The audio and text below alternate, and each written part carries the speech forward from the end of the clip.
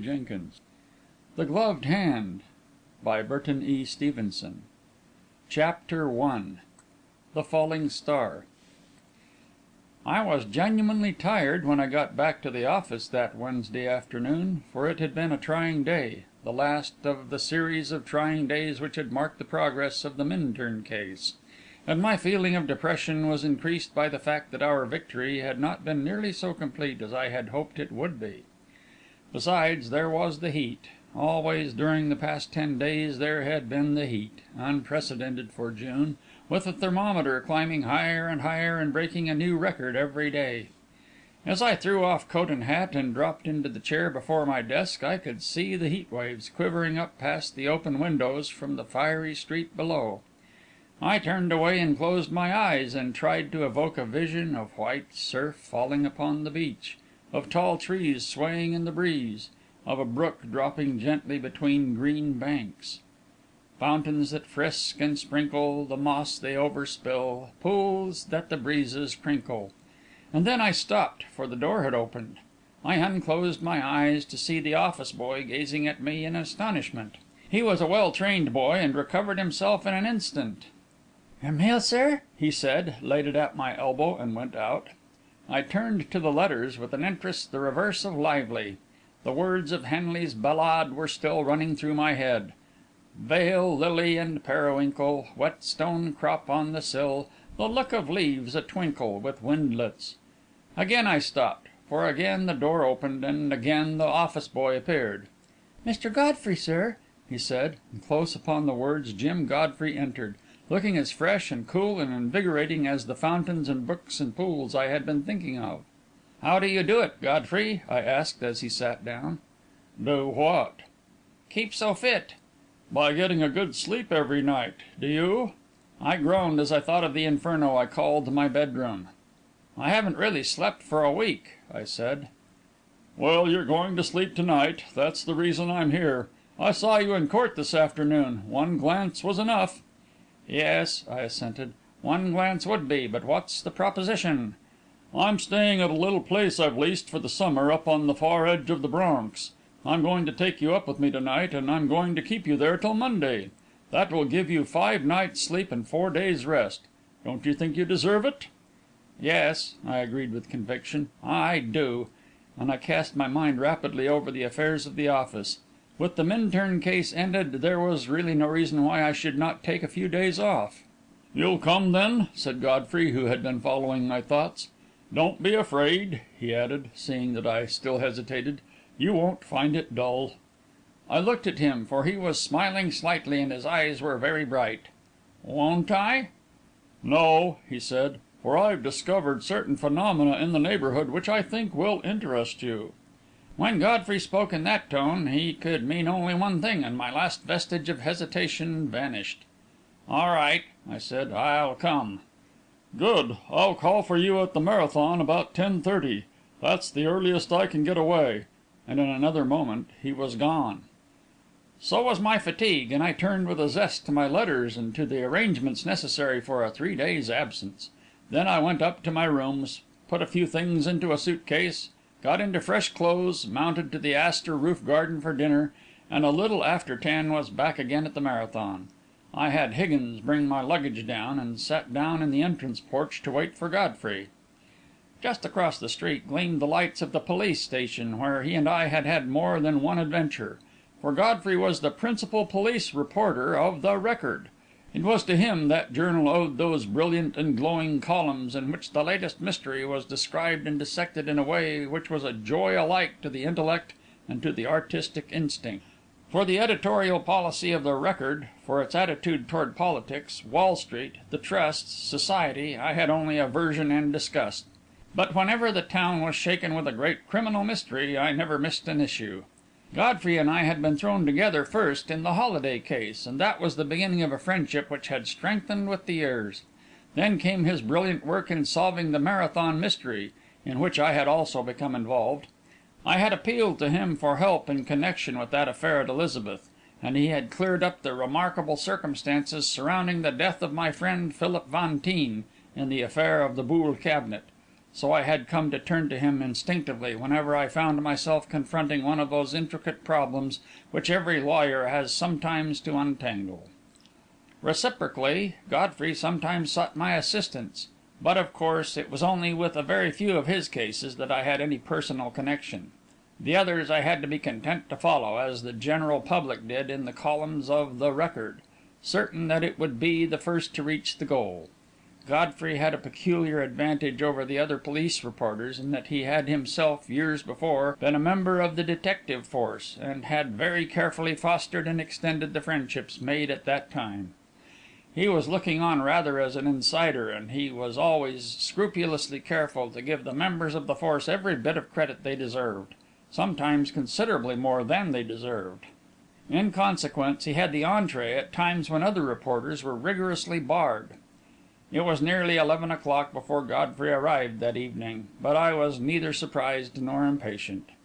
I knew how many and unexpected were the demands upon his time, and I always found a lively interest in watching the comings and goings at the station across the way, where, alas, the entrances far exceeded the exits. But finally a car swung in from the avenue at a speed that drew my eyes, and I saw that Godfrey was driving it. "Jump in," he said, pushing out his clutch and pausing at the curb. And as I grabbed my suit case and sprang to the seat beside him, he let the clutch in again, and we were off. "No time to lose," he added, as he charged into High and turned up 7th Avenue. At the Park, he turned westward to the Circle, and then northward again out Amsterdam Avenue. There was little traffic, and we were soon skimming along at a speed which made me watch the cross streets fearfully. In a few minutes we were across the Haarlem and running northward along the uninteresting streets beyond. At this moment it occurred to me that Godfrey was behaving singularly as though he were hastening to keep an appointment, but I judged it best not to distract his attention from the street before us, and restrained the question which rose to my lips. At last the built-up portion of the town was left behind. We passed little houses in little yards, then meadows and gardens and strips of woodland, with a house only here and there. We were no longer on a paved street, but on a macadam road, a road apparently little used, for our lamps, sending long streamers of light ahead of us, disclosed far empty stretches, without vehicle of any kind. There was no moon, and the stars were half obscured by a haze of cloud, while along the horizon to the west I caught the occasional glow of distant lightning. And then the sky was suddenly blotted out, and I saw that we were running along an avenue of lofty trees. The road at the left was bordered by a high stone wall, evidently the boundary of an important estate. We were soon past this, and I felt the speed of the car slacken. "Hold tight," said Godfrey, turning sharply through an open gateway, and brought the car to a stop. Then, snatching out his watch, he leaned forward and held it in the glare of the side lamp. 5 minutes to 12, he said. "We can just make it. Come on, Lester." He sprang from the car, and I followed, realizing that this was no time for questions. "This way," he said, and held out a hand to me, or I should have lost him in the darkness. We were in a grove of lofty trees, and at the foot of one of these, Godfrey paused. "Up with you," he added, "and don't lose any time," and he placed my hand upon the rung of a ladder. Too amazed to open my lips, I obeyed.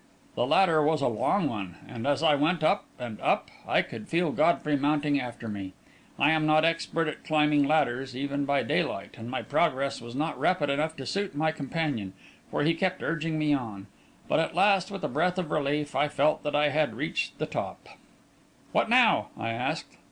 "Do you see that big straight limb running out to your right?" "Yes," I said, for my eyes were growing accustomed to the darkness.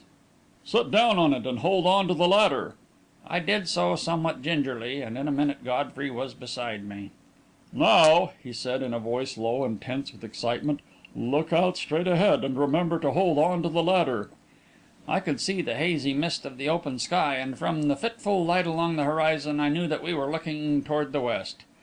Below me was a mass of confused shadows, which I took for clumps of shrubbery. Then I felt Godfrey's hand close upon my arm. "Look," he said. For an instant I saw nothing. Then my eyes caught what seemed to be a new star in the heavens. A star, bright, sharp, steel blue. "Why, it's moving!" I cried. He answered with a pressure of the fingers. The star was indeed moving, not rising, not drifting with the breeze, but descending, descending slowly, slowly. I watched it with parted lips, leaning forward, my eyes straining at the falling light. Falling is not the word, nor is drifting. It did not fall, and it did not drift. It deliberately descended in a straight line, at a regular speed, calmly and evenly, as though animated by some definite purpose. Lower and lower it sank. Then it seemed to pause, to hover in the air, and the next instant it burst into a shower of sparks and vanished. And those sparks fell upon the shoulders of two white-robed figures standing apparently in space, their arms rigidly extended, their faces raised towards the heavens. End of Chapter 1.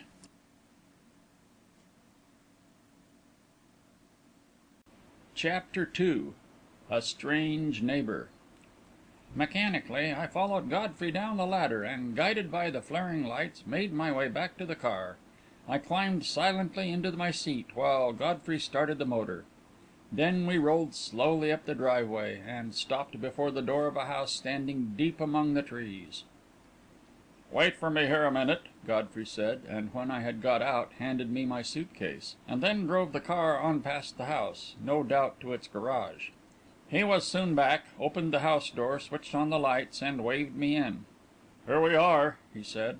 "I'll show you to your room." And he led the way up the stairs, opening a door in the hall at the top. "This is it," he added, and switched on the lights here also. "The bathroom is right at the end of the hall. Wash up if you need to, and then come down. We will have a good night's smoke." It was a pleasant room, with the simplest of furniture. The night breeze ruffled the curtains at the windows, and filled the room with the cool odour of the woods. How different it was from the odour of dirty asphalt! But I was in no mood to linger there. I wanted an explanation of that strange light, and of those two white-robed figures. So I paused only to open my grip, change into a lounging coat, and brush off the dust of the journey. Then I hastened downstairs. Godfrey met me at the stair foot, and led the way into what was evidently a lounging room. A tray containing some cold meat, bread and butter, cheese, and a few other things stood on a side table, and to this Godfrey added 2 bottles of Bass. "No doubt you're hungry after the ride," he said. "I know I am." And he opened the bottles. "Help yourself," and he proceeded to make himself a sandwich. "You see, I live the simple life out here. I've got an old couple to look after the place, Mr. and Mrs. Hargis. Mrs. Hargis is an excellent cook, but to ask her to stay awake till midnight would be fiendish cruelty. So she leaves me a lunch in the ice box and goes quietly off to bed. I'll give you some berries for breakfast, such as you don't often get in New York. And the cream! Wait till you try it. Have a cigar?" "No," I said, sitting down very content with the world. "I've got my pipe," and I proceeded to fill up. Godfrey took down his own pipe from the mantelshelf and sat down opposite me. A moment later, 2 puffs of smoke circled toward the ceiling. "Now," I said, looking at him, "go ahead and tell me about it." Godfrey watched a smoke ring whirl and break before he answered. "About 10 days ago," he began, "just at midnight, I happened to glance out of my bedroom window as I was turning in, and caught a glimpse of a queer light, apparently sinking into the tree tops. I thought nothing of it, but 2 nights later, at exactly the same time, I saw it again. I watched for it the next night, and again saw it, just for an instant, you understand, as it formed high in the air and started downward. The next night I was up a tree and saw more of it, but it was not until night before last that I found the place from which the whole spectacle could be seen. The trees are pretty thick all around here, and I doubt if there is any other place from which those 2 figures would be visible." "Then there were 2 figures?" I said, for I had begun to think that my eyes had deceived me. "There certainly were." "Standing in space?" "Oh, no, standing on a very substantial roof." "But what is it all about?" I questioned. "Why should that light descend every midnight? What is the light, anyway?" "That's what I've brought you out here to find out. You've got 4 clear days ahead of you, and I'll be at your disposal from midnight on, if you happen to need me." "But you must have some sort of idea about it," I persisted. "At least you know whose roof those figures were standing on."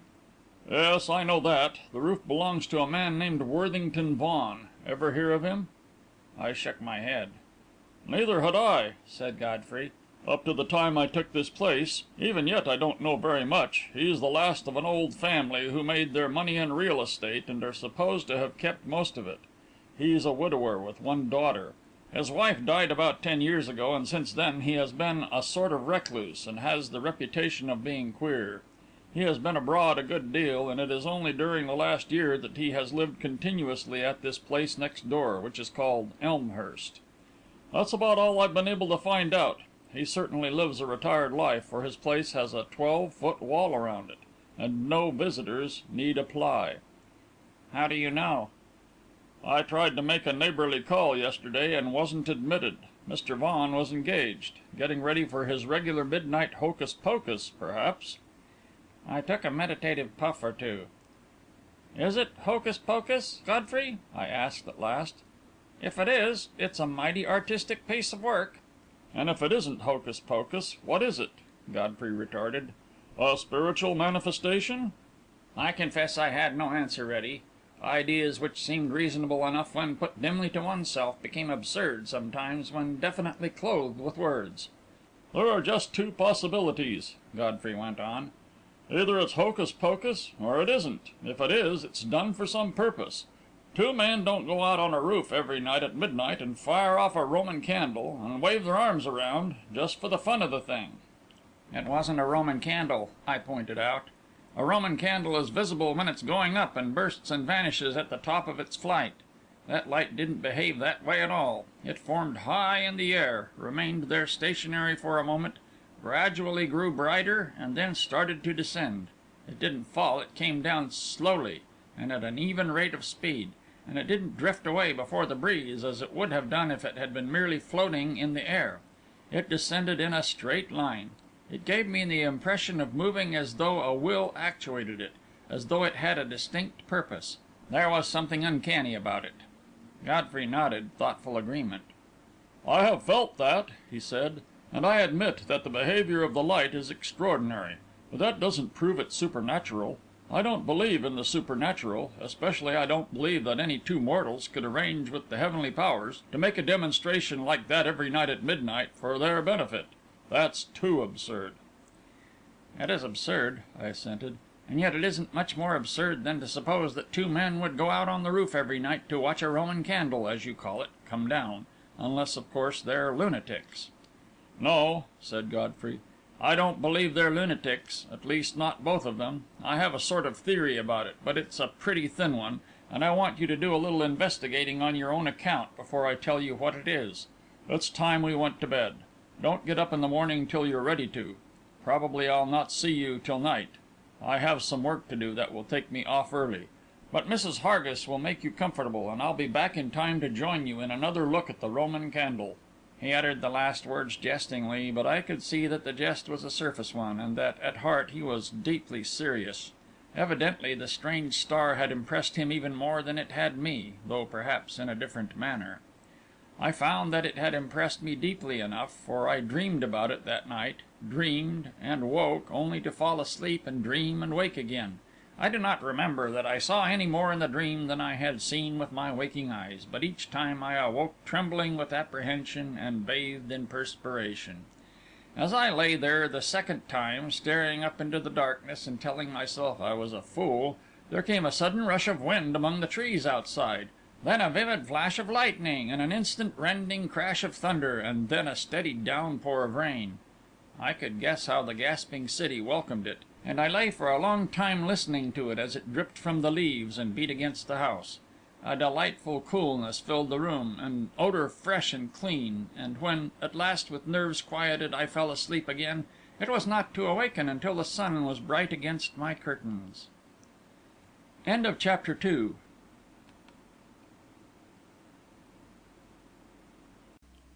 Chapter 3. The Drama in the Garden. I glanced at my watch as soon as I was out of bed, and saw that it was after 10 o'clock. All the sleep I had lost during the hot nights of the previous week had been crowded into the last 9 hours. I felt like a new man, and when, half an hour later, I ran downstairs, it was with such an appetite for breakfast as I had not known for a long time. There was no one in the hall, and I stepped out through the open door to the porch beyond and stood looking about me. The house was built in the midst of a grove of beautiful old trees, some distance back from the road, of which I could catch only a glimpse. It was a small house, a story and a half in height, evidently designed only as a summer residence. "Good morning, sir," said a voice behind me, and I turned to find a pleasant-faced, grey-haired woman standing in the doorway. "Good morning," I responded. "I suppose you are Mrs. Hargis?" "Yes, sir, and your breakfast's ready." "Has Mr. Godfrey gone?" "Yes, sir. He left about an hour ago. He was afraid his machine would waken you." "It didn't," I said, as I followed her back along the hall. "Nothing short of an earthquake would have wakened me. Ah, this is fine." She had shown me into a pleasant room where a little table was set near an open window. It made quite a picture, with its white cloth and shining dishes and plate of yellow butter and bowl of crimson berries, but I didn't linger to admire it. I don't know when I have enjoyed a breakfast so much. Mrs. Hargis, after bringing in the eggs and bacon and setting a little pot of steaming coffee at my elbow, sensibly left me alone to the enjoyment of it. Ever since that morning I have realized that, to start the day exactly right, a man should breakfast by himself, amid just such surroundings, leisurely and without distraction. A copy of the morning's Record was lying on the table, but I did not even open it. I did not care what had happened in the world the day before. At last, ineffably content, I stepped out upon the driveway at the side of the house, and strolled away among the trees. At the end of a few minutes I came to the high stone wall which bounded the estate of the mysterious Worthington Vaughan, and suddenly the wish came to me to see what lay behind it. Without much difficulty I found the tree with the ladder against it, which we had mounted the night before. It was a long ladder, even in the daytime, but at last I reached the top, and settled myself on the limb against which it rested. Assuring myself that the leaves hid me from any chance observer, I looked down into the grounds beyond the wall. There was not much to see. The grounds were extensive, and had evidently been laid out with care, but there was an air of neglect about them, as though the attention they received was careless and inadequate. The shrubbery was too dense, grass was invading the walks. Here and there a tree showed a dead limb or a broken one. Near the house was a wide lawn, designed, perhaps, as a tennis court or croquet ground, with rustic seats under the trees at the edge. About the house itself was a screen of magnificent elms, which doubtless gave the place its name, and which shut the house in completely. All I could see of it was one corner of the roof. This, however, stood out clear against the sky, and it was here, evidently, that the mysterious midnight figures had been stationed.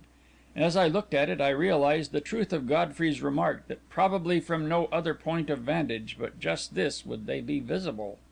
It did not take me many minutes to exhaust the interest of this empty prospect, more especially since my perch was anything but comfortable, and I was just about to descend when two white-robed figures appeared at the edge of the open space near the house and walked slowly across it. I settled back into my place with a tightening of interest which made me forget its discomfort, for that these two were the star worshippers I did not doubt. The distance was so great that their faces were the merest blurs, but I could see that one leaned heavily upon the arm of the other, as much, or so it seemed to me, for moral as for physical support. I could see, too, that the hair of the feebler man was white, while that of his companion was jet black. The younger man's face appeared so dark that I suspected he wore a beard, and his figure was erect and vigorous, in the prime of life, virile and full of power. He certainly dominated the older man. I watched them attentively as they paced back and forth, and the dependence of the one upon the other was very manifest. Both heads were bent as though in earnest talk, and for perhaps half an hour they walked slowly up and down. Then, at a sign of fatigue from the older figure, the other led him to a garden bench, where both sat down. The elder man, I told myself, was no doubt Worthington Vaughan. Small wonder he was considered queer if he dressed habitually in a white robe and worshipped the stars at midnight. There was something monkish about the habits which he and his companion wore, and the thought flashed into my mind that perhaps they were members of some religious order, or some oriental cult or priesthood, And both of them, I added to myself, must be a little mad. As I watched, the discussion gradually grew more animated, and the younger man, springing to his feet, paced excitedly up and down, touching his forehead with his fingers from time to time, and raising his hands to heaven, as though calling it as a witness to his words. At last the other made a sign of assent, got to his feet, bent his head reverently as to a spiritual supervisor, and walked slowly away toward the house. The younger man stood gazing after him until he passed from sight, then resumed his rapid pacing up and down, evidently deeply moved. At last, from the direction of the house, came the flutter of a white robe. For a moment, I thought it was the old man returning; then, as it emerged fully from among the trees, I saw that it was a woman, a young woman, I guessed from her slimness, and from the mass of dark hair which framed her face. And then I remembered that Godfrey had told me that Worthington Vaughan had a daughter. The man was at her side in an instant, held out his hand, and said something which caused her to shrink away. She half turned, as though to flee, but the other laid his hand upon her arm, speaking earnestly, and, after a moment, she permitted him to lead her to a seat. He remained standing before her, sometimes raising his hands to heaven, sometimes pointing toward the house, sometimes bending close above her, and from time to time making that peculiar gesture of touching his fingers to his forehead, whose meaning I could not guess. But I could guess at the torrent of passionate words which poured from his lips, and at the eager light which was in his eyes. The woman sat quite still, with bowed head, listening, but making no sign either of consent or refusal. Gradually the man grew more confident, and at last stooped to take her hand; but she drew it quickly away, and, raising her head, said something slowly and with emphasis. He shook his head savagely, then, after a rapid turn up and down, seemed to agree, bowed low to her, and went rapidly away toward the house. The woman sat for some time where he had left her, her face in her hands; then, with a gesture of weariness and discouragement, crossed the lawn and disappeared among the trees. For a long time I sat there motionless, my eyes on the spot where she had disappeared, trying to understand. What was the meaning of the scene? What was it the younger man had urged so passionately upon her, but at which she had rebelled? What was it for which he had pled so earnestly? The obvious answer was that he pled for her love, that he had urged her to become his wife, but the answer did not satisfy me. His attitude had been passionate enough, but it had scarcely been lover-like. It had more of admonition, of warning, even of threat, than of entreaty in it. It was not the attitude of a lover to his mistress, but of a master to his pupil. And what had been the answer, wrung from her finally by his insistence, the answer to which he had at first violently dissented, then reluctantly agreed? No doubt, if these people had been garbed in the clothes of every day, I should have felt at the outset that all this was none of my business, and have crept down the ladder and gone away. But their strange dress gave to the scene an air at once unreal and theatrical, and not for an instant had I felt myself an intruder.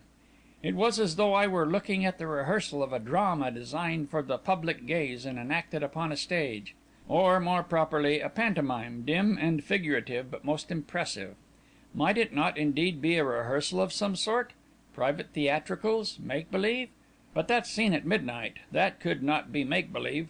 No, nor was this scene in the garden. It was in earnest, in deadliest earnest. There was about it something sinister and threatening. And it was the realization of this, the realization that there was something here not right, something demanding scrutiny, which kept me chained to my uncomfortable perch, minute after minute. But nothing further happened, and I realized at last that if I was to escape an agonizing cramp in the leg, I must get down. I put my feet on the ladder, and then paused for a last look about the grounds. My eye was caught by a flutter of white among the trees. Someone was walking along one of the paths. In a moment, straining forward, I saw it was the woman, and that she was approaching the wall. And then, as she came nearer, I saw that she was not a woman at all, but a girl of 18 or 20, to whom the flowing robes gave, at a distance, the effect of age. I caught only a glimpse of her face before it was hidden by a clump of shrubbery, but that glimpse told me that it was a face to set the pulses leaping. I strained still farther forward, waiting until she could come into sight again. Along the path she came, with the sunlight about her, kissing her hair, her lips, her cheeks, and the next instant her eyes were staring upwards into mine. I could not move. I could only stare down at her. I saw the hot colour sweep across her face. I saw her hand go to her bosom. I saw her turn to flee. Then, to my amazement, she stopped, as though arrested by a sudden thought, turned toward me again, and raised her eyes deliberately to mine. For a full minute she stood there, her gaze searching and intent, as though she would read my soul. Then her face hardened with sudden resolution. Again she put her hand to her bosom, turned hastily toward the wall, and disappeared behind it. The next instant something white came flying over it, and fell on the grass beneath my tree. Staring down at it, I saw it was a letter.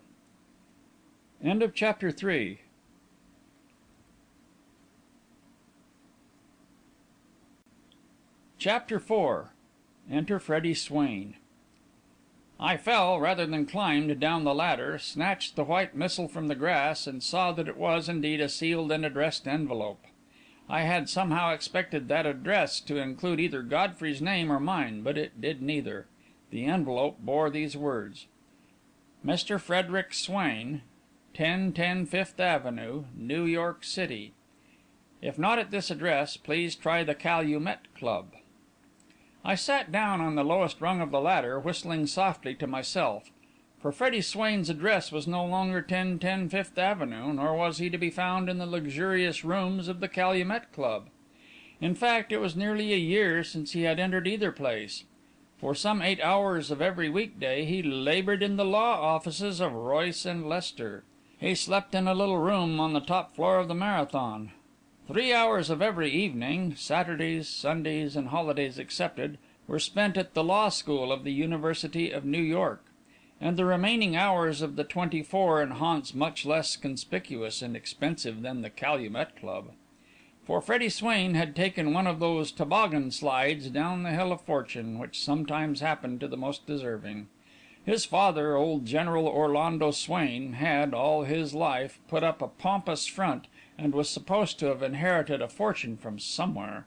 But when he died, this edifice was found to be all façade and no foundation, and Freddie inherited nothing but debts. He had been expensively educated for a career as an ornament of society, but he found that career cut short, for society suddenly ceased to find him ornamental. I suppose there were too many marriageable daughters about. I am bound to say that he took the blow well. Instead of attempting to cling to the skirts of society as a vendor of champagne or an organizer of fêtes champêtres, he, to use his own words, decided to cut the whole show. Our firm had been named as the administrators of the Swain estate, and when the storm was over and we were sitting among the ruins, Freddie expressed the intention of going to work. "What will you do?" Mr. Royce inquired. "Ever had any training in making money?" "No, only in spending it," retorted Freddie easily. "But I can learn. I was thinking of studying law. That's a good trade, isn't it?" "Splendid," assented Mr. Royce warmly. "And there are always so many openings. You see, nobody studies law. Lawyers are as scarce as hen's teeth." "Just the same, I think I'll have a try at it," said Freddie, sturdily. "There's always room at the top, you know," he added with a grin. "I can go to the night school at the university, and I ought to be able to earn enough to live on, as a clerk or something. I know how to read and write." "That will help, of course," agreed Mr. Royce. "But I'm afraid that, right at first anyway, you can scarcely hope to live in the style to which you have been accustomed." Freddie turned on him with fire in his eyes. "Look here," he said, "suppose you give me a job. I'll do my work and earn my wages. Try me and see." There was something in his face that touched me, and I glanced at Mr. Royce. I saw that his gruffness was merely a mantle to cloak his real feelings, and the result was that Freddie Swain was set to work as a copying clerk at a salary of $15 a week. He applied himself to his work with an energy that surprised me, and I learned that he was taking the night course at the university, as he had planned. Finally, one night, I met him as I was turning into my rooms at the Marathon, and found that he had rented a cubbyhole on the top floor of the building. After that I saw him occasionally, and when 6 months had passed, was forced to acknowledge that he was thoroughly in earnest. I happened to remark to Mr. Royce one day that Swain seemed to be making good. "Yes," my partner agreed. "I didn't think he had it in him. He had a rude awakening from his dream of affluence, and it seems to have done him good. but somehow I had fancied that it was from more than a dream of affluence he had been awakened. And now, as I sat staring at this letter, I began to understand dimly what the other dream had been. The first thing was to get the letter into his hands, for I was certain it was a cry for help. I glanced at my watch and saw that it was nearly 12:30. Swain, I knew, would be at lunch, and was not due at the office until 1 o'clock. Slipping the letter into my pocket, I turned back to the house, and found Mrs. Hargis standing on the front porch. "I declare, I thought you was lost, Mr. Lester," she said. "I was just going to send William to look for you. Ain't you most starved?" "Scarcely starved, Mrs. Hargis," I said, "but with a very creditable appetite, when you consider that I ate breakfast only 2 hours ago." "Well, come right in," she said. "Your lunch is ready." "I suppose there's a telephone somewhere about?" I asked, as I followed her through the hall. "Yes, sir, in here." She opened the door into a little room fitted up as a study. "It's here Mr. Godfrey works sometimes." "Thank you," I said. "I've got to call up the office. I won't be but a minute." I found Godfrey's number stamped on the cover of the telephone book, and then called the office. As I had guessed, Swain was not yet back from lunch, and I left word for him to call me as soon as he came in. Then I made my way to the dining room, where Mrs. Hargis was awaiting me. "How does one get out here from New York, Mrs. Hargis?" I asked, as I sat down. "That is, if one doesn't happen to own a motor car." "Why, very easily, sir. Take the 3rd Avenue elevated to the end of the line, and then the trolley. It runs along Dryden Road, just 2 blocks over." "Where does one get off?" "At Prospect Street, sir." "And what is this place called?" "This is the old Bennett place, sir." "Thank you. And let me tell you, Mrs. Hargis," I added, "that I have never tasted a better salad." Her kindly old face flushed with pleasure. "It's nice of you to say that, sir," she said. "We have our own garden, and William takes a great pride in it." "I must go and see it," I said. "I've always fancied I'd like to potter around in a garden. I must see if Mr. Godfrey won't let me in on this." "He spends an hour in it every morning. Sometimes he can hardly tear himself away. I certainly do like Mr. Godfrey." "So do I," I agreed heartily. "He's a splendid fellow, one of the nicest, squarest men I ever met, and a friend worth having." "He's all of that, sir," she agreed, and stood for a moment clasping and unclasping her hands nervously, as though there was something else she wished to say. But she evidently thought better of it. "There's the bell, sir," she added. "Please ring if there's anything else you want." And she left me to myself. I had pushed back my chair, and was filling my pipe when the telephone rang. It was Swain. "Swain," I said, "this is Mr. Lester. I'm at a place up here in the Bronx, and I want you to come up right away." "Very good, sir," said Swain. "How do I get there?" "Take the 3rd Avenue elevated to the end of the line, and then the trolley which runs along Dryden Road. Get off at Prospect Street, walk 2 blocks west, and ask for the old Bennett place. I'll have an eye out for you." "All right, sir," said Swain again. "Do you want me to bring some papers or anything?" "No, just come as quickly as you can," I answered, and hung up. I figured that, even at the best, it would take Swain an hour and a half to make the journey, and I strolled out under the trees again. Then the thought came to me that I might as well make a little exploration of the neighbourhood, and I sauntered out to the road. Along it for some distance ran the high wall which bounded Elmhurst, and I saw that the wall had been further fortified by ugly pieces of broken glass set in cement along its top. I could see a break in the wall about midway of its length, and walking past discovered that this was where the gates were set, heavy gates of wrought iron, very tall and surmounted by sharp spikes. The whole length of the wall was, I judged, considerably over a city block, but there was no other opening in it. At the farther end it was bounded by a crossroad, and turning along this, I found that the wall extended nearly the same distance in this direction. There was an opening about midway, a small opening, closed by a heavy, iron-banded door. The servants' entrance, I told myself. The grounds of a row of houses, facing the road beyond, ran up to the wall at the back, and I could not follow it without attracting notice. But I could see that there was no break in it. It was almost certain that the wall which closed the estate on Godfrey's side was also unbroken. There were, then, only the 2 entrances. I walked back again to the front, and paused for a glance through the gates. But there was nothing to be seen. The driveway parted and curved away out of sight in either direction, and a dense mass of shrubbery opposite the gate shut off any view of the grounds. Even of the house there was nothing to be seen except the chimneys and one gable. Evidently Mr. Vaughan was fond of privacy, and had spared no pains to secure it. Opposite the Vaughan place, a strip of woodland ran back from the road. It was dense with undergrowth, and, I reflected, would form an admirable hiding place. The road itself seemed little travelled, and I judged that the main artery of traffic was the road along which the trolley ran, 2 blocks away.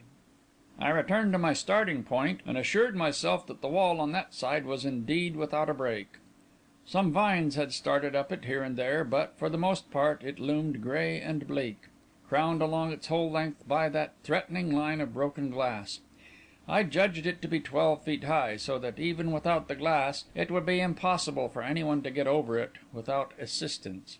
As I stood there looking at it, resenting the threat of that broken glass, and pondering the infirmity of character which such a threat revealed, it suddenly struck me that the upper part of the wall differed slightly from the lower part. It was a little lighter in colour, a little newer in appearance, and, examining the wall more closely, I discovered that originally it had been only 8 or 9 feet high, and that the upper part had been added at a later date, and last of all, of course, the broken glass. As I turned back at last toward the house, I saw someone coming up the drive. In a moment I recognised Swain, and quickened my steps. "You made good time," I said. "Yes, sir. I was fortunate in catching an express, and not having to wait for the trolley." "We'd better go into the house," I added. "I have a message for you, a confidential message." He glanced at me quickly, but followed silently as I led the way into Godfrey's study and carefully closed the door. "Sit down," I said; and I sat myself down and looked at him. I had always thought Swain a handsome, thoroughbred-looking fellow, and I thought that in the past few months he had grown more thoroughbred-looking than ever. His face was thinner than when he had first gone to work for us. There was a new line between his eyebrows, and the set of his lips told of battles fought and won. A year ago it had seemed natural to call him Freddie, but no one would think of doing so now.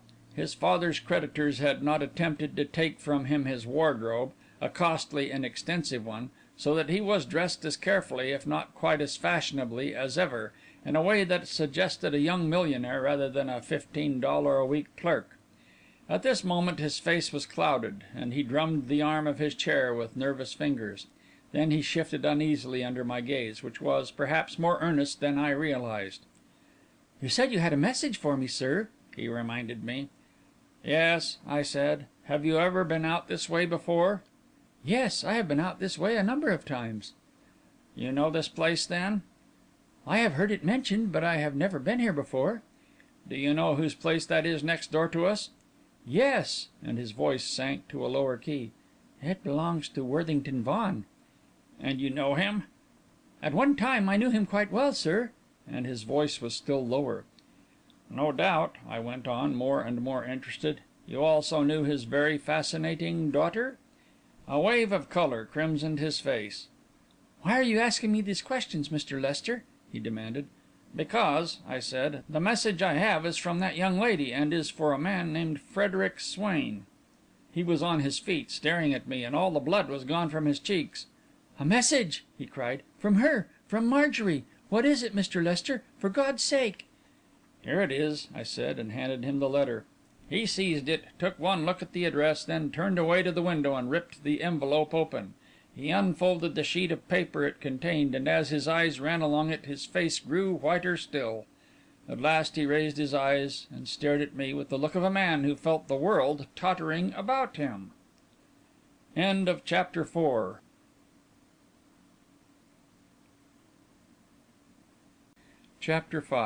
A Call for Help. "For heaven's sake, Swain," I said, "sit down and pull yourself together." But he did not seem to hear me. Instead, he read the letter through again. Then he turned toward me. "How did you get this, Mr. Lester?" he asked. "I found it lying under the trees. It had been thrown over the wall." "But how did you know it was thrown over by Miss Vaughan?" "That was an easy guess," I said, sparring feebly. Who else would attempt to conduct a surreptitious correspondence with a handsome young man? But he did not smile. The look of intensity in his eye deepened. "Come, Mr. Lester," he protested.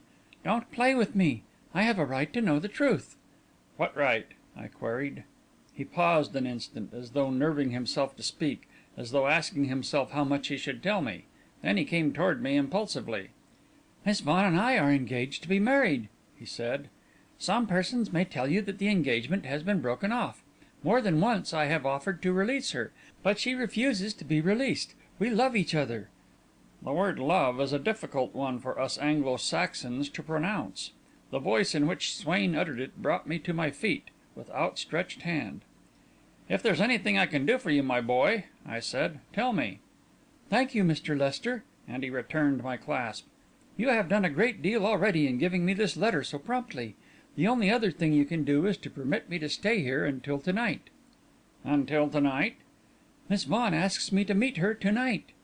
"In her father's grounds?" "Yes." "Unknown to him?" "Yes." "He is not friendly to you?" "No." I had a little struggle with myself. "See here, Swain," I said, "sit down and let us talk this thing over calmly. Before I promise anything, I should like to know more of the story. From the glimpse I caught of Miss Vaughan, I could see that she is very beautiful, and she also seemed to me to be very young." "She is 19," said Swain.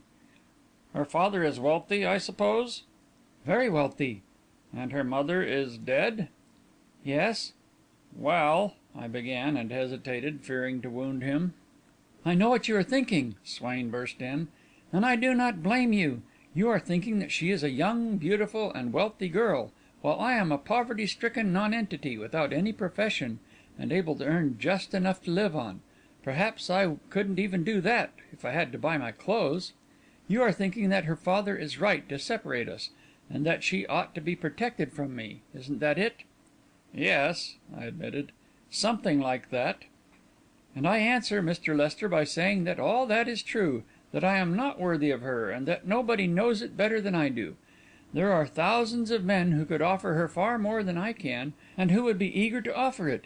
But when I asked her to marry me, I thought myself the son of a wealthy man. When I found myself a pauper, I wrote at once to release her. She replied that when she wished her release she would ask for it; that it wasn't my money she was in love with. Then I came out here and had a talk with her father. He was kind enough, but pointed out that the affair could not go further until I had established myself. I agreed, of course. I agreed, too, when he suggested that it would only be fair to her to leave her free, not to see her or write to her, or try to influence her in any way. I wanted to be fair to her. Since then I have not seen her nor heard from her. But her father's feelings have changed toward me." "In what way?" "I thought he might be interested to know what I was doing, and 2 or 3 months ago I called and asked to see him. Instead of seeing me, he sent word back by a black faced fellow in a white robe that neither he nor his daughter wished to see me again." His face was red with the remembered humiliation. "I wrote to Miss Vaughan once after that," he added, "but my letter was not answered." "Evidently she didn't get your letter." "Why do you think so?" "If she had got it, she would have known that you were no longer at 1010 Fifth Avenue. Her father, no doubt, kept it from her." He flushed still more deeply, and started to say something, but I held him silent. "He was justified in keeping it," I said. "You had promised not to write to her, and I don't see that you have given me any reason why I should assist you against him." "I haven't," Swain admitted, more calmly. "And under ordinary circumstances, my self respect would compel me to keep away. I am not a fortune hunter, but I can't keep away. I can't stand on my dignity. When she calls for aid, I must go to her, not for my own sake, but for hers, because she needs to be protected from her father far more than from me." "What do you mean by that?" I demanded. "Mr. Lester," he said, leaning forward in his chair and speaking in a lowered voice and with great earnestness, "her father is mad. I am sure of it. No one but a madman would live and dress as he does. No one but a madman would devote his whole time to the study of the supernatural. No one but a madman would believe in the supernatural as he does." But I shook my head. "I'm afraid that won't do, Swain. A good many fairly sane people believe in the supernatural and devote themselves to its study. There is William James, for instance." "But William James doesn't dress in flowing robes and worship the sun and live with a Hindu mystic." "No," I smiled, "he doesn't do that. and I thought again of the mysterious light and of the two white-clad figures. "Does he live with a Hindu mystic?" "Yes," said Swain, bitterly. "An adept, or whatever they call it. He's the fellow who kicked me out." "Does he speak English?" "Better than I do. He seems a finely educated man." "Is he a lunatic, too?" Swain hesitated. "I don't know," he said, finally. "I only saw him once, and I was certainly impressed. I wasn't 1, 2, 3 with him. I suppose mysticism comes more or less natural to a Hindu, but I'm convinced that Mr. Vaughan has softening of the brain." "How old is he?" "About 60." "Has he always been queer?" "He has always been interested in telepathy and mental suggestion, and all that sort of thing, but before his wife's death he was fairly normal. It was her death that started him on this supernatural business. He hasn't thought of anything else since." "Are there any relatives who could be asked to interfere?" "None that I know of." I thought over what he had told me. "Well," I said at last, "I can see no harm in your meeting Miss Vaughan and finding out what the condition of affairs really is. If her father is really mad, he may be a good deal worse now than he was when you saw him last. It would, of course, be possible to have his sanity tested, but his daughter would scarcely wish to do that." "No, of course not," Swain agreed. "Her letter tells you nothing?" "Nothing, except that she is in great trouble and wishes to see me at once." "You are to go to the house?" "No. There is an arbour in one corner of the grounds.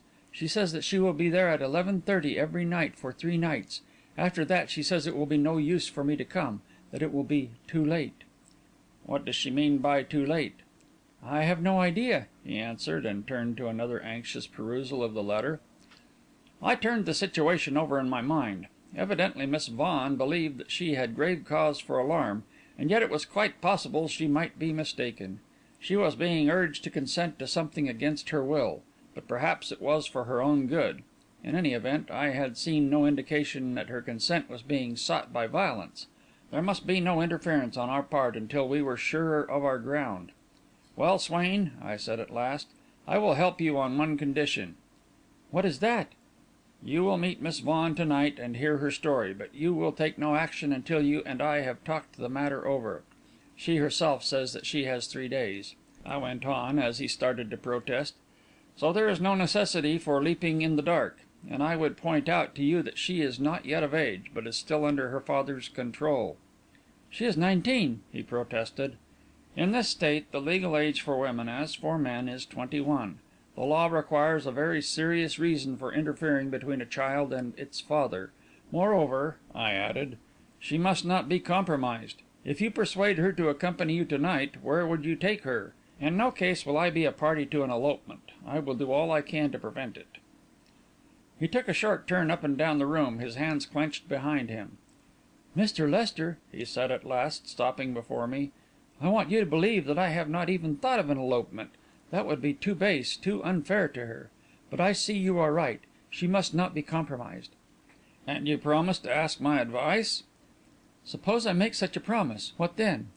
"If you make such a promise, and I agree with you as to the necessity for Miss Vaughan to leave her father, I think I can arrange for her to stay with Mr. and Mrs. Royce for a time. There she will be safe. Should legal proceedings become necessary, our firm will help you. I want to help you, Swain," I added warmly, "but I must be convinced that you deserve help. That's reasonable, isn't it?" "Yes," he agreed, and held out his hand, "and I promise." "Good. And now for the arrangements." 2 12-foot ladders were necessary, one for either side of the wall. But beyond a short step ladder, the place possessed none except the long one by which Godfrey and I had mounted into the tree. Swain suggested that this might do for one, but I felt that it would better stay where it was, and sent Hargis over to Yonkers to buy 2 new ones, instructing him to bring them back with him. Then Swain and I reconnoitred the wall, and chose for the crossing a spot where the glass escarpment seemed a little less formidable than elsewhere. "You can step from one ladder to the other," I pointed out, "without touching the top of the wall. A mere touch would be dangerous in the dark." He nodded his agreement, and finally we went back to the house. Getting there, we found suddenly that we had nothing more to say.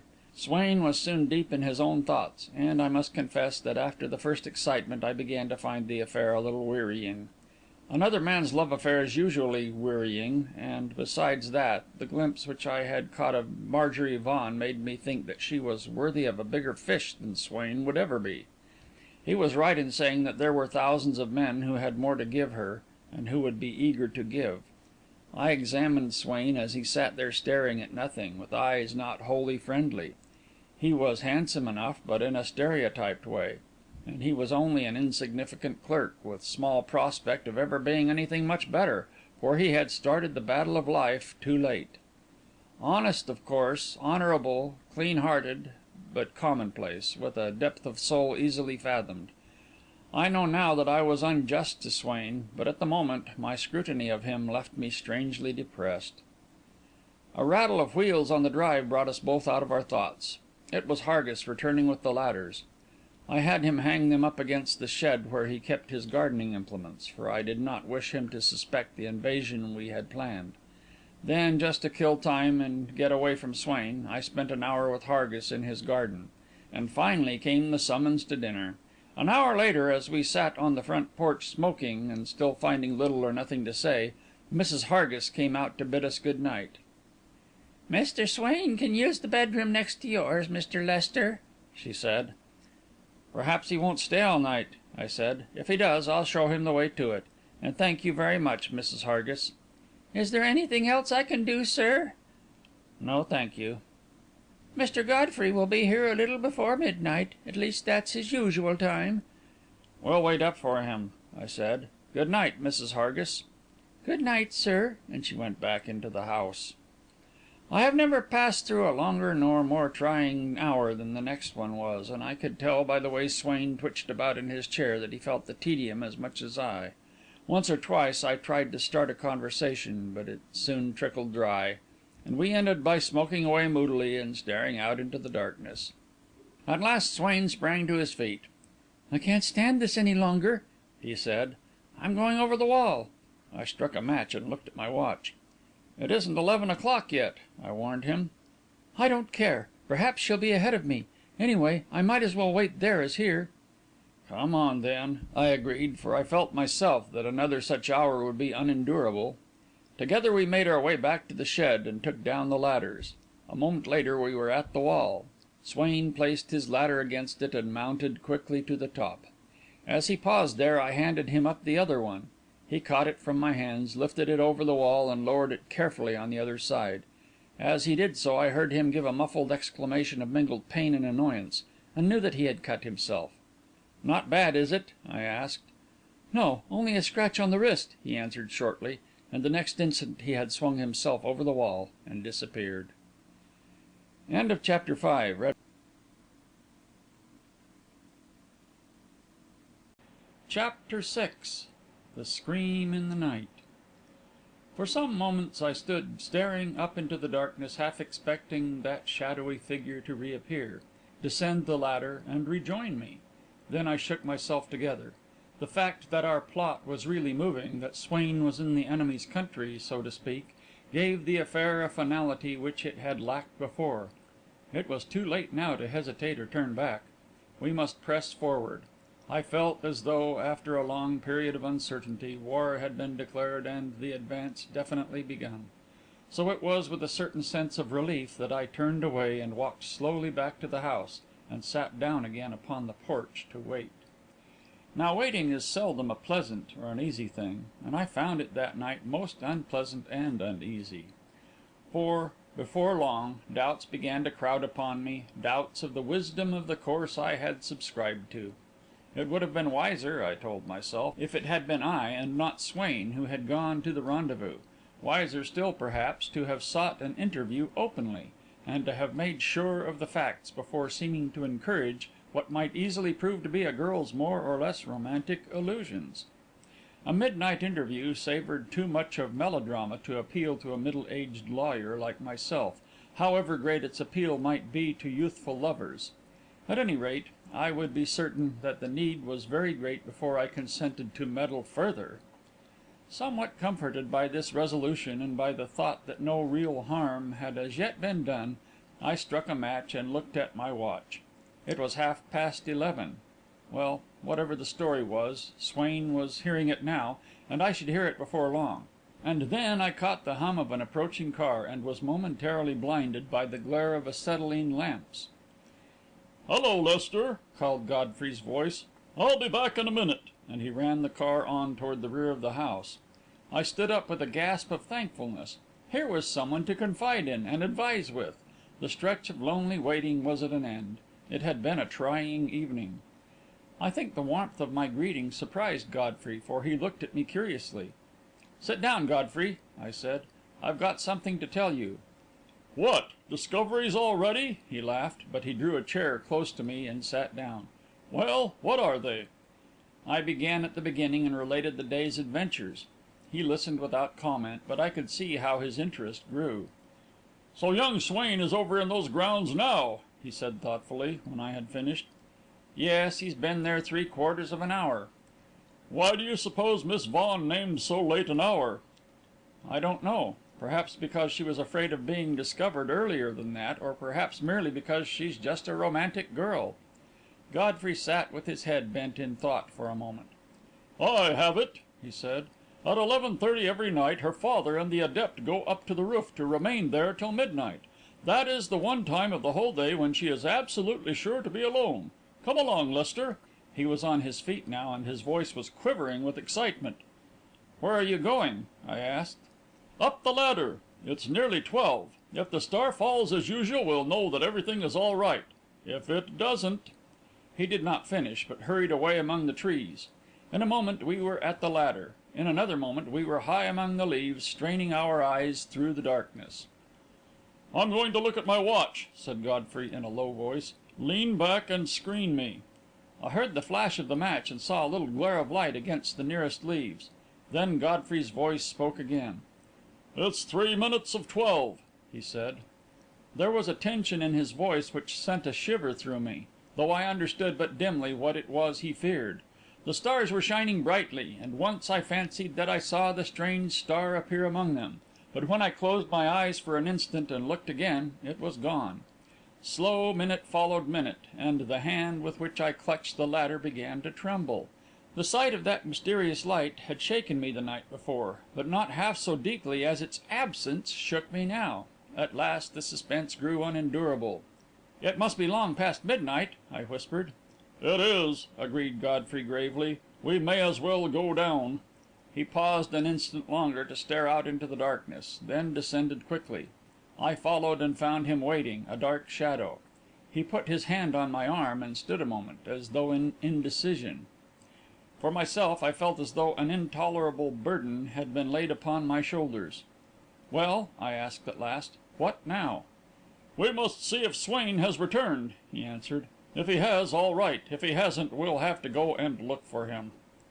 "What is it you fear, Godfrey?" I demanded. "Do you think Swain's in danger?" "I don't know what I fear, but there's something wrong over there. This is the first night for a week that that light hasn't appeared." "Still," I pointed out, "that may have nothing to do with Swain." "No, but it's a coincidence that he should be in the grounds, and I'm always afraid of coincidences. Let us see if he is back." And he turned toward the house. But I held his arm. "If he's back," I said, "he'll have taken the ladders down from the wall." "That's true." And together we made our way forward among the trees. Then we reached the wall, and there was the dim white line of the ladder leaning against it. Without a word, Godfrey mounted it, stood an instant at the top, and then came down again. "The other ladder is still there," he said, and took off his cap and rubbed his head perplexedly. I could not see his face, but I could guess how tense it was. I had been with him in many trying situations, but only once before had I seen him use that gesture. "It won't do to alarm the house," he said, at last. "Do you know where he was to meet Miss Vaughan?" "At an arbour in one corner of the grounds," I answered. "Then we'll start from there and take a quiet look for him. Wait here for me a minute." He melted into the darkness, and I stood holding on to the ladder as though in danger of falling, and staring at the top of the wall, where I had last seen Swain. An hour and a half had passed since then. A touch on the arm brought me around with a start. "Here, put this pistol in your pocket," said Godfrey's voice, and I felt the weapon pressed into my hand. "And here's an electric torch. Do you feel the button?" "Yes," I said, and pressed it. A ray of light shot toward the wall, but I released the button instantly. "You'd better keep it in your hand," he added. "Ready for action. No telling what we'll run across. And now come ahead." He put his foot on the ladder, but I stopped him. "Look here, Godfrey," I said, "do you realise that what we're about to do is pretty serious? Swain might have a legal excuse, since the daughter of the house invited him to the meeting, but if we go over the wall, we're trespassers pure and simple. Anybody who runs across us in the darkness has the right to shoot us down without asking any questions, and we'd have no legal right to shoot back." I could hear Godfrey chuckling, and I felt my cheeks redden. "You remind me of Tartarin," he said. "The adventure Tartarin, urging you on; the lawyer Tartarin, holding you back. My advice is to shake the lawyer, Lester. He's out of his element here to night. But if he's too strong for you, why, stay here." And he started up the ladder. Burning with vexation, I started after him, but suddenly he stopped. "Listen," he whispered. I heard something rattle against the other side of the wall. Then a dark figure appeared on the coping. I felt Godfrey press me back, and descended cautiously. A moment later, something slid down the wall, and I knew that the person at the top had lifted the other ladder over. Then the figure descended, and then a distorted face stared into the circle of Godfrey's torch. For a breath, I did not recognise it. Then I saw that it was Swain's. I shall never forget the shock it gave me, with its starting eyes and working mouth and smear of blood across the forehead. Godfrey, I knew, was also startled, for the light flashed out for an instant and then flashed on again.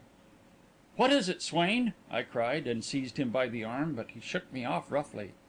"Stand back!" he cried hoarsely. "Who is it? What do you want?" "It's Lester," I said, and Godfrey flashed his torch into my face, then back to Swain's. "But you're not alone." "No, this is Mr. Godfrey." "Mr. Godfrey?" "Whose house we're staying at," I explained. "Ah!" said Swain, and put one hand to his head, and leaned heavily against the ladder. "I think we'd better go to the house," Godfrey suggested soothingly. "We all need a bracer. Then we can talk. Don't you think so, Mr. Swain?" Swain nodded vacantly, but I could see that he had not understood. His face was still working, and he seemed to be in pain. "I want to wash," he said thickly. "I cut my wrist on that damned glass, and I'm blood all over, and my head's wrong somehow." His voice trailed off into an unintelligible mumble, but he held one hand up into the circle of light, and I saw that his cuff was soaked with blood and his hand streaked with it. "Come along, then," said Godfrey peremptorily. "You're right, that cut must be attended to." And he started toward the house. "Wait!" Swain called after him with unexpected vigour. "We must take down the ladders. We mustn't leave them here." "Why not?" "If they're found, they'll suspect. They'll know." He stopped, stammering, and again his voice trailed away into a mumble, as though beyond his control. Godfrey looked at him for a moment, and I could guess at the surprise and suspicion in his eyes. I myself was ill at ease, for there was something in Swain's face, a sort of vacant horror and dumb shrinking, that filled me with a vague repulsion. And then to see his jaw working, as he tried to form articulate words, and could not, sent a shiver over my scalp. "Very well," Godfrey agreed at last. "We'll take the ladders, since you think it's so important. You take that one, Lester, and I'll take this." I stooped to raise the ladder to my shoulder, when suddenly, cutting the darkness like a knife, came a scream so piercing, so vibrant with fear, that I stood there crouching, every muscle rigid. Again the scream came, more poignant, more terrible, wrung from a woman's throat by the last extremity of horror. And then a silence, sickening and awful. What was happening in that silence? I stood erect, gaping, suffocated, rising as from a long submersion. Godfrey's finger had slipped from the button of his torch, and we were in darkness. But suddenly a dim figure hurled itself past us, up the ladder. With a low cry, Godfrey snatched at it, but his hand clutched only the empty air. The next instant, the figure poised itself on the coping of the wall, and then plunged forward out of sight. I heard the crash of breaking branches, a scramble, a patter of feet, and all was still. "It's Swain," said Godfrey hoarsely, "and that's a 12-foot drop. Why, the man's mad. Hand me that ladder, Lester," he added, for he was already at the top of the wall. I lifted it, as I had done once before that night, and saw Godfrey slide it over the wall. "Come on," he said. "We must save him if we can," and he too disappeared. The next instant I was scrambling desperately after him. The lawyer Tartarin had vanished. Chapter VII.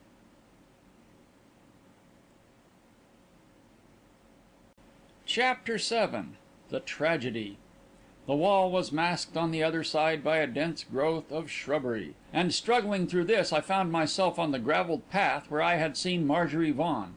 Before me, along this path, sped a shadow which I knew to be Godfrey, and I followed at top speed. At the end of a moment I caught a flash of light among the trees and knew that we were nearing the house, but I saw no sign of Swain. We came to the stretch of open lawn, crossed it, and, guided by the light, found ourselves at the end of a short avenue of trees. At the other end, a stream of light poured from an open door, and against that light a running figure was silhouetted. Even as I saw it, it bounded through the open door and vanished. "It's Swain!" gasped Godfrey, and then we too were at that open door. For an instant I thought the room was empty. Then from behind the table in the centre a demoniac, blood-stained figure rose into view, holding in its arms a white-robed woman. With a sort of nervous shock I saw that the man was Swain, and the woman Marjorie Vaughan. A thrill of fear ran through me as I saw how her head fell backwards against his shoulder, how her arms hung limp. Without so much as a glance in our direction, he laid her gently on a couch, fell to his knees beside it, and began to chafe her wrists. It was Godfrey who mastered himself first, and who stepped forward to Swain's side. "Is she dead?" he asked. Swain shook his head impatiently, without looking up. "How is she hurt?" Godfrey persisted, bending closer above the unconscious girl. Swain shot him one red glance. "She is not hurt," he said hoarsely. "She has fainted, that's all. Go away." But Godfrey did not go away. After one burning look at Swain's lowering face, he bent again above the still figure on the couch, and touched his fingers to the temples. What he saw or felt seemed to reassure him, for his voice was more composed when he spoke again. "I think you're right, Swain," he said, "but we'd better call someone." "Call away," snarled Swain. "You mean there's no one here? Surely her father—" He stopped, for at the words Swain had burst into a hoarse laugh. "Her father!" he cried. "Oh, yes, he's here. Call him. He's over there." He made a wild gesture toward a high-backed easy chair beside the table, his eyes gleaming with an almost fiendish excitement. Then the gleam faded, and he turned back to the girl. Godfrey cast one astonished glance at him, and strode to the chair. I saw his face quiver with sudden horror. I saw him catch at the table for support, and for an instant he stood staring down. Then he turned stiffly toward me, and motioned me to approach. In the chair a man sat huddled forward, a grey-haired man clad in a white robe. His hands were gripping the chair arms as though in agony. His head hung down almost upon his knees. Silently Godfrey reached down and raised the head, and a cry of horror burst from both of us. The face was purple with congested blood, the tongue swollen and horribly protruding, the eyes suffused and starting from their sockets. And then, at a motion from Godfrey's finger, I saw that about the neck a cord was tightly knotted. The man had been strangled. Godfrey, after a breathless moment in which he made sure that the man was quite dead, let the head fall forward again. It turned me sick to see how low it sagged, how limp it hung, and I saw that the collar of the white robe was spotted with blood. I do not know what was in Godfrey's mind, but by a common impulse we turned and looked at Swain. He was still on his knees beside the couch. Apparently he had forgotten our presence. "It's plain enough," said Godfrey, his voice thick with emotion. "She came in and found the body. No wonder she screamed like that. But where are the servants? Where is everybody?" The same thought was in my own mind. The utter silence of the house, the fact that no one came, added somehow to the horror of the moment. Those wild screams must have echoed from cellar to garret, and yet no one came. Godfrey made a rapid scrutiny of the room, which was evidently the library, with a double door opening upon the grounds, and another opposite opening into the hall. On the wall beside the inner door he found an electric button, and he pushed it for some moments, but there was no response. If it rang a bell, the bell was so far away that we could not hear it. A heavy curtain hung across the doorway. Godfrey pulled it aside and peered into the hall beyond. The hall was dark and silent. With face decidedly grim, he took his torch from one pocket and his pistol from another. "Come along, Lester," he said. "We've got to look into this. Have your torch ready and your pistol. God knows what further horrors this house contains." He pulled back the curtain so that the hall was lighted to some extent from the open doorway, and then passed through, I after him. The hall was a broad one, running right through the centre of the house from front to rear. Godfrey proceeded cautiously and yet rapidly the whole length of it, flashing his torch into every room. They were all luxuriously furnished, but were empty of human occupants. From the kitchen, which closed the hall at the rear, a flight of stone steps led down into the basement, and Godfrey descended these with a steadiness I could not but admire. We found ourselves in a square stone flagged room, evidently used as a laundry. 2 doors opened out of it, but both were secured with heavy padlocks. "Storerooms or wine cellars, perhaps," Godfrey ventured, mounted the stairs again to the kitchen, and returned to the room whence we had started. Everything there was as we had left it. The dead man sat huddled forward in his chair. Swain was still on his knees beside the couch. The girl had not stirred. Godfrey went to the side of the couch, and, disregarding Swain's fierce glance, again placed his fingers lightly on the girl's left temple. Then he came back to me. "If she doesn't revive pretty soon," he said, "we'll have to try heroic measures, but there must be somebody in the house. Let's look upstairs."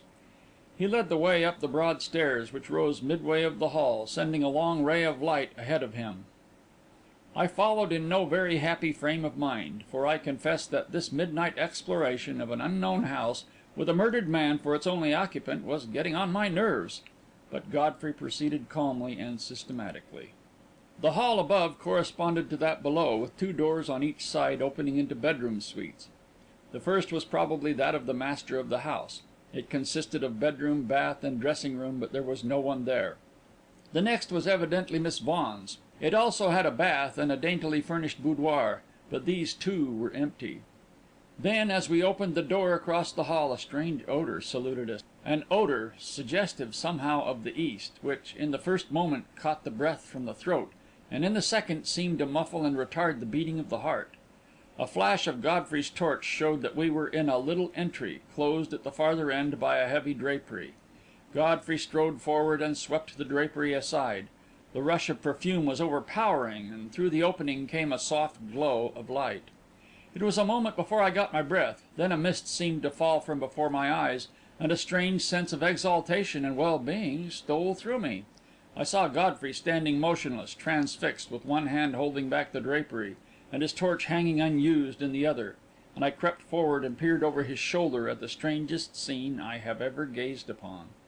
Just in front of us, poised in the air some 3 feet from the floor, hung a sphere of crystal, glowing with a soft radiance which seemed to wax and wane, to quiver almost to darkness, and then to burn more clearly. It was like a dreamer's pulse, fluttering, pausing, leaping in accord with his vision. And as I gazed at the sphere, I fancied I could see within it strange elusive shapes, which changed and merged and faded from moment to moment, and yet grew always clearer and more suggestive. I bent forward, straining my eyes to see them better, to fathom their meaning. Godfrey, turning to speak to me, saw my attitude and shook me roughly by the arm.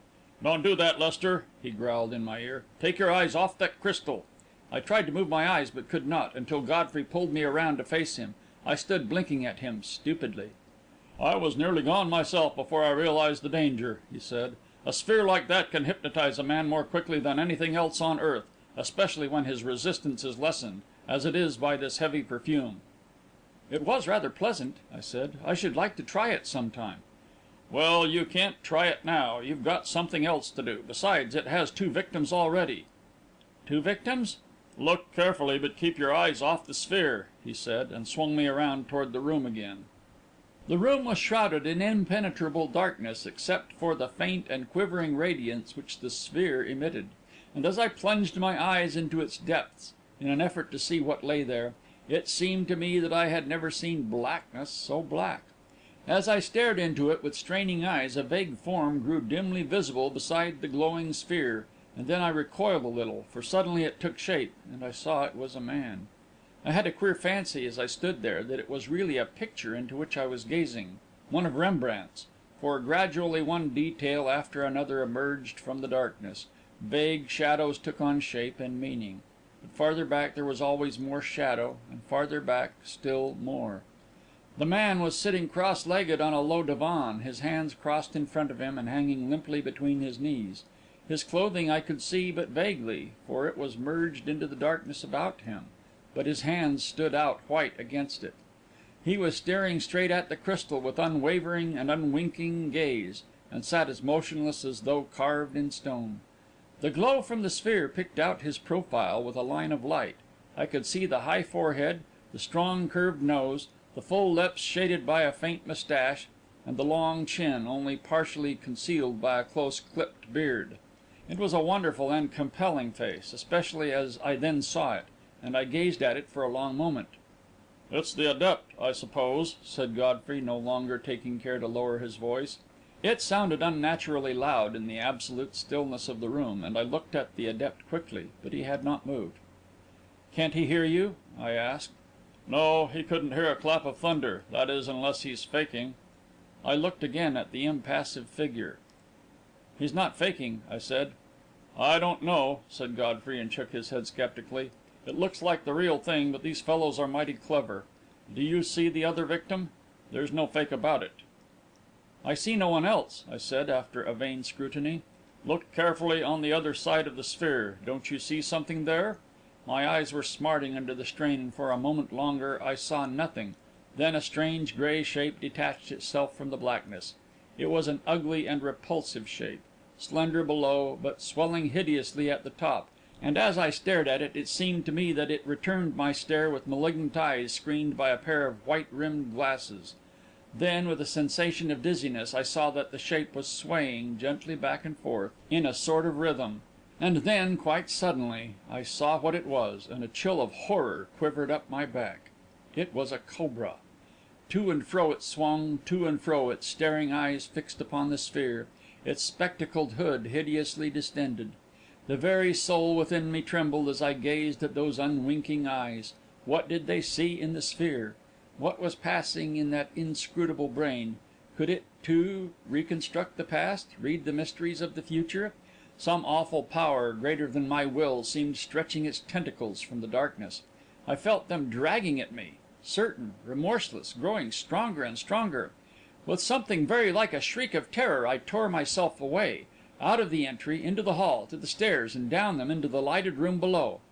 And as I stood there gasping for breath, Godfrey followed me, and I saw that his face, too, was livid. Chapter VIII.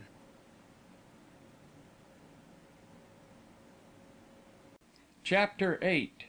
A Fresh Enigma. Godfrey met my eyes with a little deprecating smile, put his torch in one pocket, took a handkerchief from another, and mopped his forehead. "Rather nerve-wracking, wasn't it, Lester?" he remarked, and then his gaze wandered to the couch, and he stepped toward it quickly. I saw that a change had come in Miss Vaughan's condition. Her eyes were still closed, but her body no longer lay inert or lifeless, for from moment to moment it was shaken by a severe nervous tremor. Godfrey's face was very grave as he looked at her. "Stop stroking her wrist, Swain," he said. "That does no good." And when Swain, without answering or seeming to hear, kept on stroking them, Godfrey drew the hands away, took Swain by the arm, and half lifted him to his feet. "Listen to me," he said more sternly, and shook him a little, for Swain's eyes were dull and vacant. "I want you to sit quietly in a chair for a while, till you get your senses back. Miss Vaughan is seriously ill, and must not be disturbed in any way. I'm going to get a doctor and a nurse at once. They'll do what needs to be done. Until then, she must be left alone. Understand?" Swain nodded vaguely, and permitted Godfrey to lead him to a chair near the outer door, where he sat down. As his hand fell across the arm of the chair, I could see that a little blood was still oozing from the wound on the wrist. Godfrey saw it too, and picked up the hand and looked at it. Then he laid it gently down again and glanced at his watch. I followed his example, and saw that it was 1:30. "Have you nerve enough to stay here half an hour by yourself, Lester?" he asked. "By myself?" I echoed, and glanced at the dead man and at the quivering girl. "I've got to run over to my place and get a few things and do some telephoning," he explained. "We must get a doctor up here at once, and then there's the police. I'll try to get Simmonds. Will you stay?" "Yes," I said, "of course, but please get back as soon as you can." "I will," he promised, and after a last look around the room, stepped out upon the walk. I went to the door and looked after him until the sound of his footsteps died away. Then, feeling very lonely, I turned back into the room. Those regular tremors were still shaking the girl's body in a way that seemed to me most alarming, but there was nothing I could do for her, and I finally pulled a chair to Swain's side. He at least offered a sort of companionship. He was sitting with his head hanging forward in a way that reminded me most unpleasantly of the huddled figure by the table, and did not seem to be aware of my presence. I tried to draw him into talk, but a slight nod from time to time was all I could get from him, and I finally gave up. Mechanically, my hand sought my coat pocket and got out my pipe. Yes, that was what I needed, and, sitting down in the open doorway, I filled it and lighted up. My nerves grew calmer presently, and I was able to think connectedly of the events of the night, but there were two things which, looked at from any angle, I could not understand. One was Swain's dazed and incoherent manner, the other was the absence of servants. As to Swain, I believed him to be a well-poised fellow, not easily upset, and certainly not subject to attacks of nerves. What had happened to him, then, to reduce him to the pitiable condition in which he had come back to us over the wall, and in which he was still plunged? The discovery of the murder and of Miss Vaughan's senseless body might have accounted for it, but his incoherence had antedated that, unless, indeed, he knew of the murder before he left the grounds. That thought gave me a sudden shock, and I put it away from me, not daring to pursue it farther. As to the house, its deserted condition seemed sinister and threatening. It was absurd to suppose that an establishment such as this could be carried on without servants, or with less than 3 or 4. But where were they? And then I remembered that Godfrey and I had not completed our exploration of the house. We had stopped at the gruesome room where the adept and his serpent gazed unwinking into the crystal sphere. There was at least one suite on the same floor we had not looked into, and no doubt there were other rooms on the attic floor above. But that any one could have slept on undisturbed by those piercing screams and by our own comings and goings seemed unbelievable. Perhaps there were separate quarters in the grounds somewhere. And then, without conscious will of my own, I felt my body stiffen and my fingers grip my pipe convulsively. A slow tremor seemed to start from the end of my spine, travel up it, and pass off across my scalp. There was someone in the room behind me, someone with gleaming eyes fixed upon me, and I sat there rigidly, straining my ears, expecting I knew not what: a blow upon the head, a cord about the neck. A rapid step came up the walk, and Godfrey appeared suddenly out of the darkness. "Well, Lester," he began, but I sprang to my feet and faced the room, for I could have sworn that I heard behind me the rustle of a silken dress. But there was no one there except Swain and Miss Vaughan and the dead man, and none of them had moved. "What is it?" Godfrey asked, stepping past me into the room. "There was someone there, Godfrey," I said. "I'm sure of it. I felt someone. I felt his eyes on me, and then, as you spoke, I heard the rustle of a dress." "Of a dress?" "Or of a robe, and my thoughts were on the bearded man upstairs." Godfrey glanced at me, crossed the room, and looked out into the hall. Then he turned back to me. "Well, whoever it was," he said, and I could see that he thought my ears had deceived me, "he has made good his escape. There'll be a doctor and a nurse here in a few minutes, and I got Simmonds and told him to bring Goldberger along. He can't get here for an hour, anyway. And I've got a change here for Swain," he added, with a gesture towards some garments he carried over one arm. "Also a bracer to be administered to him," and he drew a flask from his pocket and handed it to me. "Maybe you need one yourself," he added, smiling drily, "since you've taken to hearing rustling robes." "I do," I said, "though not on that account," and I raised the flask to my lips and took a long swallow. "Suppose you take Swain up to the bathroom," Godfrey suggested, "and help him to get cleaned up. I'll go down to the gate and wait for the doctor." "The gate's probably locked." "I thought of that," and he drew a small but heavy hammer from his pocket. "I'll smash the lock, if there's no other way. I'd like you to get Swain into shape before anyone arrives," he added. "He's not a prepossessing object, as he is." "No, he isn't," I agreed, looking at him, and I took the garments which Godfrey held out to me. Then I went over to Swain and put the flask into his uninjured hand. "Take a drink of that," I said. He did not understand at first. Then he put the flask to his lips and drank eagerly, so eagerly that I had to draw it away. He watched me longingly as I screwed on the cap and slipped it into my pocket, and there was more colour in his face and a brighter light in his eyes. "Now come along," I said, "and get that cut fixed up." He rose obediently and followed me out into the hall. Godfrey had preceded us, found the light switch after a brief search, and turned it on. "There's a switch in the bathroom, too, no doubt," he said. "Bring him down again as soon as you get him fixed up. You'll find some cotton and gauze in one of the pockets of the coat." Swain followed me up the stair and into the bathroom. He seemed to understand what I intended doing, for he divested himself of coat and shirt and was soon washing arms and face vigorously. Then he dried himself and stood patiently while I washed and bandaged the cut on the wrist. It was not a deep one, and had about stopped bleeding. "Feel better?" I asked. "Yes," he said, and without waiting for me to tell him, slipped into the clean shirt which Godfrey had brought, attached the collar, and tied the tie. All this quite composedly and without hesitation or clumsiness. Yet I felt in some indefinable way that something was seriously wrong with him. His eyes were vacant and his face flabby, as though the muscles were relaxed. It gave me the feeling that his intelligence was relaxed, too. He picked up his own coat, but I stopped him. "Don't put that on," I said, speaking to him as I would have spoken to a child. "The sleeve is blood-stained, and there's a long tear down the side. Take this one," and I held out the light lounging coat Godfrey had brought with him. Swain laid down his own garment without a word and put on the other one. I rolled the soiled garments into a bundle, took them under my arm, turned out the lights, and led the way downstairs. A murmur of voices from the library told me that someone had arrived, and when I reached the door I saw that it was the doctor and the nurse. The former was just rising from a rapid examination of the quivering figure on the couch. "We must get her to a bed at once," he said, turning to Godfrey. "Her bedroom's upstairs, I suppose?" "Yes," said Godfrey. "Shall I show you the way?"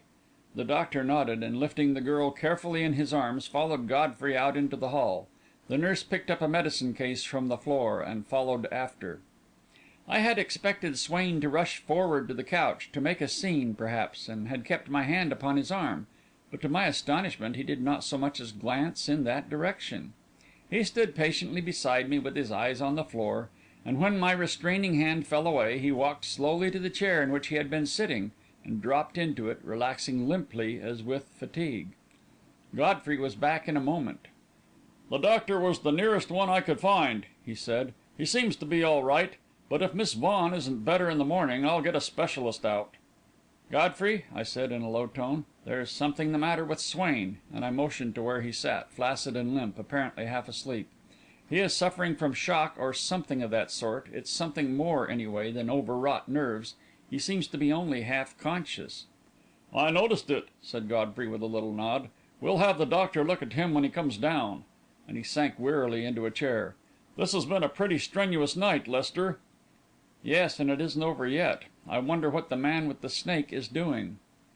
"Still staring into the crystal, no doubt. Do you want to go and see?" "No," I said decidedly, "I don't. Godfrey," I added, "doesn't the absence of servants seem strange to you?" "Very strange. But I dare say we'll find them around somewhere, though they seem to be sound sleepers. We didn't look through the whole house, you know. I'm not going to, either. I'm going to let the police do that. They ought to be here pretty soon. I told Simmonds to bring 2 or 3 men with him." I glanced at the huddled body of the murdered man. With all the night's excitements and surprises, we had not even touched upon that mystery. Not a single gleam of light had been shed upon it, and yet it was the centre about which all these other strange occurrences revolved. Whose hand was it had thrown that cord about the throat and drawn it tight? What motive lay behind? Fearsome and compelling must be the motive to drive a man to such a crime. Would Simmonds be able to divine that motive, to build the case up bit by bit until the murderer was found? Would Godfrey? I turned my head to look at him. He was lying back in his chair, his eyes closed, apparently lost in thought, and for long minutes there was no movement in the room. At last the doctor returned, looking more cheerful than when he had left the room. He had given Miss Vaughan an opiate, and she was sleeping calmly. The nervous trembling had subsided, and he hoped that when she waked she would be much better. The danger was that brain fever might develop. She had evidently suffered a very severe shock. "Yes," said Godfrey. "She discovered her father strangled in the chair yonder." "I saw the body when I came in," the doctor remarked imperturbably. "So it's her father, is it?" "Yes." "And strangled, you say?" Godfrey answered with a gesture, and the doctor walked over to the body, glanced at the neck, then disengaged one of the tightly clenched hands from the arm chair, raised it, and let it fall. I could not but envy his admirable self control. "How long has he been dead?" Godfrey asked. "Not more than 2 or 3 hours," the doctor answered. "The muscles are just beginning to stiffen. It looks like murder," he added, and touched the cord about the neck. "It is murder." "You've notified the police?" "They will be here soon." I saw the doctor glance at Godfrey and then at me, plainly puzzled as to our footing in the house; but if there was a question in his mind, he kept it from his lips, and turned back again to the huddled body. "Any clue to the murderer?" he asked at last. "We have found none." And then the doctor stooped suddenly and picked up something from the floor beside the chair.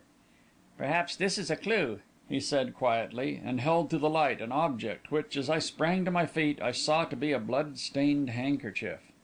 He spread it out under our eyes, handling it gingerly, for it was still damp, and we saw it was a small handkerchief, a woman's handkerchief of delicate texture. It was fairly soaked with blood, and yet in a peculiar manner, for 2 of the corners were much crumpled, but quite unstained. The doctor raised his eyes to Godfrey's. "What do you make of it?" he asked. "A clue, certainly," said Godfrey, "but scarcely to the murderer." The doctor looked at it again for a moment, and then nodded. "I'd better put it back where I found it, I guess," he said, and dropped it beside the chair. And then, suddenly, I remembered Swain. I turned to find him still drooping forward in his chair, apparently half asleep. "Doctor," I said, "there is someone else here who is suffering from shock," and I motioned toward the limp figure. "Or perhaps it's something worse than that." The doctor stepped quickly to the chair and looked down at its occupant. Then he put his hand under Swain's chin, raised his head, and gazed intently into his eyes. Swain returned the gaze, but plainly in only a half conscious way. "It looks like a case of concussion," said the doctor after a moment. "The left pupil is enlarged," and he ran his hand rapidly over the right side of Swain's head. "I thought so," he added. "There's a considerable swelling. We must get him to bed." Then he noticed the bandaged wrist. "What's the matter here?" he asked, touching it with his finger. "He cut himself on a piece of glass," Godfrey explained. "You'd better take him over to my place, where he can be quiet." "I've got my car outside," said the doctor, and together he and I raised Swain from the chair and led him to it. He went docilely and without objection, and 10 minutes later was safely in bed, already dozing off under the influence of the opiate the doctor had given him. "He'll be all right in the morning," the latter assured me, "but he must have got quite a blow over the head." "I don't know what happened to him," I answered. "You'll come back with me, won't you?" "Yes, I may be useful," and he turned the car back the way we had come. "Besides," he added frankly, "I'm curious to learn what happened in that house to night." He had certainly shown himself equal to emergencies, I reflected, and I liked his voice and his manner, which was cool and capable. "My name is Lester," I said. "I'm a lawyer staying with Mr. Godfrey. We heard Miss Vaughan scream and ran over to the house, but we don't know any more than you do." "My name is Hinman, and I'm just a country doctor," said my companion. "But if I can be of any help, I hope you'll call upon me. Hello!" he added, as we turned through the gate into the grounds of Elmhurst, and he threw on the brake sharply, for a uniformed figure had stepped out into the glare of our lamps and held up his hand. The police had arrived. Chapter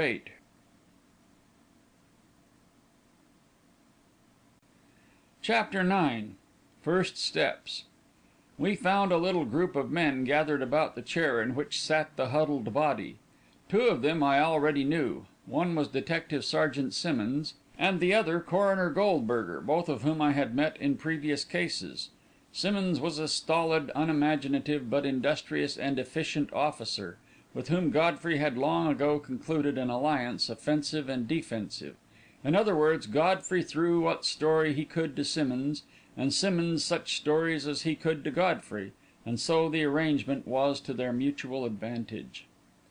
Goldberger was a more astute man than the detective, in that he possessed a strain of Semitic imagination, a quick wit, and a fair degree of insight. He was in his glory in a case like this. This was shown now by his gleaming eyes and the trembling hand which pulled nervously at his short black moustache. Goldberger's moustache was a good index to his mental state. The more ragged it grew, the more baffling he found the case in hand. Both he and Simmonds glanced up at our entrance and nodded briefly. Then their eyes went back to that huddled figure. There were 3 other men present whom I did not know, but I judged them to be the plainclothesmen whom Simmonds had brought along at Godfrey's suggestion. They stood a little to one side until their superiors had completed the examination. "I didn't stop to pick up my physician," Goldberger was saying, "but the cause of death is plain enough." "Dr. Hinman here is a physician," I said, bringing him forward, "if he can be of any service." Goldberger glanced at him, and was plainly favourably impressed by Hinman's dark, eager face and air of intelligence and self control. "I shall be very glad of Dr. Hinman's help," said Goldberger, shaking hands with him. "Have you examined the body, sir?" "Only very casually," answered Hinman, "but it is evident that the cause of death was strangulation." "How long has he been dead?"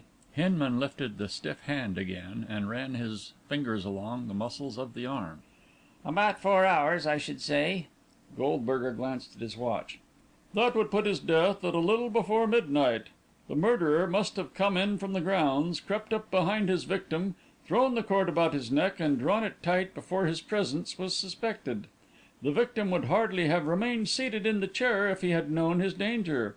After the cord was round his throat, he had no chance. He could not even cry out. There is one thing I don't understand, though," he added after a moment. "Where did that blood come from?" and he pointed to the dark spots on the collar of the white robe. Hinman looked up with a little exclamation. "I forgot," he said. "Did you find the handkerchief? No, I see you didn't," and he pointed to where it lay on the floor. "I noticed it when I first looked at the body." Without a word, Goldberger bent and picked up the blood stained handkerchief. Then he and Simmonds examined it minutely. Finally the coroner looked at Godfrey, and his eyes were very bright. "There can only be one inference," he said. "The dead man is not bleeding, the cord did not cut the flesh.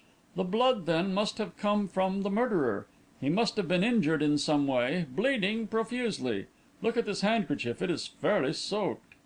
I am sure that at that instant the same thought was in Godfrey's mind which flashed through mine, for our eyes met, and there was a shadow in his which I knew my own reflected. Then I glanced at Hinman. He was looking at the handkerchief thoughtfully, his lips tightly closed.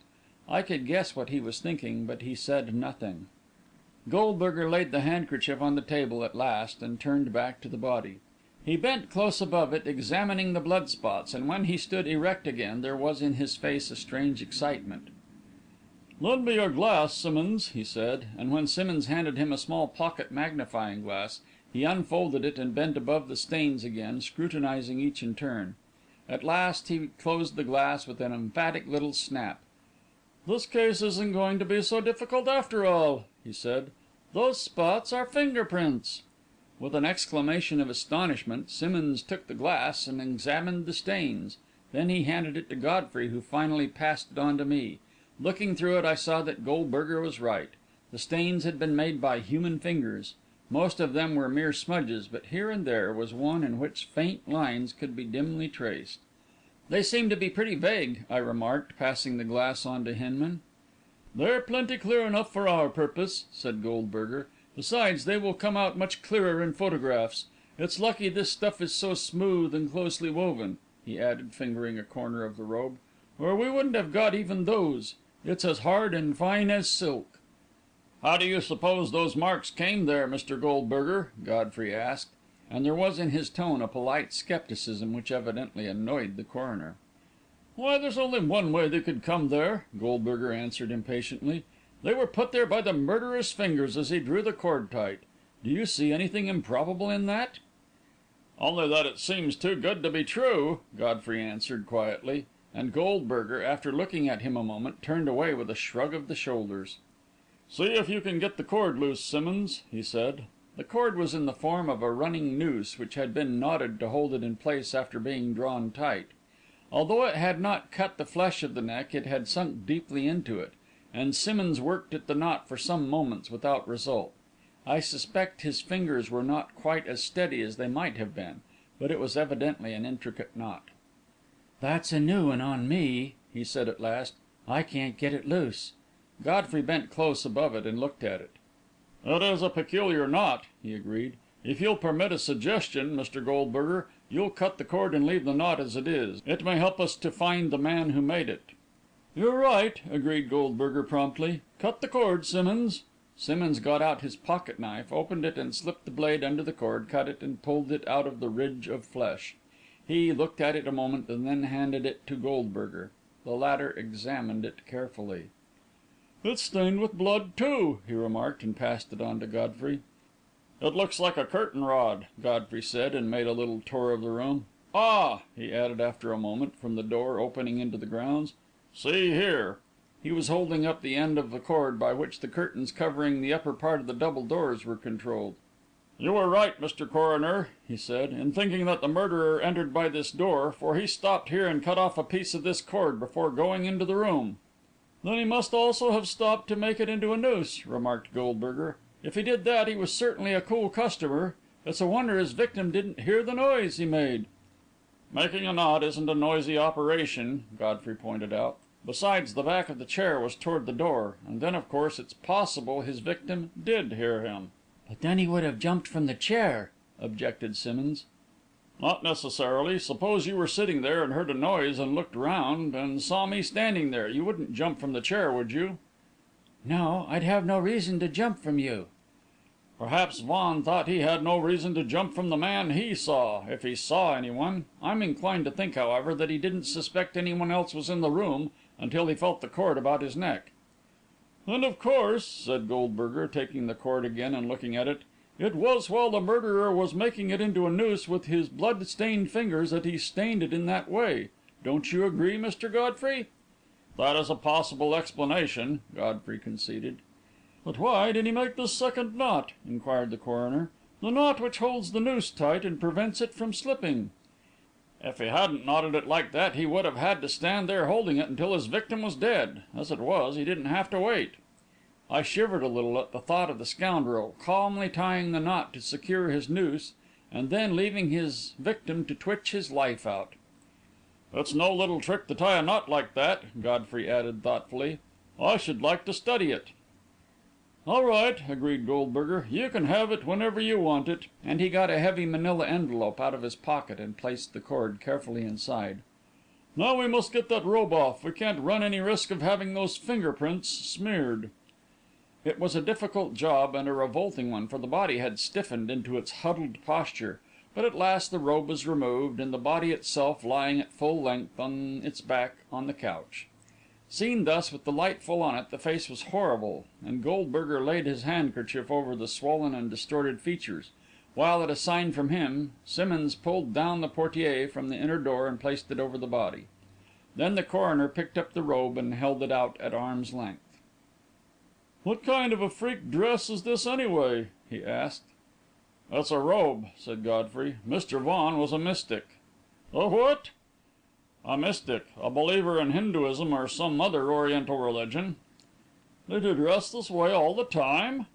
"I believe so. It is probably the dress of his order." Goldberger rolled the robe up carefully and said nothing more, but I could see from his expression that he had ceased to wonder why Vaughan had come to a strange and violent end. Surely anything might happen to a mystic. Then he placed the blood-stained handkerchief in another envelope, and finally put his hand in his pocket and brought out half a dozen cigars. "Now," he said, "let's sit down and rest a while. Simmonds tells me it was you who called him, Mr. Godfrey. How did you happen to discover the crime?" The question was asked carelessly, but I could feel the alert mind behind it.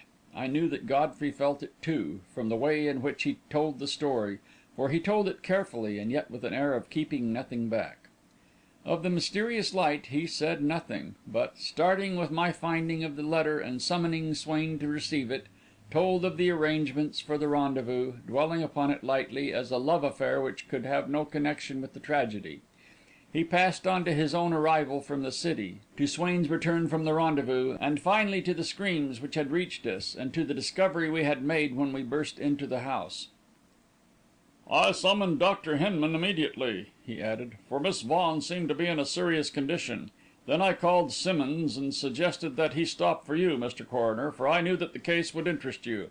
Dr. Hinman arrived perhaps half an hour ahead of you, and had Miss Vaughan put to bed at once.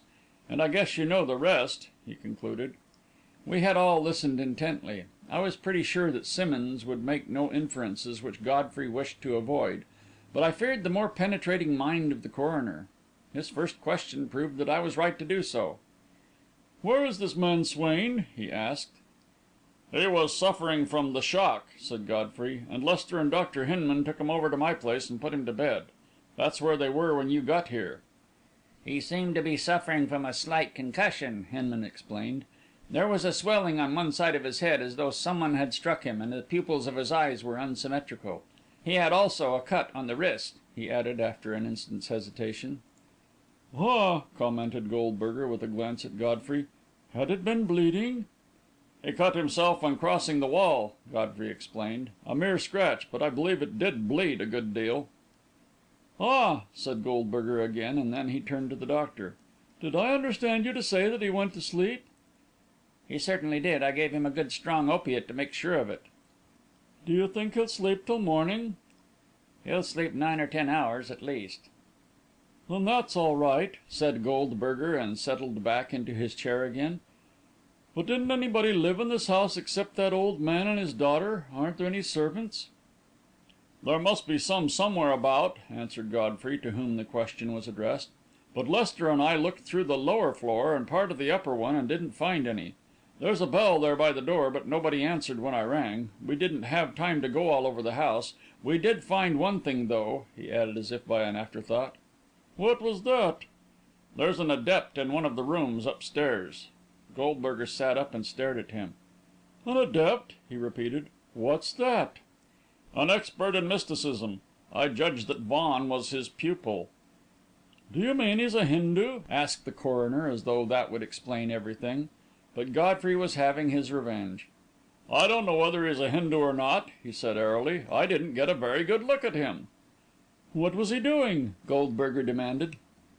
"He was just sitting there." Again Goldberger stared at him, this time suspiciously. "Well, good heavens, man!" he cried.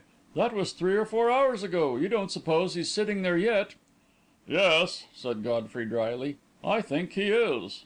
Goldberger's face flushed, and he sprang to his feet impatiently. "Show me the room," he commanded. "Glad to," said Godfrey laconically, and led the way out into the hall. The whole crowd tailed along after him. As I rose to follow, I saw that the outside world was turning grey with the approaching dawn. The nurse, hearing our footsteps on the stairs, looked out in alarm, and held up a warning finger. Godfrey paused for a word with her. "How is she?" he asked. "Sleeping quietly," said the nurse. "But please don't make any more noise than you can help." "We won't," Godfrey promised, and crossed the hall to the door leading into the little entry.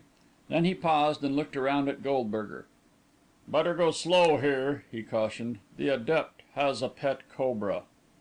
"A snake?" "The deadliest snake in the world." Goldberger drew back a little, as did all the others. "I don't think it will bite us, though," added Godfrey cheerfully, "if we don't crowd it. It's sitting there, too," and he opened the outer door, passed through, and held back the curtain at the farther end. I was just behind Goldberger and Simmonds, and I heard their gasp of amazement as they saw what lay beyond. The scene had not changed in the slightest detail. The crystal sphere still softly glowed, with intangible shadows flitting across its surface. The adept still sat cross-legged, staring into its depths. Opposite him, the cobra, its hood distended, swayed slowly to and fro. But as we stood there staring, a single delicate ray of sunlight, coming through a pinhole in the curtained window, struck the sphere and seemed to extinguish it. The glow within it flickered and fluttered and finally vanished, and it hung there dull and grey. An instant later, the motionless figure raised its arms high in the air, with a motion somehow familiar. Then it got slowly to its feet, crossed to the window, drew back the curtain, and flung wide the shutter. The sun was just peeping over the trees to the east, and for a second its light blinded me. Then I saw the adept bowing low before it, his arms still extended. Once, twice, thrice he bowed, as before a deity, while we stood there staring. Then he turned slowly toward us. "Enter, friends," he said calmly. "The peace of the Holy One be on you, and his love within your hearts." End of Chapter 9.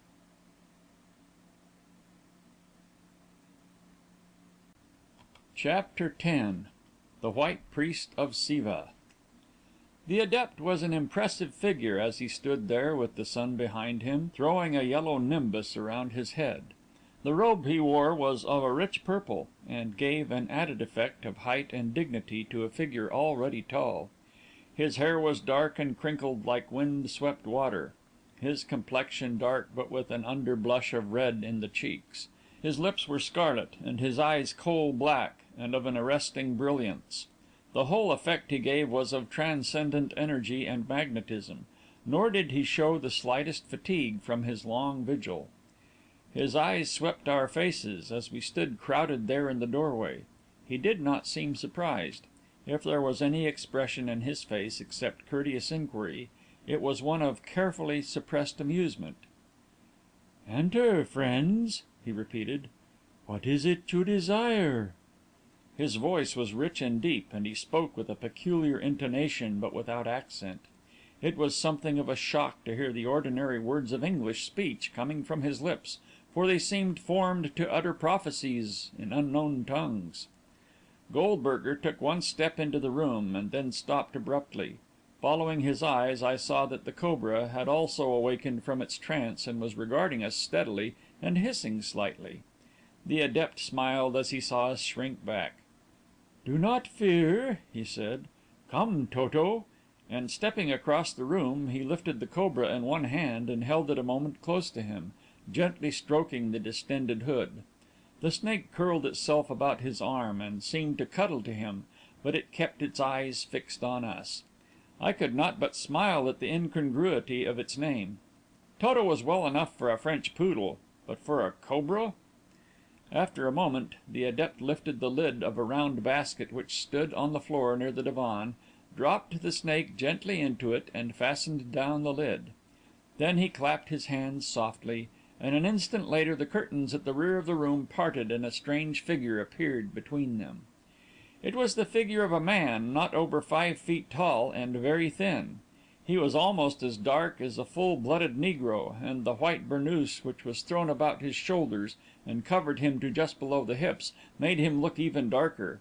His legs were bare and seemed to be nothing but skin and bone. The flat-nosed face, with its full lips and prominent eyes, reminded me of an idol I had seen pictured somewhere. The newcomer bowed low before the adept, and at a sign from him picked up Toto's basket and disappeared with it through the curtains.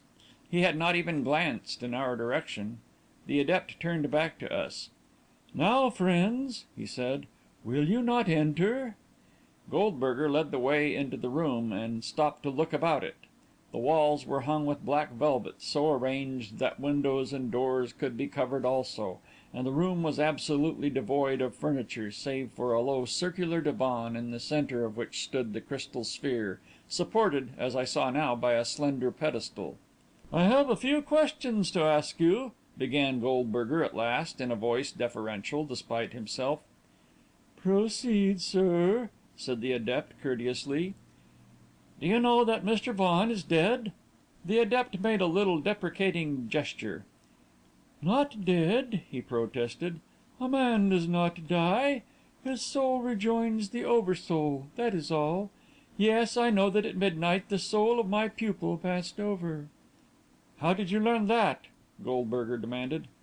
"I saw it in the sphere," replied the adept calmly. "Where were you at the time?" "I was gazing at the sphere." "Do you mean," asked Goldberger incredulously, "that you sat for 5 hours and more staring at that thing?" "My vigil began at sundown," said the adept, with a slight smile. "Last night was the white night of Siva. It must be spent in meditation by all who follow him." Goldberger worried his moustache with nervous fingers, as he stared at the adept, plainly at a loss how to proceed. "Perhaps," ventured Godfrey softly, "your crystal could give us some further information, which we very much desire." The adept turned his dark eyes on the speaker, and it seemed to me that they glittered more coldly, as though they recognized an adversary. "What information, sir?" he asked. "Information as to the manner of Mr. Vaughan's passing. Can you tell us anything about that?"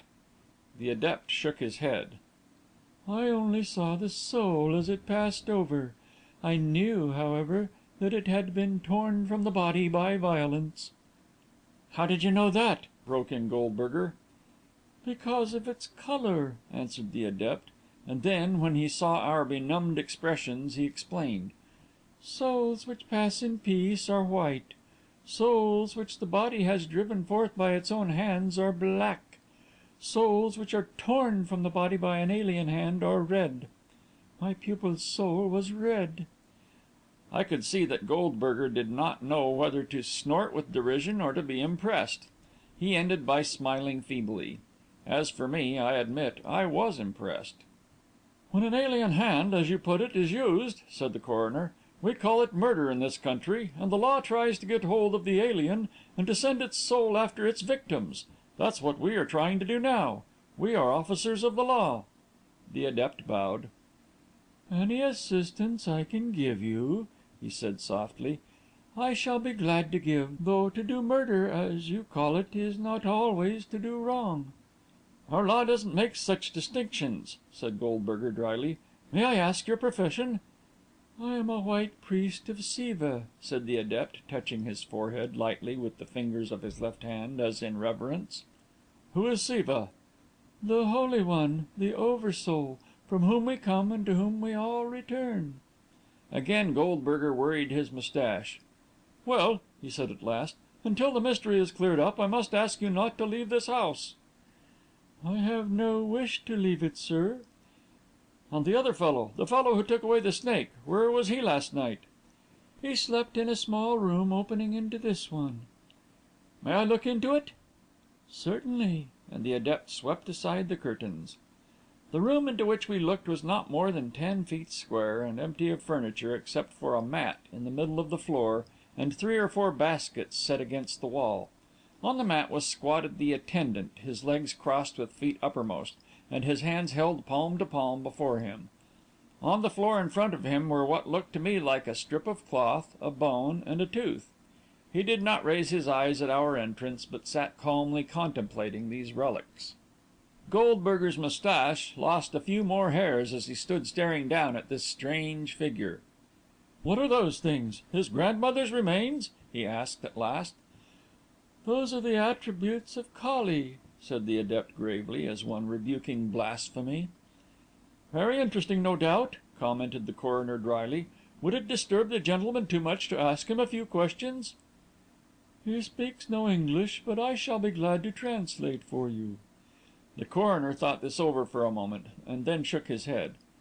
"No," he said, "I'll wait for the court interpreter. You might tell him, though, that there will be officers of the law on duty below, and that he is not to leave the house." "I will caution him," answered the adept, and let the curtain fall as we passed out. "I suppose there are some other servants somewhere about the place?" asked Goldberger. "There are 3. They sleep on the floor above." "Are they Hindus, too?" "Oh, no," and the adept smiled. "2 of them are German, and the other is Irish." The coroner reddened a little, for the words somehow conveyed a subtle rebuke. "That is all for to day," he said, "unless Mr. Simmonds has some questions," and he looked at his companion. But Simmonds, to whom all these inquiries had plainly been successive steps into the darkness, shook his head. "Then we will bid you good morning," added Goldberger, still a little on his dignity, "and many thanks for your courtesy." The adept responded with a low bow, and with a smile decidedly ironical. I, at least, felt that we had got the worst of the encounter. Goldberger, without a word, led the way up the stair that mounted to the attic story, and there soon succeeded in routing out the 3 servants. The Germans proved to be a man and a wife, well past middle age, the former the gardener, and the latter the cook. Erin was represented by a red-haired girl who was the housemaid. All of them were horrified when told their master had been murdered, but none of them could shed any light on the tragedy. They had all been in bed long before midnight, and had not been disturbed by any of the noises of the night. This could be the more readily understood when, as a little investigation showed, we found that they had all slept with doors locked and windows closed and shuttered. Any sounds from the house would really have to penetrate 2 doors to reach them, for their rooms were at the end of an entry, closed by an outer door. As to the windows, it was the rule of the house that they should always be closed and tightly shuttered during the night. They knew of no especial reason for the rule, though the Irish girl remarked that, with heathen in the house and lunatics, there was no telling how the nights were spent. They were all evidently innocent of any connection with the tragedy, But Goldberger, for some ridiculous reason, brought them downstairs with him and made them look at their master's body. This had no result except to send the Irish girl into hysterics, and Hinman for a few minutes had another patient on his hands. "Well," said Goldberger, passing his hand wearily across his forehead, "I guess there's nothing more to be done, and I'm dead tired. I had just got to bed when Simmonds called me. I'll set the inquest for 10 o'clock to morrow morning, and I'll hold it here in this room. We'll want you here, Mr. Godfrey, and you, Mr. Lester. And, oh yes," he added suddenly, "we'll want that Mr. Swain, whose story I haven't heard yet. No doubt of his appearing, is there?" "Absolutely none," I assured him. "I could put him under guard, of course," said Goldberger pensively, "for I'm sure he'll prove to be a very important witness. But if you will be personally responsible for him, Mr. Lester—" "I will," I agreed, and Goldberger nodded. "Have him here at 10 o'clock, then," he said. "Dr. Hinman would better see him again to day," I suggested. "I'll call about 4 o'clock this afternoon," the doctor promised; and, leaving Goldberger to contemplate his arrangements and Simmonds to post his men, Godfrey and I stepped out upon the lawn. It was after 5 o'clock, and the sun was already high. It scarcely seemed possible that only 6 hours before, Swain had crossed the wall for the first time. "We'd better go out as we came," Godfrey said, and turned across the lawn. He walked with head down and face puckered with thought. "Can you make anything of it?" I asked, but he only shook his head. We soon reached the ladder, and Godfrey paused to look about him. The shrubbery was broken in one place, as though some heavy body had fallen on it, and this was evidently the mark of Swain's wild jump from the wall. At last Godfrey motioned to me to precede him, and when I was over, reached one ladder down to me and descended to my side. We replaced the ladders against the shed, and then walked on toward the house. As we turned the corner, we found Mrs. Hargis standing on the front porch. "Well, you are out early," she said. "Yes," laughed Godfrey. "Fact is, we haven't been to bed yet. Will you have something to eat, Lester, before you turn in?" A glass of milk was all I wanted, and 5 minutes later I mounted to my room. I glanced in for a moment at Swain, who seemed to be sleeping peacefully, and then darkened my room as well as I could and tumbled into bed. I must have dropped asleep the moment my head touched the pillow, for I remember nothing more until I opened my eyes to find Godfrey standing over me.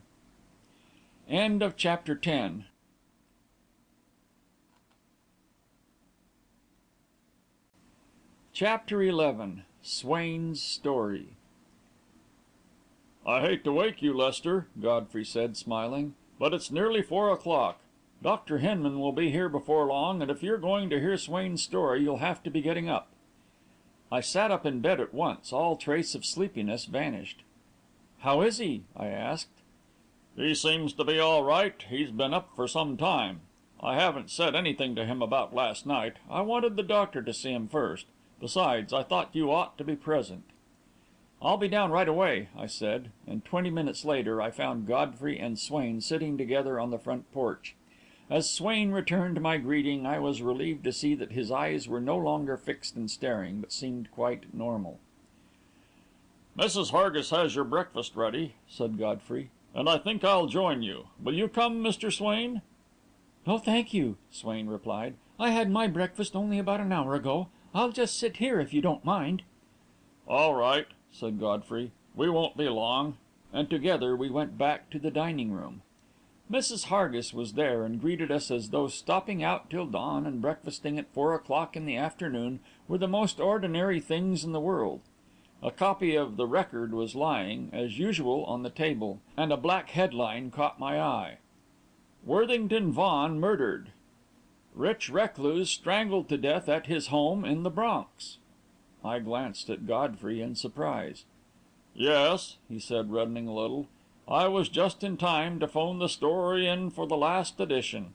I called the doctor first, though, Lester. You must give me credit for that. And it was a beautiful scoop." "What time did you get up?" I asked. "About noon. I sent down the full story for tomorrow morning's paper just before I called you." "Any developments?" "None that I know of. Of course, I haven't heard Swain's story yet." "Godfrey," I said, "it seems to me that this thing is going to look bad for Swain. I think Goldberger suspects him already. A good deal depends upon his story." "Yes, it does," Godfrey agreed. We finished the meal in silence. It was not a long one, for I, at the least, was anxious to get back to Swain. As we rejoined him on the porch, Dr. Hinman's car came up the drive. He got out and shook hands with us. As he greeted Swain, I saw him glance anxiously into his eyes, and saw also that the glance reassured him. "You're feeling better to day?" he said, sitting down by Swain's side. "Yes," said Swain quietly. "I'm feeling all right again." "How is Miss Vaughan, doctor?" I asked. Swain jerked around toward the doctor. "Is Miss Vaughan ill?" he demanded. "She had a shock last night," answered the doctor slowly, "but she's getting along nicely. She'll have to be kept quiet for a few days." I was looking at Swain curiously. He was rubbing his head perplexedly, as though trying to bring some confused memory to the surface of his mind. "I seem to remember," he said, "that Miss Vaughan fainted, and that I picked her up."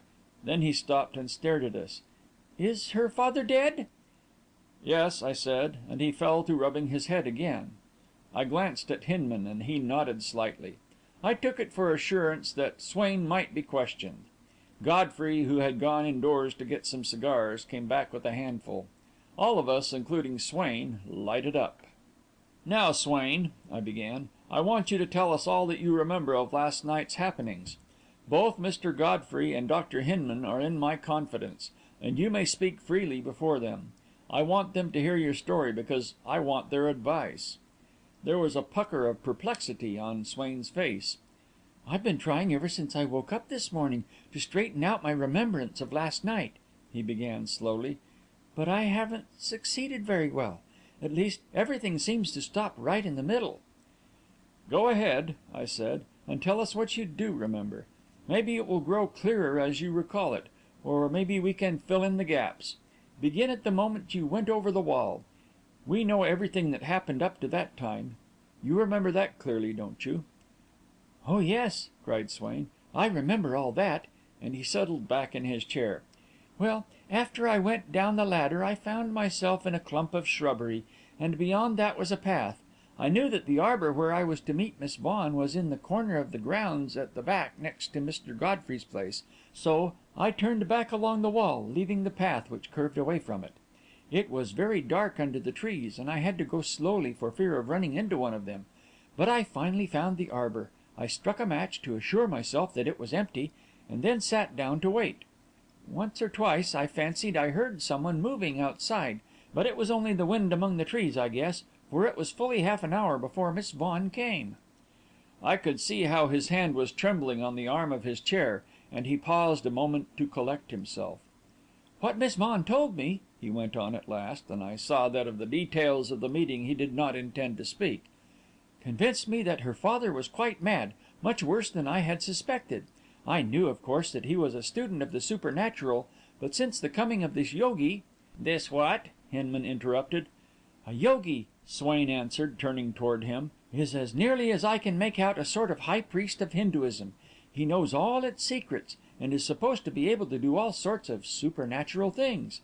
This fellow who lived with Mr. Vaughan is a yogi. Mr. Vaughan was his disciple."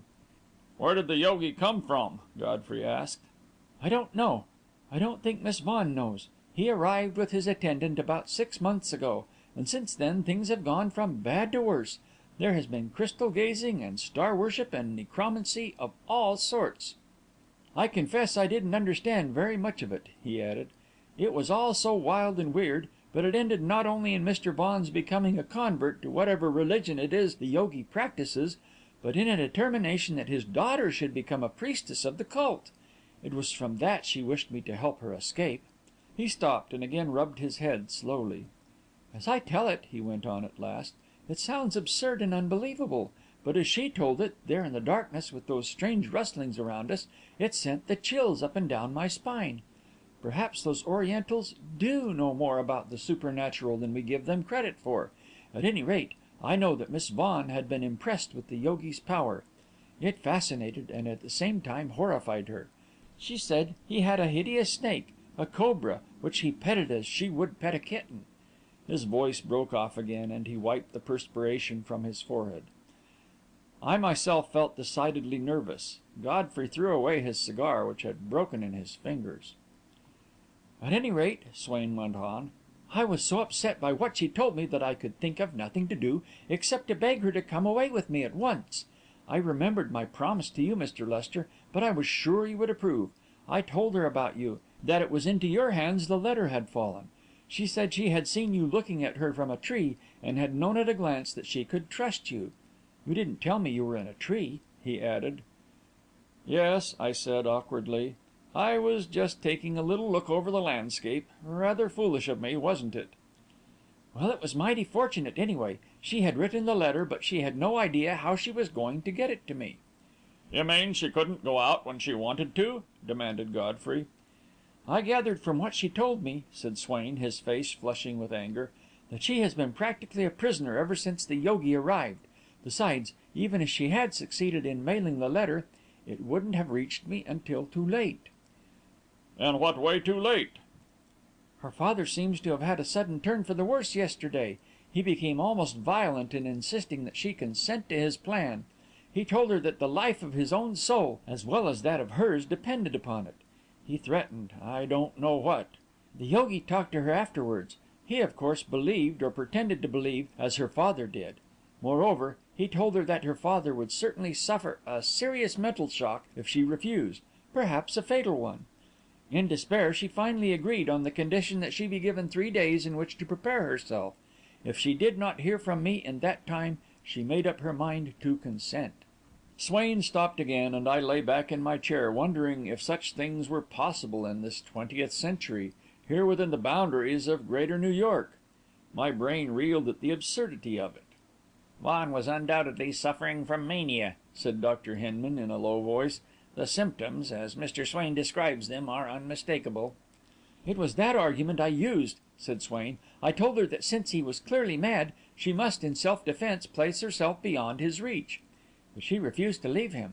Then I argued, in kindness to him, she must have him committed to some institution, where he would be taken care of, and where he might, in time, regain his sanity.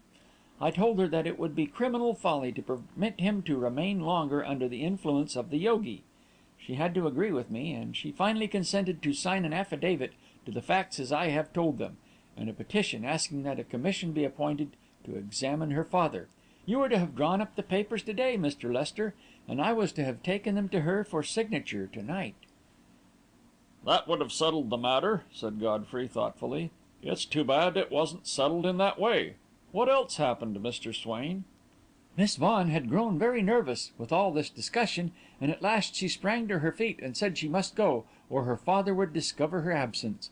We rose to leave the arbour, and at that instant a white-robed figure sprang to her side, seized her, and tore her away from me. I was too startled for an instant to resist. Then, as I started toward them, Marjorie pushed me back. 'Go, go!' she cried. 'It is my father!' But he stopped me, in a voice shaking and husky with rage. He warned me that if I entered the place again, my life would be forfeit. I can't repeat the horrible things he said. I could see his eyes gleaming like a wild beast's. He cursed me. I had never been cursed before," and Swain smiled thinly, "and I confess it wasn't pleasant. Then he led his daughter away. I stood staring after them. I didn't know what to do. I felt like a madman myself. I sat down and tried to collect my thoughts. I saw that some new plan must be made, that there was no hope of meeting Marjorie again. I was sick with fear for her. I thought of following to the house and compelling her to come with me at once. And then suddenly I saw 2 eyes gleaming at me. They were not human eyes. They were too close together, and they were swaying gently back and forth in the air, about a foot from the ground. I gazed at them fascinated, and then I heard a soft, low whistle, followed by a faint hissing, as the eyes fell forward.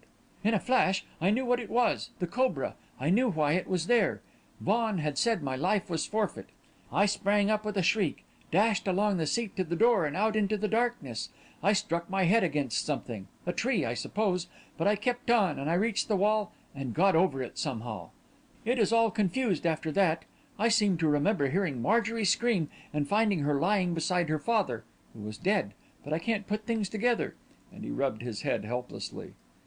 "I'll put them together for you," said Godfrey. "When you ran into the tree, you suffered a partial concussion. It's lucky it wasn't Total, or Toto would have got you." "Toto?" "That, I believe, is the cobra's name," explained Godfrey, with a smile. "Unless, of course, there are two of them." And he told Swain in detail of the events which had followed. Swain listened with staring eyes. I did not blame him. Indeed, I felt that my own eyes were staring a little, though I already knew the story. But Godfrey, with a gift of narration born of long newspaper experience, told it in a way that made its horrors salient and left one gasping.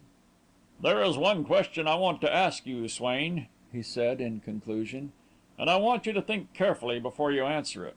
During your altercation with Mr. Vaughan, did you at any time touch him?" "Touch him? No, of course not," and Swain shook his head decidedly. "You are sure of that?" asked Godfrey, earnestly. "Perfectly sure," said Swain, looking at him in astonishment. "I was never within 3 feet of him." Godfrey sprang to his feet with a gesture of relief. "I seem to need a cocktail," he said, in another tone. "Isn't that the prescription for all of us, doctor?" "Yes," assented Hinman, smiling. "and after that, complete change of subject." Chapter XII.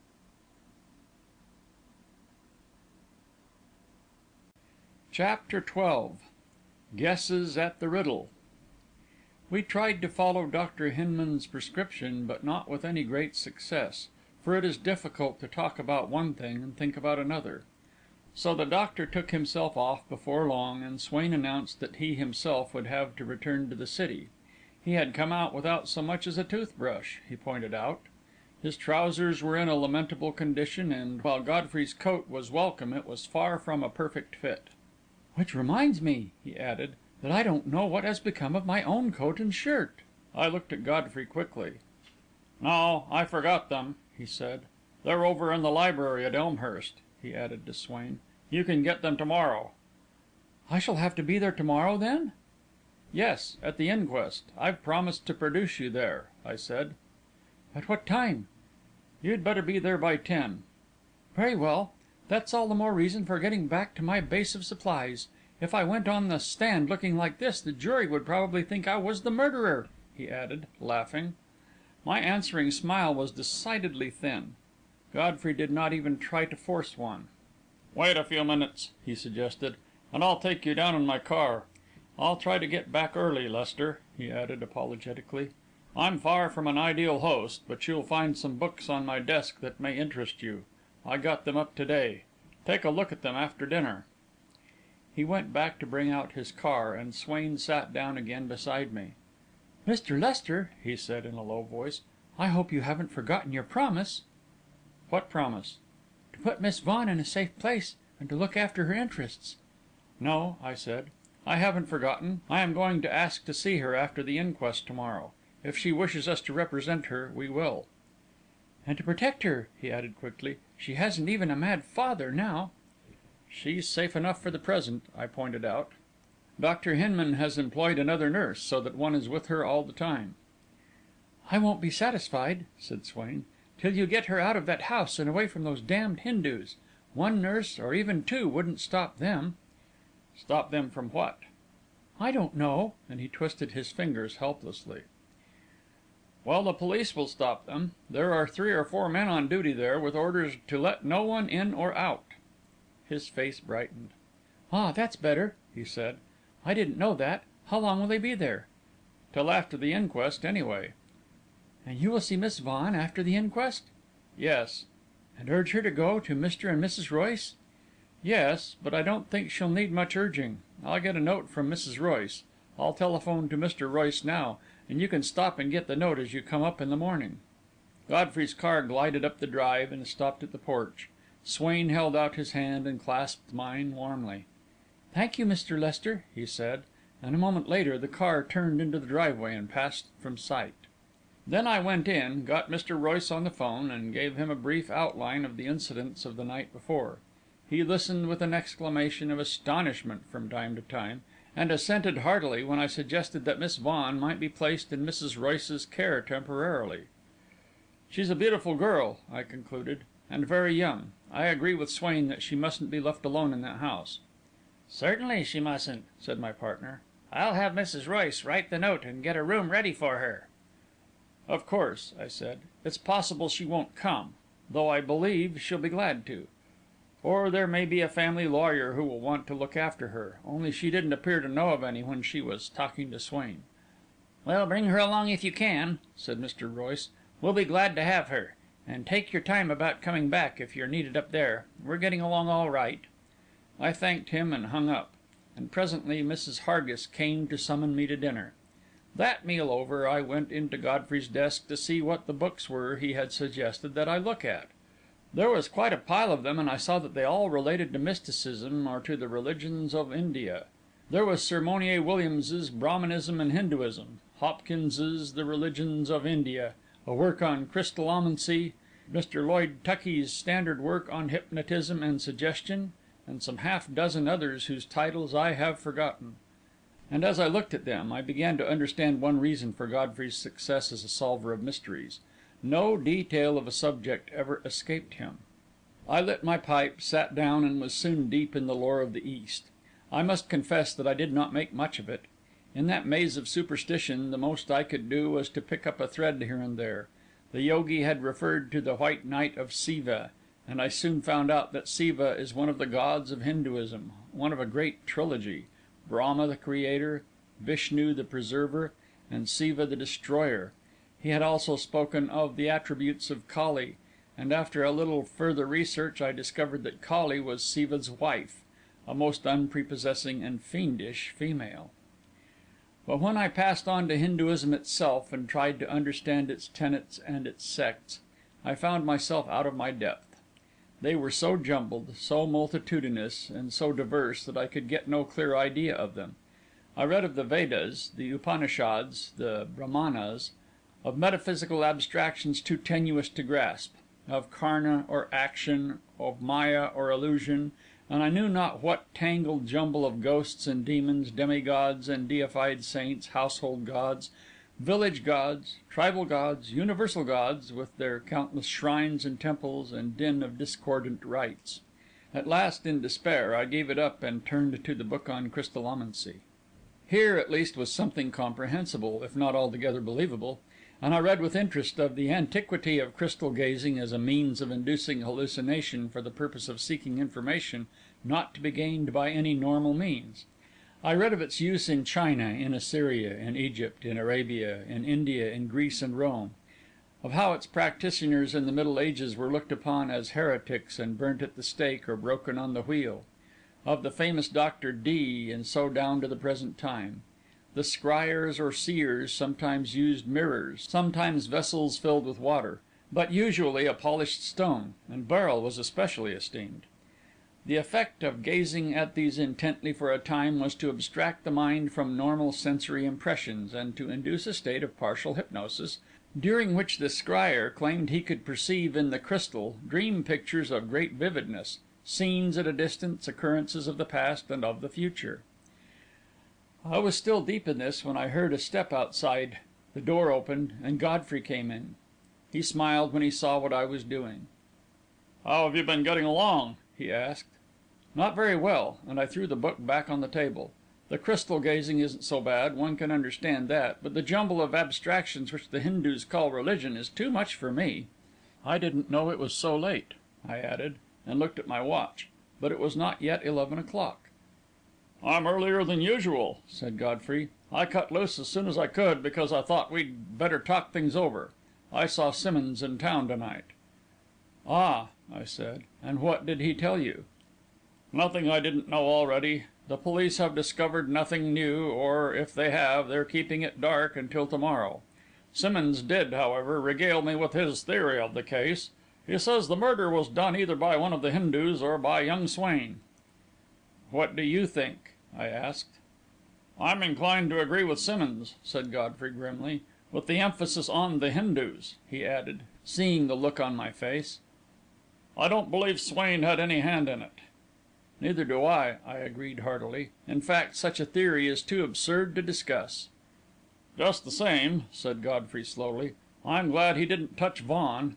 If he had happened to seize him by the neck while they were struggling together, in other words, if those fingerprints Goldberger found had happened to be Swain's, things would have looked bad for him. I'm hoping they'll turn out to belong to one of the Hindus, but, as I said to Goldberger, I'm afraid that's too good to be true." "Which one of the Hindus?" I asked. "Oh, the Thug, of course." I sat bolt upright. "The Thug?" I echoed. "Didn't you get that far?" And Godfrey picked up one of the books and ran rapidly through the pages. "You remember we found him squatting on the floor with a rag and a tooth and a bone in front of him?" "Yes." "And do you remember how the yogi described them when Goldberger asked him about them?" "Very distinctly. He called them the attributes of Kali." "Now listen to this. The Thugs are a religious fraternity committing murders in honour of Kali, the wife of Siva, who they believe assists them and protects them. Legend asserts that she presented her worshippers with three things: the hem of her lower garment to use as a noose, a rib to use as a knife, and a tooth to use as a pickaxe in burying the victims." He glanced at me and then went on. "But the knife was little used, for the religious character of an assassination came to depend more and more upon its bloodless character, and for this a noose was used, with which the victim was strangled. The aversion to bloodshed became in time so great that many sects of Thuggee consider it defiling to touch human blood." He closed the book and threw it on the table. "Don't you think that proves the case?" "Yes," I said, thoughtfully. "And the yogi, is he also a Thug?" "Oh, no. A white priest of Siva could never be a Thug. The worship of Siva and of Kali are the very opposites of each other. The Saivas are ascetics. That is," he added in another tone, "if the fellow is really a Saiva and not just a plain fraud." "All those fellows are frauds, more or less, aren't they?" I questioned. "No," was Godfrey's unexpected answer. "The real yogin are no doubt sincere. But a real yogi wouldn't waste his time on a soft-brained old man, and fire sky rockets off at midnight to impress him. My own opinion is that this fellow is a faker, a juggler, a sleight-of-hand man, and, of course, a crook." "Well?" I asked, as Godfrey stopped and failed to communicate. "Well, that's as far as I've got. Oh, yes, there's Toto. A cobra is one of a faker's stock properties." "But Godfrey," I protested, "he is no ignorant roadside juggler. He's a cultivated man, an unusual man." "Certainly he is. Most unusual. But that doesn't disprove my guess. It only makes the problem harder. Even a roadside juggler doesn't do his tricks for nothing. What reward is it this fellow's working for? It must be a big one, or it wouldn't tempt him." "I suppose Vaughan paid him well," I ventured. "Yes, but did you look at him, Lester? You've called him unusual, but that word doesn't begin to express him. He's extraordinary. No doubt Vaughan did pay him well. But it would take something more than that to persuade such a man to spend 6 months in a place like that, and I think I can guess at the stake he's playing for." "You mean Miss Vaughan?" "Just that," and Godfrey leaned back in his chair. I contemplated this theory for some moments in silence. It was at least a theory, and an interesting one, but it rested on air. There was no sort of foundation for it that I could see, and at last I said so. "I know it's pretty thin," Godfrey admitted, "but it's the best I've been able to do. There's so little to build a theory out of. But I'm going to see if I can't prove one part of it true to night." "Which part?" "About his being a faker. Here's my theory. That hocus pocus on the roof at midnight was for the purpose of impressing Vaughan. No doubt he believed it a real spiritual manifestation, whereas it was only a clever bit of jugglery. Now that Vaughan is dead, that particular bit of jugglery will cease until there is some new victim to impress. In fact, it has ceased already. There was no star last night." "But you know why," I pointed out. "The yogi spent the night in contemplation. We can bear witness to that." "We can't bear witness to when he started in," said Godfrey, drily. "We didn't see him till after 12:30.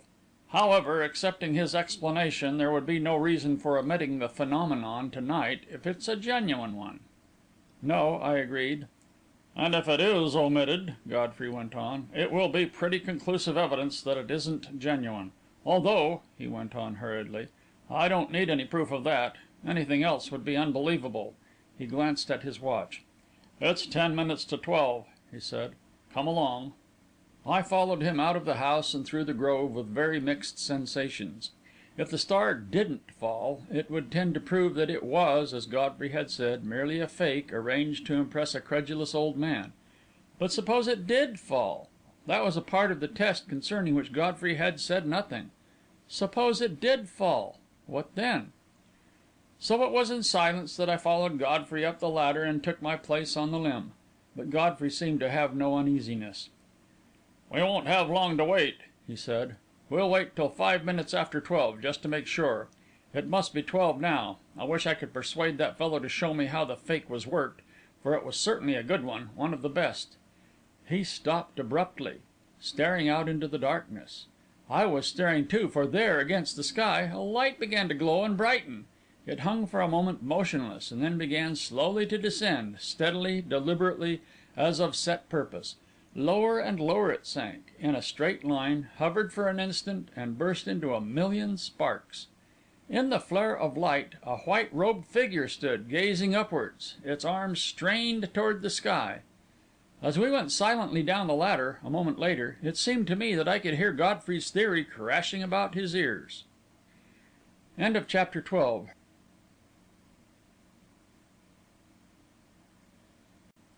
Chapter 13.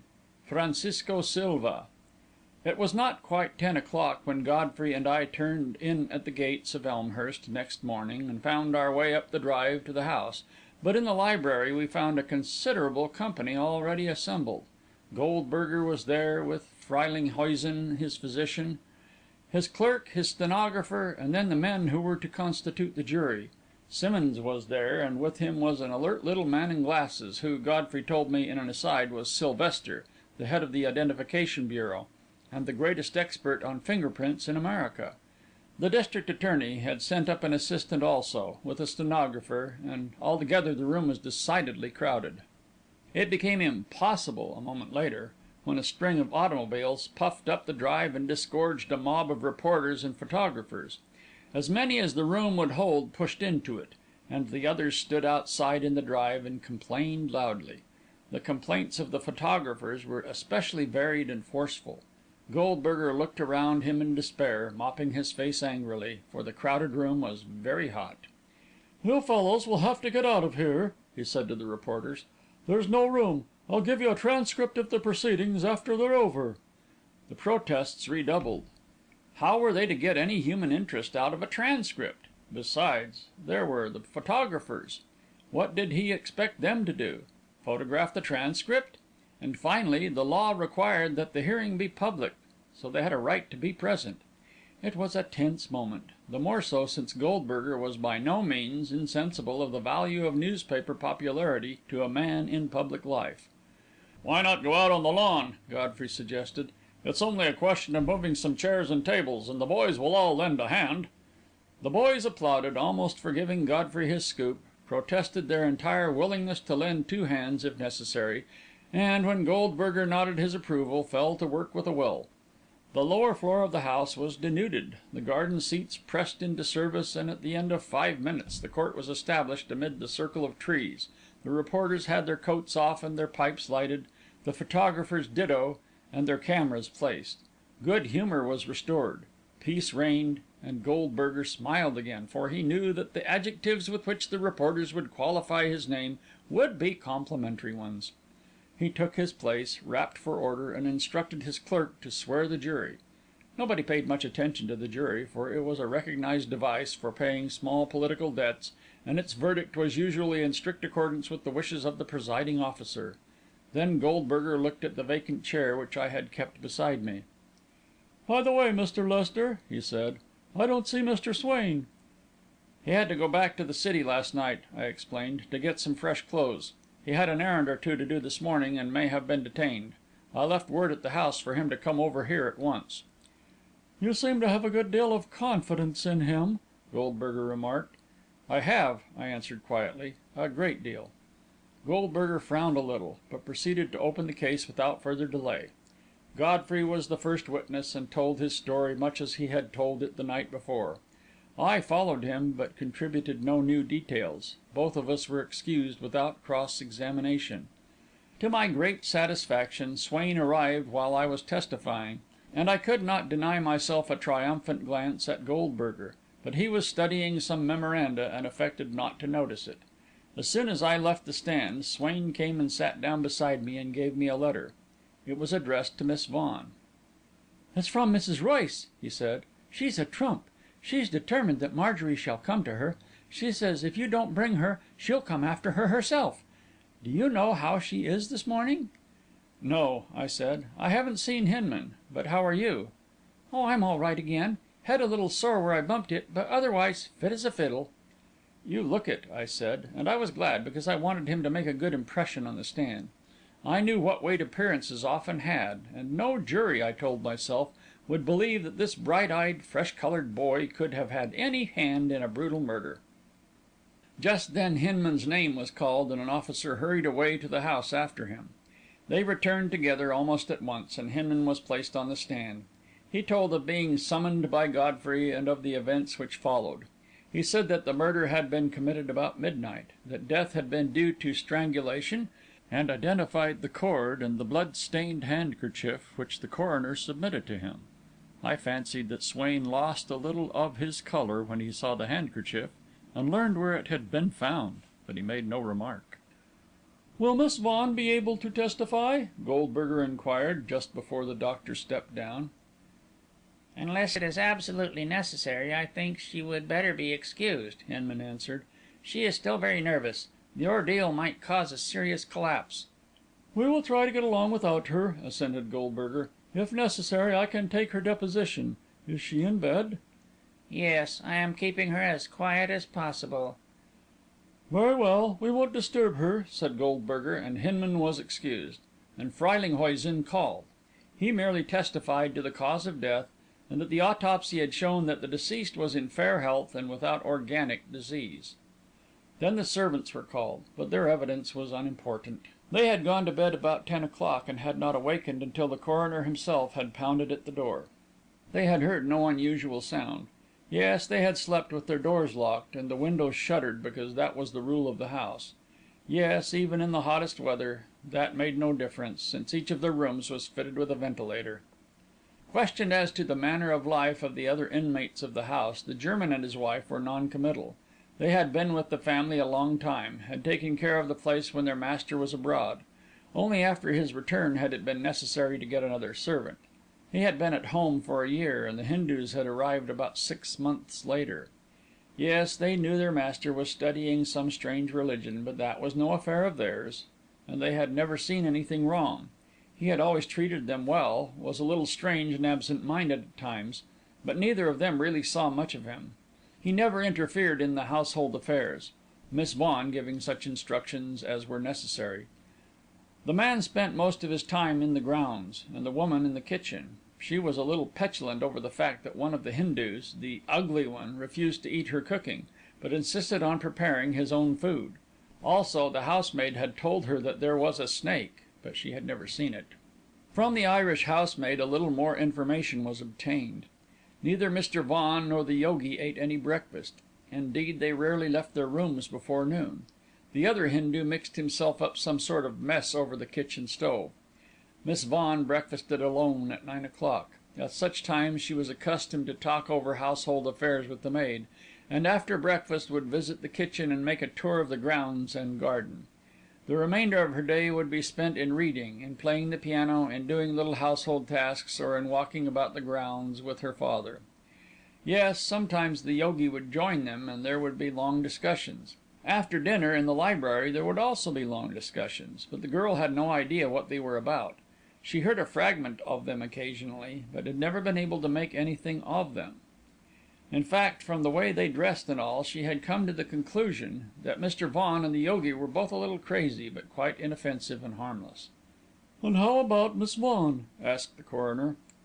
"Miss Vaughan, bless her heart, wasn't crazy," said the girl quickly. "Not a bit of it. She was just sad and lonely, and who wouldn't be? She never went out. In the 5 months I've been here, she's never been off the place. And them front gates was never opened to let anybody in. The only people who came in were the grocer and milkman and such like, through the little door at the side."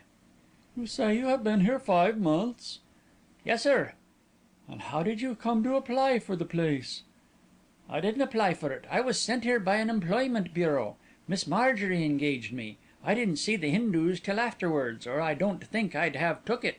After that, I stayed for Miss Marjorie's sake." "You thought she needed you?" "Yes, I did. With her father mooning around in a kind of trance, and the yogi looking at her with eyes like live coals, and a snake that stood on its tail, and the other niger going around with nothing on but a diaper, I thought she needed somebody to look after her, and says I, 'Annie Crogan, you're the girl to do it.'" There was a ripple of laughter, and the pencils of the reporters flew across their paper. It was the first gleam to enliven a prosaic and tiresome hearing. "Were the Hindus intrusive in any way?" asked the coroner. "Oh no, they minded their business. I've no complaint on that score." "Did you see any of their religious practices?" "I wouldn't call them religious, quite the contrary. I've seen them waving their arms and bowing to the sun, and settin' in the dark staring at a glass globe with a light in it. That's about all. I got used to it after a while, just went on about my work without taking any notice." There was little more to be got from her, and finally she was excused. The reporters yawned. The jury twitched nervously. Worthington Vaughan was dead. He had been strangled. So much was clear, but not a scintilla of evidence had as yet been introduced as to who had strangled him. Then a movement of interest ran through the crowd, for a policeman came from the direction of the house, accompanied by two strange figures. One was the yogi in robes of dazzling white, the other was his attendant, wearing something more than a diaper, indeed, but with his thin brown legs bare. The yogi bowed to Goldberger with grave courtesy, and at a word from the attendant policeman sat down in the witness chair. Everybody was leaning forward looking at him, and the cameras were clicking in chorus, but he seemed scarcely aware of the circle of eager faces. "Hold up your right hand, please," began Goldberger, after contemplating for a moment. "For what purpose?" asked the yogi. "I'm going to swear you." "I do not understand." "I'm going to put you on oath to tell nothing but the truth," explained the coroner. "An oath is unnecessary," said the yogi with a smile. "To speak the truth is required by my religion." There was something impressive in the words, and Goldberger slowly lowered his arm. "What is your name?" he asked. "Francisco Silva." "You are not a Hindu?" "I am of their faith." "But by birth?" "I am a Portuguese." "Born in India?" "Born at Goa." The coroner paused. He had never heard of Goa. Neither had I. Neither, I judged, had any one else present. In this, however, I was wrong. Godfrey had heard of it, and afterwards referred me to Marryat's Phantom Ship as his source of information. "Goa," Silva explained, seeing our perplexity, "is a colony owned by Portugal on the Malabar coast, some distance below Bombay." "How does it come that you speak English so well?" "I was educated at Bombay, and afterwards at Oxford and at Paris." "But are you by religion a Hindu?" "I am a SIVA, a follower of SIVA, the Lord of Life and Death." As he spoke, he touched his forehead with the fingers of his left hand. There was a moment's silence. Goldberger's moustache, I noted with a smile, was beginning to suffer again. "You are what is called an adept?" he asked at last. "Some may call me that," said Silva, "but incorrectly. Among my fellow Saivas I am known as a white priest, a yogi, a teacher of the law." "Mr. Vaughan was your pupil?" "Yes, for 6 months he was my pupil." "In what way did you come to accept this position?" 2 years ago Mr. Vaughan visited the monastery of our order in Crete.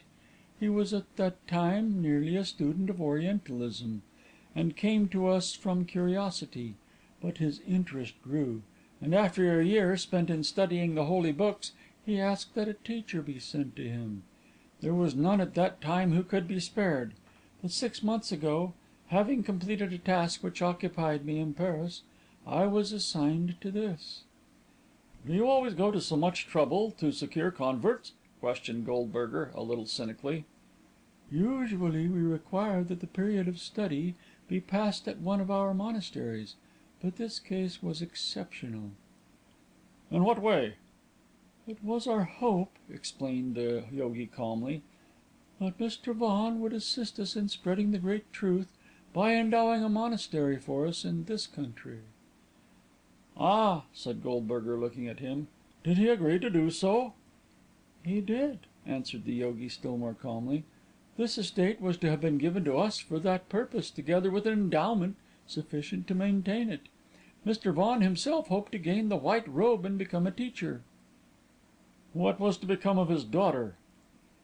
"It was his hope that she would become a priestess of our order." "You hoped so too, no doubt?" inquired Goldberger sweetly. "I did. It is an office of high honour and great influence. She would walk all her days in the shadow of the Holy One. So sweet a cup is offered to few women. The number of priestesses is limited to 9. Goldberger pulled at his moustache helplessly. Evidently the witness's calm self control was not to be broken down, or even ruffled. "Please tell me where you were night before last," said the coroner finally. "I was in this house." "Did you see Mr. Vaughan?" "I did not." "How did you spend the night?" "In contemplation. It was, as I have told you, the white night of Siva, sacred to him from sunset to sunrise." "Do you mean that you spent the whole night sitting before that crystal?" asked the coroner incredulously. "That is my meaning." "You know nothing, then, of the death of Mr. Vaughan?" "I saw his soul pass in the night. More than that I know not." Again Goldberger twitched at his moustache. He was plainly at a loss how to proceed. "Was your attendant with you?" he asked at last. "He was in his closet." "At his devotions too, perhaps?" "The white night of Siva is also the black night of Kali," said the yogi gravely, as one rebuking an unworthy levity. "What do you mean by that?" Goldberger demanded. "Mahbub is of the cult of Kali, who is the wife of Siva," said the yogi, touching his forehead reverently as he spoke the words. "He spent the night in adoration of her attributes." Goldberger's stenographer was having his difficulties. The pencils of the reporters were racing wildly in unison. Everyone was listening with strained attention. There was, somehow, a feeling in the air that something was about to happen. I saw Godfrey write a line upon a sheet of paper, fold it, and toss it on the table in front of Goldberger. The coroner opened it, read the line, and stared at the impassive Mahbub, who stood beside his master with folded arms, staring over the heads of the crowd. "In other words," said Goldberger slowly, "your attendant is a Thug." The yogi bowed. "Yes," he said calmly. "Mahbub is a Thuggee." Chapter XIII.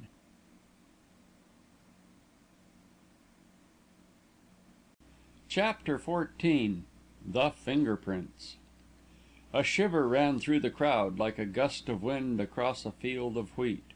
The words, "Mahbub is Thuggee," seemed to rend the veil which obscured the tragedy. Surely it was clear enough now. Here was a man killed by a Thuggee's peculiar method, and here was the Thug. It was as simple as 2 and 2. Every eye was on the bare-legged Hindu, impassive as ever, staring straight before him. The cameramen hastily pushed in fresh plates and trained their machines upon him. 2 policemen edged close to his side. But Francisco Silva looked ahead about him with scornful eyes, and presently he opened his lips as though to speak, and then he closed them. Goldberger seemed perplexed. He looked as though, while rolling smoothly along the road toward a well understood goal, he had suddenly struck an unforeseen obstacle. The possibility of Mahbub's guilt seemed to interfere with some theory of his own. He called Simmonds and the district attorney to him, and they exchanged a few low words. Then they turned back to the witness. "I should like to question your attendant," he said. "Will you translate for me? I have not been able to find a Hindu interpreter." Silva bowed his consent. "Ask him, please, where he spent Thursday night." There was a brief interchange between Silva and Mahbub, then the former turned to Goldberger. "It was as I thought," he said. "He spent the night in the worship of the attributes of Kali." The coroner opened an envelope which lay on the table at his elbow, and took out a piece of knotted cord. "Ask him if he ever saw this before," he said, and passed it to the witness. "I notice that it is stained," said Silva, looking at it. "Is it with blood?" "Yes." "Then Mahbub will not touch it. For him to do so would be to defile himself." He doesn't need to touch it. Show it to him." Silva spoke to his servant, holding up the cord. The latter glanced at it and shook his head. Without a word, Silva handed the cord back to the coroner. "Are there any further questions?" he asked. Goldberger pulled at his moustache impatiently. "There are a lot of questions I'd like to ask," he said, "but I feel a good deal as though I were questioning the Sphinx. Isn't it a little queer that a Thug should be so particular about a few blood stains?" "I fear that you are doing Mahbub an injustice in your thoughts," Silva said gravely. "You have heard certain tales of the Thugs, perhaps, tales distorted and magnified and untrue. In the old days, as worshippers of Kali, they did sometimes offer her a human sacrifice, but that was long ago. To say a man is a Thug is not to say he is also a murderer." "It will take more than that to convict him, anyway," assented Goldberger quickly. "That is all for the present, Professor." I bit back a smile at the title which came so unconsciously from Goldberger's lips. Silva bowed and walked slowly away toward the house, Mahbub following close behind. At a look from Simmonds, two of his men strolled after the strange couple. Goldberger stared musingly after them for a moment, then shook his head impatiently, and turned back to the business in hand. "Will Mr. Swain please take the stand?" he said, and Swain took the chair. "Now, Mr. Swain," Goldberger began, after swearing him, "please tell us, in your own way, of what part you had in the incidents of Thursday night." Swain told his story much as he had told it to Godfrey and me, and I noticed how closely both Goldberger and the district attorney followed it. When he had finished, Goldberger asked the same question that Godfrey had asked. "While you were having the altercation with Mr. Vaughan, did you grasp hold of him?" "No, sir, I did not touch him." "You are quite sure?" "Yes, sir." "You didn't touch him at any time, then or afterwards?" "No, sir, I didn't see him afterwards." "What were your feelings when he took his daughter away?" "I was profoundly grieved." "And angry?" "Yes, I suppose I was angry. He was most unjust to me."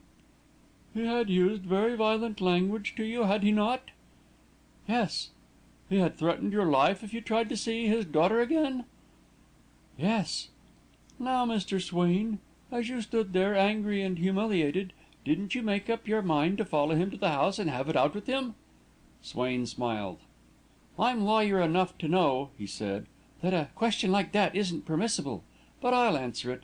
I may have had such an impulse, I don't know, but the sight of the cobra there in the arbour put it effectually out of my head."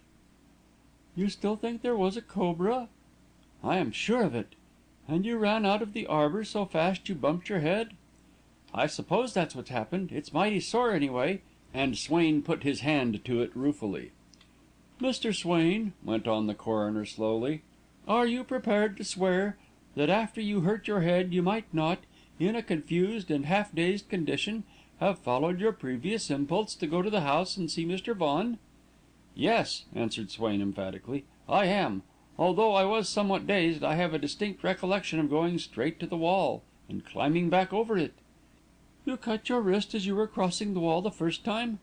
"Yes," and Swain held up his hand and showed the strip of plaster across the wound. "Your right wrist?" "Yes." "It bled freely, did it not?" "Very freely." "What became of the clothes you took off when you changed into those brought by Mr. Godfrey?" "I don't know. Mr. Lester told me they were left here. I intended to inquire for them." At a sign from Goldberger, Simmonds opened a suit case and placed a bundle on the table. Goldberger unrolled it and handed it to Swain. "Are these the clothes?" he asked. "Yes," said Swain, after a moment's examination. "Will you hold the shirt up so the jury can see it?" Swain held the garment up, and everybody's eyes were fixed upon the blood-soaked sleeve. "There seems to have been a good deal of blood," remarked Goldberger. "It must have run down over your hand." "It did. It was all over my fingers." "So that it would probably stain anything you touched?" "Yes, very probably." "Did you think of that when you were in the arbour with Miss Vaughan?" Swain's face suddenly crimsoned, and he hung his head. "I'm afraid not," he said. "How was she dressed?" "In a white robe of some silk-like material." "A robe that would show a blood stain?" "Undoubtedly." Goldberger paused for an instant, and then produced a pad, such as one uses for inking rubber stamps, opened it and placed it on the table before him. "Have you any objection to giving me a set of your finger prints?" he asked. "None whatsoever," and Swain stepped toward the table and placed the tips of his fingers on the pad. Then he pressed each one carefully upon the pad of paper which the coroner placed before him. Goldberger watched him curiously, until all 10 impressions had been made. "You did that as though you had done it before," he remarked. "I made a set once for Mr. Vaughan," said Swain, sitting down again. "He had a most interesting collection." Goldberger passed the prints over to the head of the Bureau of Identification. Then he turned back to the witness. "Mr. Swain," he said, "have you ever seen this cord before?" And he handed him the knotted cord. Swain took it and examined it curiously, without hesitation or repugnance. "No," he said finally, "I never saw it before." "Do you know what it is?" And Goldberger watched him closely.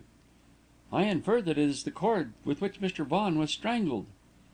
"That is so. You did not see it around his neck?"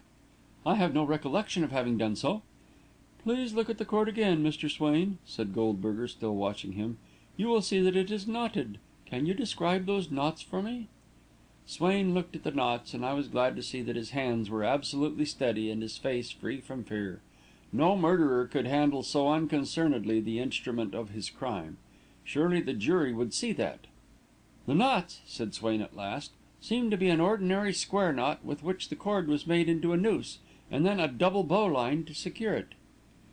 "A double bowline? Can you tie such a knot?" "Certainly. Anyone who has ever owned a boat can do so. It is the best knot for this purpose."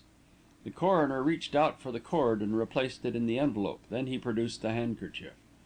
"Can you identify this?" he asked, and handed it to the witness. Swain changed colour a little as he took it. "I cannot identify it," he said in a low voice, "but I will say this. When Miss Vaughan found that my wrist was bleeding, she insisted upon tying her handkerchief around it. This may be the handkerchief." Again a little shiver ran through the crowd, and Goldberger's eyes were gleaming. "You notice that 2 corners of the handkerchief are free from stain," he said, "and are crumpled as though they had been tied in a knot. The handkerchief Miss Vaughan used would probably be in that condition, would it not?" "Yes," Swain answered, his voice still low. "You heard Dr. Hinman testify that he found the handkerchief beside the chair in which Mr. Vaughan was murdered?" "Yes." "Can you explain its presence there?" "I cannot, unless it dropped from my wrist when I stooped to raise Miss Vaughan."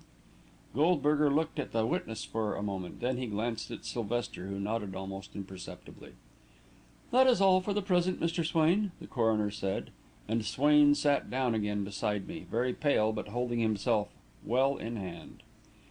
Then Simmonds took the stand. His story developed nothing new, but he told of the finding of the body, and of its appearance and manner of death, in a way which brought back the scene to me very vividly. I suspected that he made his story deliberately impressive in order to efface the good impression made by the previous witness. Finally the coroner dipped once more into the suit case, brought out another bundle and unrolled it. It proved to be a white robe with red stains about the top. He handed it to Simmonds. "Can you identify this?" he asked. "Yes," said Simmonds. "It is the garment worn by Mr. Vaughan at the time of his murder." "How do you identify it?" "By my initials in indelible ink on the right sleeve, where I placed them." "There are stains on the collar of the robe. What are they?" "Blood stains." "Human blood?" "Yes, sir." "How do you know?" "I have had them tested." "Did any blood come from the corpse?" "No, sir. The skin of the neck was not broken." "Where, then, in your opinion, did this blood come from?" "From the murderer," answered Simmonds, quietly. There was a sudden gasp from the reporters as they saw whither this testimony was tending. I glanced at Swain. He was a little paler, but was smiling confidently.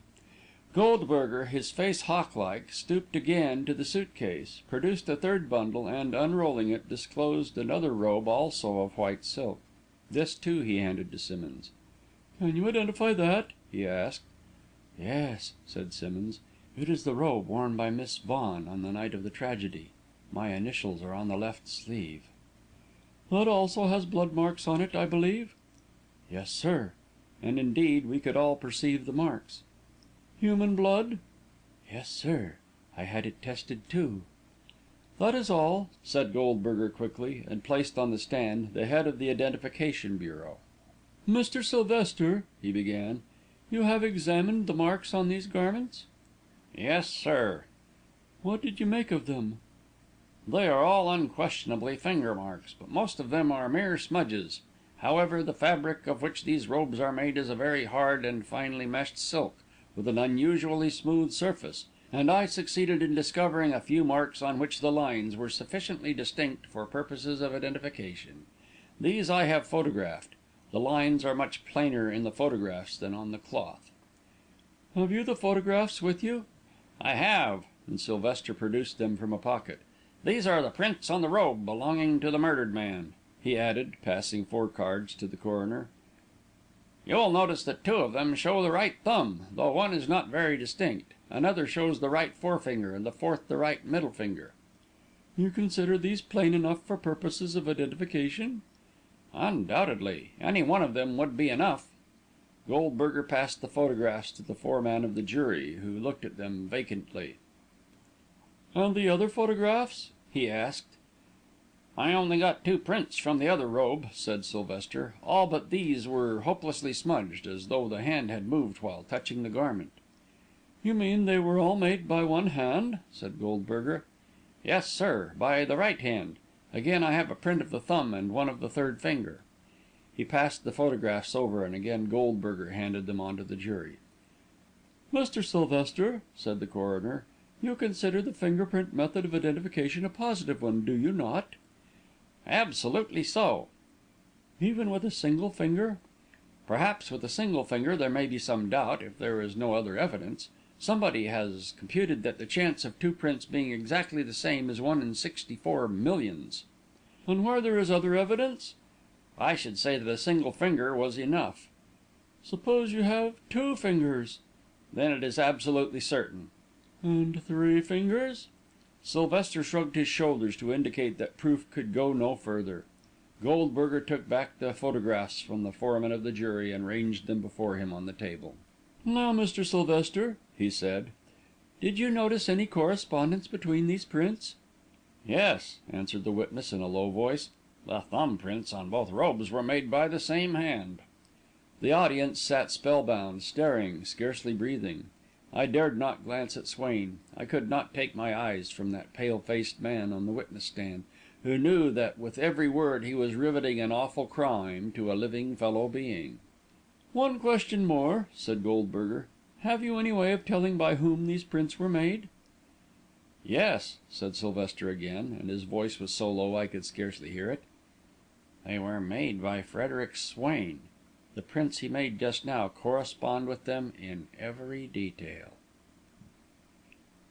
Chapter 15.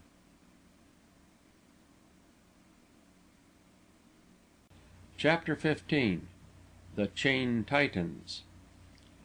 An instant's silence followed Sylvester's words, and then a little murmur of interest and excitement as the reporters bent closer above their work. I heard a quick, deep intaking of the breath from the man who sat beside me, and then I was on my feet.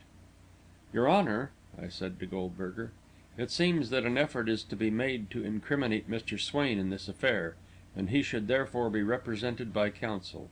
I myself intend to represent him, and I ask for an hour's adjournment in order to consult with my client." Goldberger glanced at his watch. "I intended to adjourn for lunch," he said, "as soon as I had finished with Mr. Sylvester. We will adjourn now, if you wish, until 1:30, he added.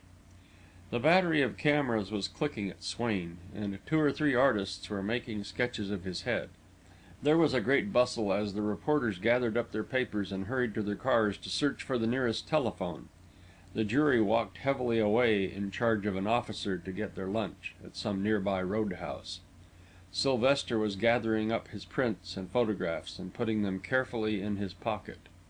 Simmonds was replacing the blood-stained clothing in the suitcase, to be held as evidence for the trial.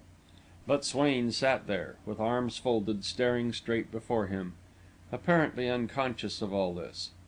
Goldberger looked at him closely as he came down to speak to me, but Swain did not glance up.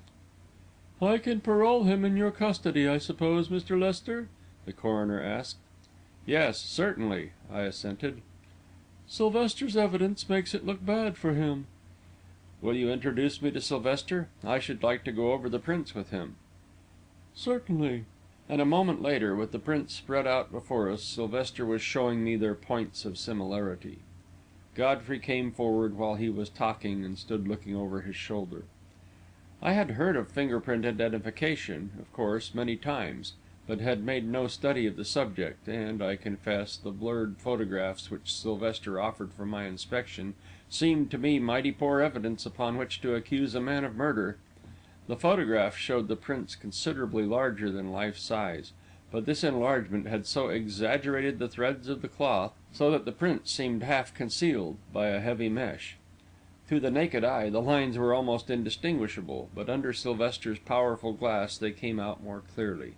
"The thumb," said Sylvester, following the lines first to the right and then to the left with the point of a pencil, "is what we call a double whorl. It consists of 14 lines or ridges. With the micrometer," and he raised the lid of a little leather box which stood on the table, took out an instrument of polished steel and applied it to one of the photographs. "We get the angle of these ridges. See how I adjust it?" And I watched him, as with a delicate thumbscrew, he made the needle-like points of the finder coincide with the outside lines of the whorl. "Now here is a photograph from the other robe," also showing the thumb, and he applied the machine carefully to it. "It also is a double whorl of 14 lines, and you see the angles are the same. And here is the print of the right thumb which our client made for me." He applied the micrometer and drew back that I might see for myself. "But these photographs are enlarged," I objected. "That makes no difference. Enlargement does not alter the angles. Here are the other prints." He compared them one by one in the same manner. When he had finished, there was no escaping the conviction that they had been made by the same hand, that is, unless one denied the theory of finger print identification altogether, and that, I knew, would be absurd. As he finished his demonstration, Sylvester glanced over my shoulder with a little deprecating smile, as of a man apologizing for doing an unpleasant duty, and I turned to find Swain standing there, his face lined with perplexity. "You heard?" I asked. "Yes, and I believe Mr. Sylvester is right. I can't understand it." "Well," I said, "suppose we go and have some lunch, and then we can talk it over." And thanking Sylvester for his courtesy, I led Swain away. Godfrey fell into step beside us, and for some moments we walked on in silence. "There is only one explanation that I can see," said Godfrey at last. "Swain, you remember, got to the library about a minute ahead of us, and when we reached the door he was lifting Miss Vaughan to the couch. In that minute he must have touched the dead man." Swain shook his head doubtfully. "I don't see why I should have done that," he said. "It isn't a question of why you did it," Godfrey pointed out. "It's a question of whether you did it. Go over the scene in your mind, recalling as many details as you can, and then we'll go over it together, step by step, after lunch." It was a silent meal, and when it was over, Godfrey led the way into his study. "Now," he began, and we were seated, "where was Miss Vaughan at the moment you sprang through the door?" "She was lying on the floor by the table in front of her father's chair," Swain replied. "You are sure of that?" "Yes. I didn't see her until I ran around the table." "I was hoping," said Godfrey, "that she had fainted with her arms clasped about her father's neck, and that in freeing them you made those marks on his robe." But Swain shook his head. "No," he said. "I'm positive I didn't touch him." "Then how did the marks get there?" "I don't know," said Swain helplessly. "Now see here, Swain," said Godfrey a little sternly. "There is only one way in which those fingerprints could have got on that garment, and that is from your fingers. If you didn't put them there, consciously, you must have done so unconsciously. If they aren't explained in some way, the jury will very probably hold you responsible for the crime." "I understand that," Swain answered thickly, "but how can they be explained? I don't see why I should put my hands on Mr. Vaughan's throat, even unconsciously. And then there's the fact that at no time during the evening was I really unconscious. I was only confused and dazed."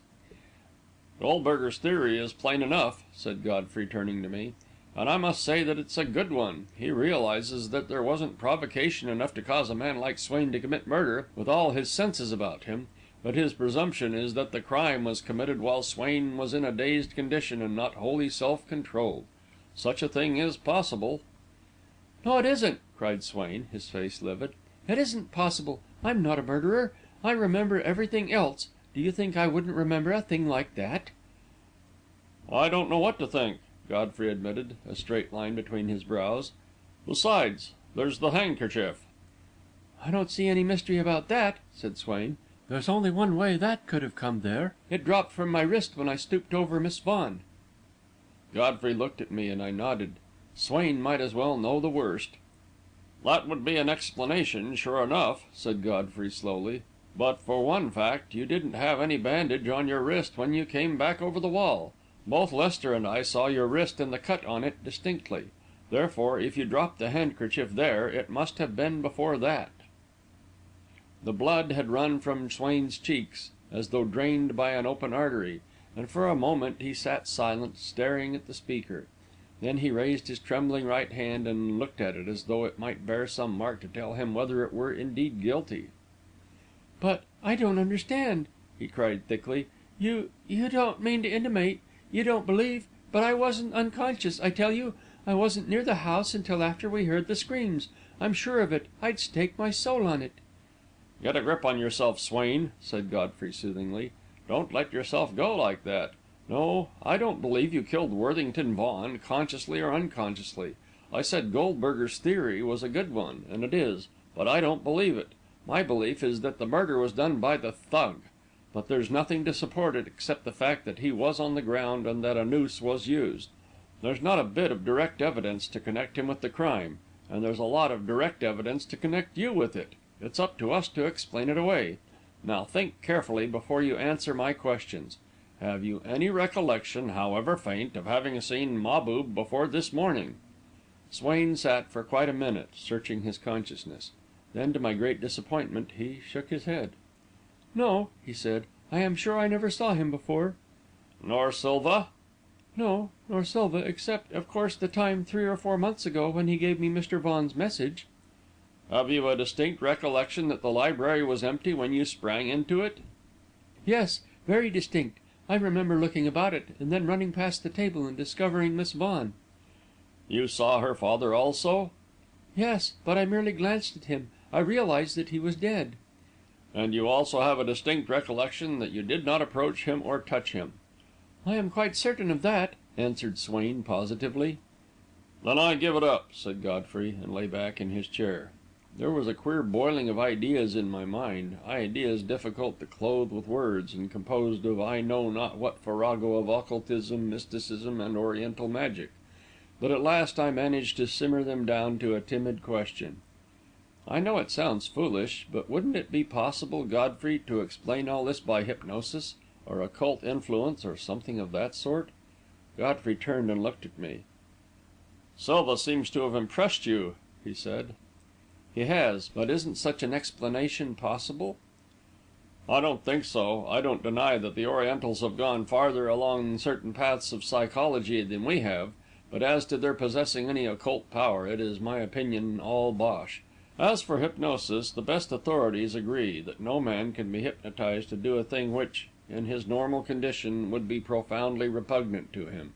Indeed, few men can be hypnotised against their will. To be hypnotised, you have to yield yourself. Of course, the more you yield yourself, the weaker you grow, but that doesn't apply to Swain. I shouldn't advise you to use that line of argument to a jury," he added with a smile. "You'd better just leave the whole thing up in the air." "Well," I said, "I'll make the best fight I can. I was hoping Swain could help me. Since he can't, we'll have to trust to luck." Godfrey left us to get his story of the morning hearing into shape, and I fell into a gloomy reverie. I could see no way out of the maze. Either Swain had touched Vaughan's body, or it had been touched by another man with the same finger markings. I sat suddenly upright, for if there was such a man, he must be one of two. "What is it?" Swain asked, looking at me. "A long shot," I said. "An exceedingly long shot. A 300 million to 1 shot. How many people are there in the world, Swain?" "I'm sure I don't know," and he stared at me in bewilderment. "I think it's something like 1.5 billion. If that is true, then it's possible that there are 4 people in the world beside yourself with the thumb and 2 fingers of the right hand marked exactly as yours are." "We must have a reunion some day," Swain remarked, with irony, but I refused to be diverted. "Allowing for imperceptible differences," I went on, "I think it is safe to assume that there are 10 such people." "Well," said Swain, bitterly, "I know one thing that it isn't safe to assume, and that is that either of those Hindus is one of those 10. I suppose that is the assumption you will make next?" "It is an assumption I intend to put to the proof, anyway," I answered, somewhat testily, "and if it fails, I'm afraid you'll have to go to jail till I can dig up some more evidence." He turned toward me quickly, his face working. "See here, Mr. Lester," he said, "don't misunderstand me. I'm awfully grateful for all you're doing for me, but I don't mind going to jail, not on my own account.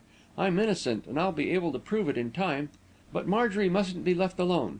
I'd be ready to face anything if I knew that she was safe. She mustn't be left in that house, not a single night. Promise me that you'll take her with you as soon as the inquest's over." "I'll promise that, Swain, gladly," I said, "provided, of course, the doctor consents." "We must get him," and Swain sprang to his feet. "We must explain to him how important it is." "Perhaps I can get him on the phone," I said, but the person who answered told me that he had already started for the inquest, and a moment later Mrs. Hargis tapped at the door of the study and said that the doctor was outside. I told her to show him in at once. "The truth is," said Hinman, shaking hands with both of us, "I thought I'd drop in to find out if there was anything I could do. No reasonable person," he went on, turning to Swain, "believes you killed that defenceless old man, but those fingerprints certainly do puzzle me." "They puzzle me too," said Swain, "but I'll prove my innocence, though it will take time." "It looks to me," said the doctor slowly, "that about the only way you can prove your innocence is to catch the real murderer." "That's exactly what we're going to try to do," I assented. "And meanwhile Mr. Swain will be in jail?" asked the doctor. "I'm afraid there's no help for it," I admitted, ruefully. "I was just telling Mr. Lester that I didn't mind that," said Swain earnestly, "that I could stand anything, if I was only sure that Miss Vaughan was safe. She isn't safe in that house. Mr. Lester has arranged to place her with the family of his partner, Mr. Royce, where she will be properly taken care of. Is there any reason why she can't be taken there to day?" The doctor considered for a moment. "Ordinarily," he said at last, "I would advise that she be left where she is for a few days. But under the circumstances, perhaps she would better be moved. You can get an easy riding carriage, or a car will do if you drive carefully. The nurses will, of course, go along. The only thing is, she will probably wish to attend her father's funeral, which takes place to morrow." Swain bit his lips nervously. "I have a horror of her staying in that house another night," he said, "but I hadn't thought of the funeral. There is one nurse on duty all the time, isn't there, doctor?" "Yes." "All right, then, we'll risk one more night. But you promise me that she will be taken away immediately after the funeral?" "Yes," I said, "I promise." "And I," said the doctor. Then he looked at his watch. "It is time we're getting back," he added. He took us over in his car, and we found the jury, under the guidance of Simmonds, just coming out of the house, each member smoking a fat black cigar at the expense of the State. They had been viewing the body and the scene of the crime, but as they filed back into their seats, I noted that they seemed anything but depressed. The lunch had evidently been a good one. Sylvester was recalled to finish his testimony. He explained the system of curves and angles by which fingerprints are grouped and classified, and the various points of resemblance by which 2 prints could be proved to have been made by the same finger. There was, first of all, the general convolution, whether a flexure, a stria, a sinus, a spiral, a circle, or a whorl. There was, secondly, the number of ridges in the convolution, and there was, thirdly, the angles which these ridges made. If 2 prints agreed in all these details, their identity was certain. He then proceeded to show that the prints made that morning by Swain did so agree with the photographs of prints on the garments. Finally, the witness was turned over to me for cross-examination. "Mr. Sylvester," I began, "are you willing to assert that those fingerprints could have been made by no man in the world except Mr. Swain?" Sylvester hesitated, just as I hoped he would do. "No," he answered at last. "I can't assert that, Mr. Lester. There may be 3 or 4 other men in the world with fingerprints like these. But the probabilities against any of these men having made these prints are very great. Besides, it is a thing easily proved. The number of persons who might have committed the crime is limited, and it is an easy thing to secure prints of their fingers." "That is what I was about to propose," I agreed. "I should like the finger prints taken of every one who was in the house Thursday night." "Do I understand that your case stands or falls upon this point?" asked the coroner. "Your Honour," I answered, "my client cannot explain how the prints of his fingers, if they are his, came to be upon the robe. The one thing he is certain of is that they were not placed there by him. Not once during the entire evening was my client near enough to Mr. Vaughan to touch him. Not once did he so far lose consciousness as to be unable to remember what occurred. We have racked our brains for an explanation, and the only possible one seems to be that the prints of the real murderer resemble those of my client. And when I say the real murderer," I added, "I do not necessarily mean one of the persons whom we know to have been in the house. Outside of these finger prints, there has been absolutely no evidence introduced here to prove that the crime might not have been committed by some person unknown to us." "You can scarcely expect the jury to believe, however," Goldberger pointed out, "that this supposititious person had finger tips like your client's." "No," I agreed, "I make no such assertion. My hope is that we shall soon have the prints of the real murderer, and when I say the real murderer," I added, looking at the jury, "I believe every one present understands who I mean." The coroner rapped sharply, but I had said what I wished to say, and sat down. The witnesses of the morning were ordered to be brought out. Sylvester arranged his ink pad and sheets of paper. "It seems to me," remarked the coroner with a smile, "that you and Mr. Godfrey would better register too. You were within striking distance." "That is right," I agreed, and was the first to register. But Sylvester, after a glance at my prints, shook his head. "Your left thumb is a sinus," he said. "You're cleared, Mr. Lester." Godfrey came forward and registered too, and after him the three servants. In each case, a shake of Sylvester's head told the result. Then Simmonds came from the house, with Silva and Mahbub after him, and the coroner explained to Silva what was wanted. I fancied that the yogi's brow contracted a little. "The registration of the fingers," he said, "of the foot or of the palm, is with us a religious ceremony not to be lightly performed. By some it is also held that the touch of ink, unless compounded by a priest of the temple according to a certain formula, is defiling. And above all, it is impossible for a believer to permit such relics of himself to remain in the hands of an infidel. The relics, as you call them," Goldberger explained, "won't need to remain in our hands. My expert here can tell in a minute whether your prints resemble those of his photographs. If they do not, they will be returned to you." "And if they do?" Goldberger laughed. "Well, you can have them back anyway. In that case, I guess we can persuade you later on to make another set." The yogi flushed angrily, but controlled himself. "I rely upon your promise, sir," he said, and laid his fingers first upon the pad and then upon the paper. He stood with closed eyes and moving lips, his inked fingers held carefully away from him, during the breathless moment that Sylvester bent above the prints. Then the expert looked up and shook his head. "No resemblance at all," he said, and held out the sheet of paper on which the prints were. Silva accepted it silently, and rolled it into a ball in the palm of his hand. "Now for the other fellow," said Goldberger. Silva glanced at his follower doubtfully. "I am not sure that I can make him understand," he said, and for some moments talked energetically to Mahbub in a language which I suppose was Hindu. Mahbub listened, scowling fiercely, speaking a brief sentence now and then.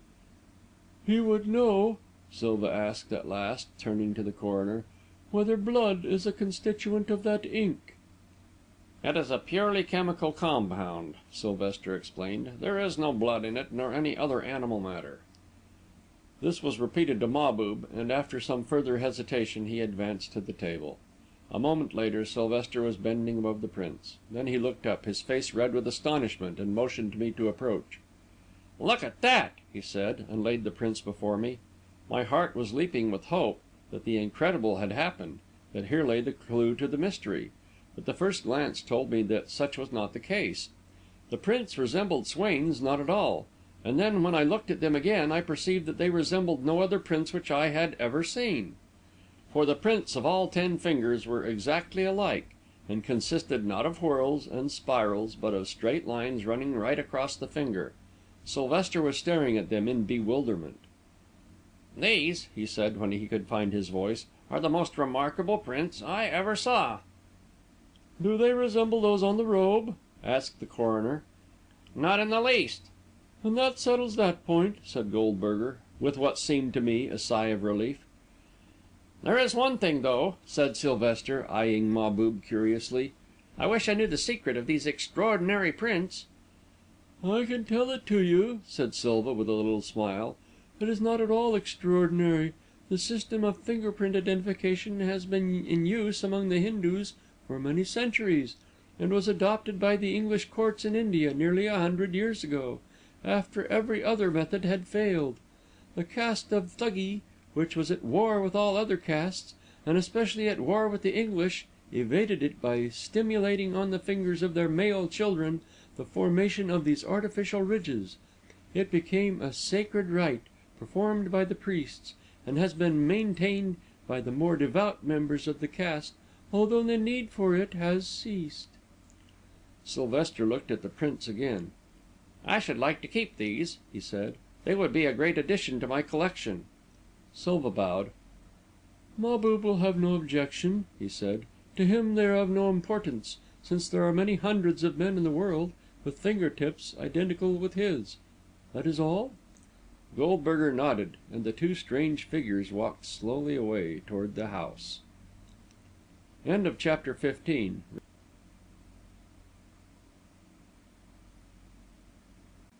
Chapter XVI.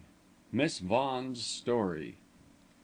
Sylvester was still bending in ecstasy over those strange finger prints, the absorbed ecstasy of the collector who has come unexpectedly upon a specimen wonderful and precious. "Well," he said, looking up at last, "I've learned something new to day. These prints shall have the place of honour. They might not be a means of identification among the Thugs, but I'll wager there's no collection in America that has a set like them. They're unique." "But not in the least like the photographs," put in Goldberger dryly. "No," And Sylvester flushed a little as he felt himself jerked from his hobby. "None of the prints we have taken this afternoon resemble the photographs in any way." "But those made by Swain do resemble them?" "It is more than a resemblance. They are identical with them." "What inference do you draw from that?" "It is more than an inference," Sylvester retorted. "It is a certainty. I am willing to swear that the finger prints on the robe worn by the murdered man were made by Frederick Swain." "You realize the serious nature of this assertion?" asked the coroner slowly. "I realize it fully." "And that realization does not cause you to modify it in any way?" "It cannot be modified," said Sylvester firmly. "However serious it may be, however reluctant I may be to make it, it cannot be modified, because it is the truth." There was a moment's silence, then Goldberger turned to me. "Have you any questions to ask the witness, Mr. Lester?" "No," I answered, "I have none." Sylvester bent again above his prints, while the coroner and the prosecutor held a brief consultation. Then Goldberger turned back to me. "Have you anything further, Mr. Lester?" he asked. "Our evidence is all in, I believe." I was driven to my last entrenchment. "I should like to call Miss Vaughan," I said, "if Dr. Hinman thinks she is strong enough." Swain's chair creaked as he swung toward me. "No, no!" he whispered angrily. "Don't do that. Spare her that." But I waved him away, for it was his honour and welfare I had to consider, not Miss Vaughan's convenience, and turned to Dr. Hinman, who was evidently struggling between two duties. One was his duty to his patient, the other his duty to a man cruelly threatened, whom his patient's testimony might save. "Well, what do you say, doctor?" asked the coroner. "Miss Vaughan is no doubt able to testify," said the doctor slowly, "but I should like to spare her as much as possible. Couldn't her deposition be taken privately? I think you mentioned something of the sort." Goldberger looked at me. "I shall be satisfied," I said, "to question her in the presence of Mr. Goldberger, reserving the right to put her on the stand should I deem it necessary to do so." "Very well," agreed the doctor. "I will prepare her," and he hurried away toward the house. Swain was gripping my arm savagely. "See here, Mr. Lester," he said in my ear, his voice shaking with anger, "I'm in deadly earnest about this. Take Miss Vaughan's deposition if you wish, but under no circumstances shall she be hauled before this crowd, in her present condition, and compelled to testify." "Why not?" I asked, surprised at his vehemence. "Because in the first place, her testimony can't help me, and in the second place, I won't have her tortured." "She wouldn't be tortured." "Look around at these reporters and these photographers, and then tell me she wouldn't be tortured." "How do you know her evidence won't help you?" "How can it?" "It will confirm your story." "Can it explain away the fingerprints?" At the words, I suddenly realized that there was one person within striking distance of the murdered man whose prints we had not taken his daughter. Not that they were necessary. Dr. Hinman appeared at the edge of the lawn and beckoned. As I arose from my chair, Swain gave my arm a last savage grip. "Remember," he said, but I kept my lips closed. If Miss Vaughan really loved him and could help him, I would not need to urge her to the stand. Goldberger joined me, and together we followed Hinman into the house and up the stairs. He opened the door at the stair head, waited for us to precede him, followed us into the room, and closed the door gently. Miss Vaughan was half sitting, half reclining in a large chair. The blinds were drawn, and the room in semi-darkness, but even in that light I could see how changed she was from the girl of whom I had caught a glimpse 2 days before. Her face was dead white, as though every drop of blood had been drained from it. Her eyes were heavy and puffed as from much weeping, and it seemed to me that there still lingered in their depths a shadow of horror and shrinking fear. "This is Mr. Goldberger," said the doctor, "and this is Mr. Lester." She inclined her head up to each of us as we took the chairs the doctor drew up, and I fancied that her cheeks flushed a little as her eyes met mine. "I have explained to Miss Vaughan," the doctor continued, "that an inquiry is in progress, as the law requires, to determine the manner of her father's death, and that her story of what happened that night is essential to it." "It will at least be a great help to us," said Goldberger gently, and I saw how deeply the girl's delicate beauty appealed to him. It was a beauty which no pallor could disguise, and Goldberger's temperament was an impressionable one. "I shall be glad to tell you all I know," said Miss Vaughan, "but I fear it will not help you much." "Will you tell us something first of your father's mental state?" I suggested. "For many years," she began, "father had been a student of mysticism, and until quite recently he remained merely a student. I mean by that he approached the subject with a detached mind, and with no interest in it except a scientific interest." "I understand," I said. "And that has changed recently?" "It has changed completely in the last few months. He became a disciple, a convert anxious to win other converts." "A convert to what?" "To Hinduism, to the worship of Siva." "That is the cult to which Francisco Silva belongs?" "Yes, he is a white priest of Siva." "And this change in your father has been since the coming of this man?" "Yes." "Do you know anything of him?" "Only that he is a very wonderful man." "You know nothing of his past?" "No." "Did your father wish you to become a convert?" "Yes, he desired it deeply." "A priestess of Siva, I believe it is called?" "Yes." "And the yogi also desired it?" "He believed it would be a great destiny, but he urged it only for my father's sake." "So you determined to appeal to Mr. Swain?" The colour deepened in her cheeks again. "I decided to ask his advice," she said. "Please tell us what happened that evening." "Mr. Swain met me at the arbour in the corner of the grounds, as I had asked him to, and convinced me that my father's mind had given way under his long study of the occult. We decided that he should be placed in a sanitarium, where he could have proper attention, and Mr. Swain was to make the necessary arrangements. All I would have to do would be to sign some papers. We were just saying good night when my father appeared at the entrance of the arbour." "That was about midnight, was it not?" "Yes." "Why did you choose that hour for the meeting?" "Because at that hour my father and the yogi were always engaged in invoking an astral benediction." Even I, who knew the significance of the words, paused a little at them. The doctor and Goldberger were hopelessly at sea. After all, the words were a very good description of the weird ceremony. "Well," I said, "and after your father appeared, what happened?" "He was very excited, and spoke to Mr. Swain in a most violent manner. Mr. Swain attempted to take me away from him, not knowing at first who it was had seized me, but I pushed him back and led my father away toward the house." "Did Mr. Swain touch your father?" "No, I was between them all the time. I was determined that they should not touch each other. I was afraid, if they came together, that something terrible would happen." Goldberger glanced at me. "Something terrible to your father?" he asked. "Oh, no," she answered quickly. "Mr. Swain would not have harmed my father, but father did not know what he was doing, and might have harmed Mr. Swain." It was my turn to look at Goldberger. "After you left the arbour," I asked, "did you see Mr. Swain again?" "No, I did not see him again." "You went straight to the house?" "Yes. Father was still very violent. He had forbidden me to see Mr. Swain or to write to him. He had taken a violent dislike to him."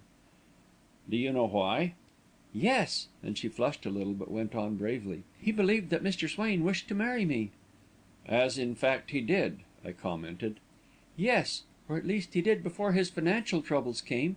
After that he wished to give me up." "But you refused to be given up?" "Yes," she said, and looked at me with eyes beautifully radiant. "I refused to be given up." I felt that I was rushing in where angels would hesitate to enter, and beat a hasty retreat. "Was your father always opposed to your marriage?" I asked. "No, he has wanted me to wait until I was of age, but he never absolutely forbade it until a few months ago. It was at the time he first tried to persuade me to become a convert to Hinduism." "What occurred after you and your father reached the house?" "Father was very angry and demanded that I promise never to see Mr. Swain again. When I refused to promise, he sent me to my room, forbidding me to leave it without his permission. I came up at once, more than ever convinced that father needed medical attention. I was very nervous and overwrought, and I sat down by the window to control myself before going to bed. And then suddenly I remembered something the yogi had told me, that father was not strong, and that a fit of anger might be very serious. I knew the servants had gone to bed, and that he must be downstairs alone, since I had heard no one come up." "You had heard no one in the hall at all?" I asked. "No, I had heard no one; but I remember, as I started down the stairs, a curious feeling of dread seized me. It was so strong that I stood for some moments on the top step before I could muster courage to go down. At last I did go down, and found my father." She stopped, her hands over her eyes, as though to shut away the remembrance of that dreadful night. "Have you the strength to tell me just what happened, Miss Vaughan?" I asked gently. She controlled herself with an effort, and took her hands from her face.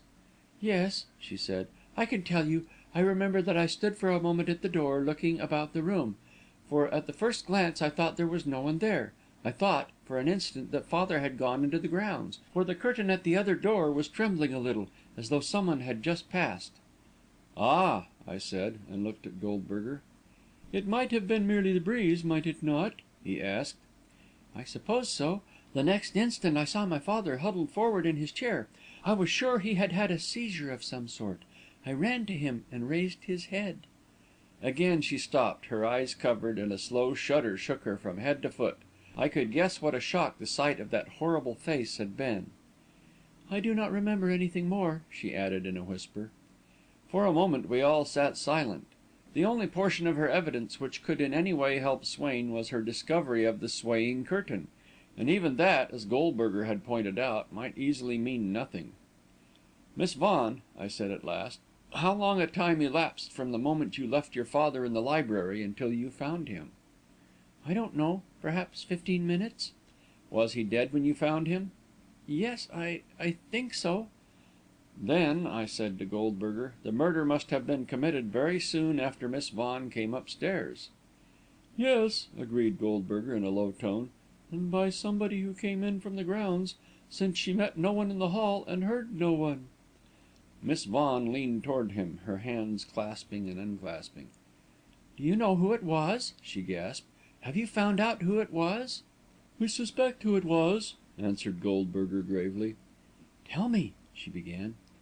"Wait a minute, Miss Vaughan," I broke in. "Tell me first, did you hear anyone following you across the garden?" "Yes," she answered thoughtfully. "Once or twice I fancied that someone was following us. It seemed to me I heard a step, but when I looked back I saw no one." "Did that fact make you uneasy?" "No," she said with a little smile. I thought it was Mr. Swain." I saw Goldberger's sudden movement. I myself could not repress a little shudder. "You thought that would be the natural thing for Mr. Swain to do, did you not?" the coroner inquired. "Yes, I thought he might wish to see me safe." Then she stopped, leaning forward in her chair and staring first at Goldberger and then at me. "What is it?" she whispered, her hands against her heart. "Oh, what is it? You can't mean... Oh, tell me, it isn't Fred you suspect. It can't be Fred." It was Dr. Hinman who laid a gentle and quieting hand upon her shoulder, and it was his grave voice which answered her. "Yes," he said, "there are some things which seem to implicate Mr. Swain, but both Mr. Lester and I are certain he isn't guilty. We're going to prove it." She looked up at him with a grateful smile. "Thank you," she gasped. Wait a moment. I was silly to give away so. Of course you will prove it. It's absurd." And then she stopped and looked at Goldberger. "Do you believe it?" she demanded. Goldberger flushed a little under her gaze. "I don't know what to believe, Miss Vaughan," he said. "I'm searching for the truth." "So are we all," I said. "I am counsel for Mr. Swain, Miss Vaughan, and I have come to you hoping that your story would help to clear him." "Oh, I wish it might!" she cried. "You know Mr. Swain cut his wrist as he came over the wall that night?" "Yes, he told me. He didn't know it was bleeding at first. Then he felt the blood on his hand, and I wrapped his wrist in my handkerchief." "Was it this handkerchief?" asked Goldberger, and took from his pocket the blood-stained square and handed it to her. She took it with a little shiver, looked at it, and passed it back to him. "Yes," she said, "that is it." Then she sat upright, her clenched hands against her breast, staring at us with starting eyes. "I remember now," she gasped. "I remember now. I saw it, a blotch of red lying on the floor beside my father's chair. How did it get there, Mr. Lester? Had he been there? Did he follow us?" She stopped again as she saw the look in Goldberger's eyes, and then the look in mine. With a long indrawn breath of horror, she cowered back into the chair, shaking from head to foot. "Oh, what have I done?" she moaned. "What have I done?" There could be no question as to what she had done, I told myself bitterly. She had added another link to the chain of evidence about her lover. I could see the same thought in the sardonic gaze which Goldberger turned upon me. But before either of us could say a word, the doctor, with a peremptory gesture, had driven us from the room. Chapter XVII.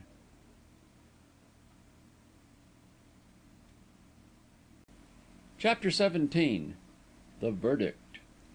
Goldberger paused at the stairhead and looked at me, an ironical light in his eyes. I know he suspected that Miss Vaughan's story of the handkerchief was no great surprise to me.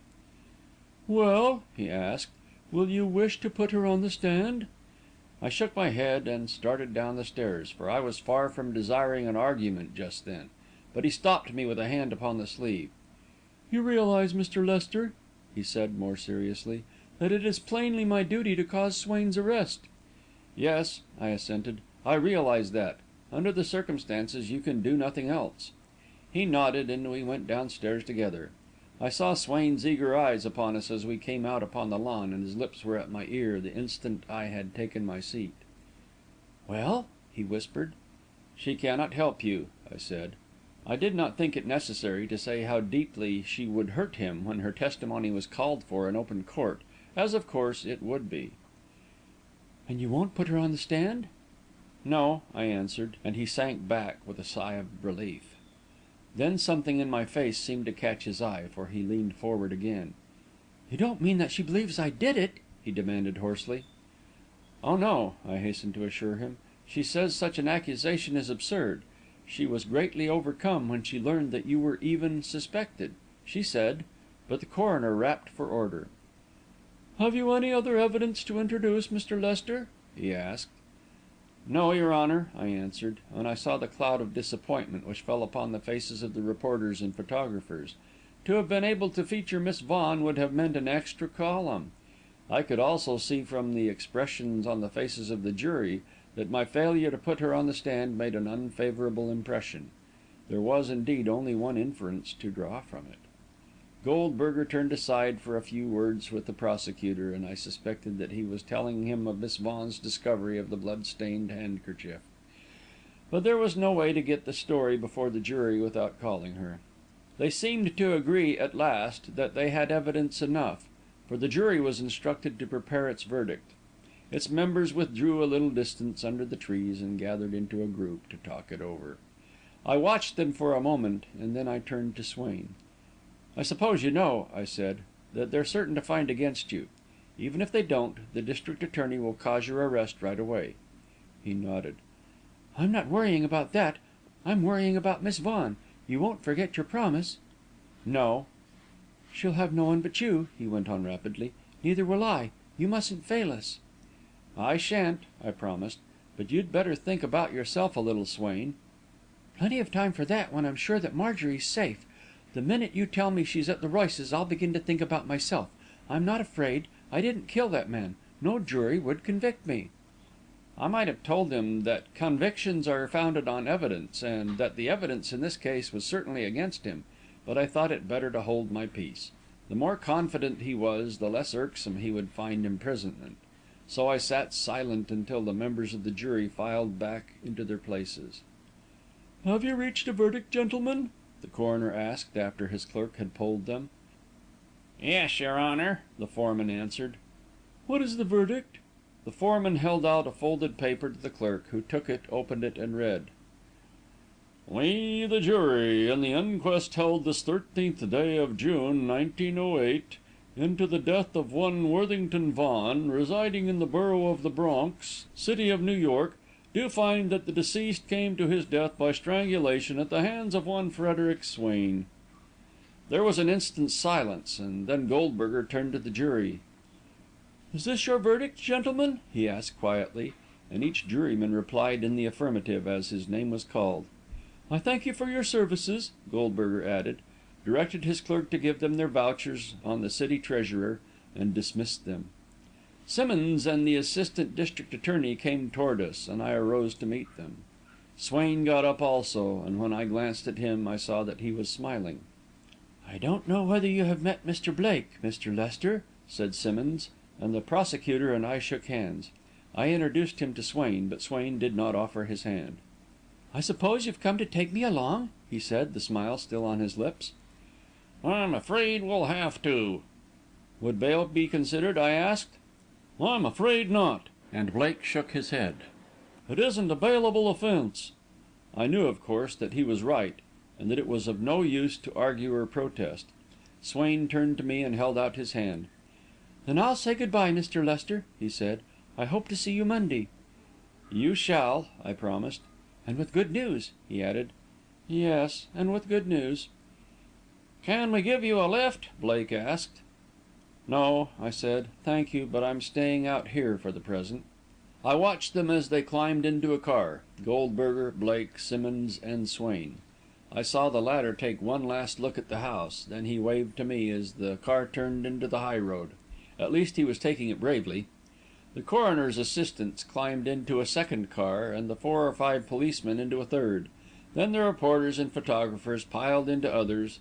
The few stragglers who had straggled in, straggled on again, and in 5 minutes the place was deserted. As I looked around, I was surprised to see that even Godfrey had departed. There was something depressing about the jumble of chairs and tables, the litter of paper on the grass, something sordid, as of a banquet hall deserted by the diners. I turned away and started for the gate, and then suddenly I wondered who was in charge of the house. Who would give orders to clear away this litter? Who would arrange for the funeral on the morrow? How could Miss Vaughan do it, ill as she was? With quick resolution, I turned back toward the house. As I did so, I was surprised to see a man appear at the edge of the lawn and run toward me. It was Hinman. "I was afraid I'd missed you," he said. "Miss Vaughan wishes to see you. She's all alone here and needs some help." "I'd thought of that," I said. "I was just coming to offer it. Is she better?" "Yes, much better. I think she has realized the necessity of conquering her nerves. Of course, we must still be careful." I nodded and followed him into the house. Then I stopped in astonishment, for Miss Vaughan was sitting in a chair in the library. She arose as I entered, came a step toward me, and held out her hand. "You must not think too badly of me, Mr. Lester," she said. "I won't give way again, I promise you." "You have had a great deal to bear," I protested, taking her hand in mine. "I think you have been very brave. I only hope that I can be of some service to you." "Thank you. I am sure you can. Let us all sit down, for we must have quite a talk. Dr. Hinman tells me that I shall need a lawyer." "Undoubtedly," I assented. "Your father's estate will have to be settled, and that can only be done in the courts. Besides, in the eyes of the law, you are still a minor." "Will you be my lawyer, Mr. Lester?" "It will be a great privilege," I answered. "Then we will consider that settled." "Yes," I agreed, "we will consider that settled." "But it is not business I wish to discuss to day," she went on quickly. "There are other things more urgent. First, I wish to get acquainted with you. Have you not wondered, Mr. Lester, why it was that I chose you to deliver my letter?" "I suppose it was because there was no one else," I answered, looking at her in some astonishment for the way she was rattling on. The colour was coming and going in her cheeks, and her eyes were very bright. I wondered if she had escaped brain fever after all. "No," she said, smiling audaciously. "It was because I liked your face. I knew you could be trusted. Of course, for a moment I was startled at seeing you looking down at me from a tree. I wondered afterwards how you came to be there." "Just idle curiosity," I managed to stammer, my face very hot. "I am sorry if I annoyed you." "Oh, but it was most fortunate," she protested, "and a great coincidence, too, that you should be Mr. Swain's employer, and able to get hold of him at once." "It didn't do much good," I said gloomily, "and it has ended in putting Swain in jail." I happened to glance at her hands, folded in her lap, and saw that they were fairly biting into each other. "In jail," she whispered, and now there was no colour in her face. "Forgive me, Miss Vaughan," I said hastily. "That was brutal. I forgot you didn't know." "Tell me," she panted. "Tell me. I can stand it. Oh, you foolish man, didn't you see? I was trying to nerve myself. I was trying to find out." I caught the hands that were bruising themselves against each other and held them fast. "Miss Vaughan," I said, "listen to me and believe that I am telling you the whole truth. The coroner's jury returned a verdict that Swain was guilty of your father's death. As the result of that verdict, he has been taken to the Tombs. But the last words he said to me before the officers took him away were that he was innocent, and that he had no fear." "Surely," she assented eagerly, "he should have no fear. But to think of him in prison, it tears my heart."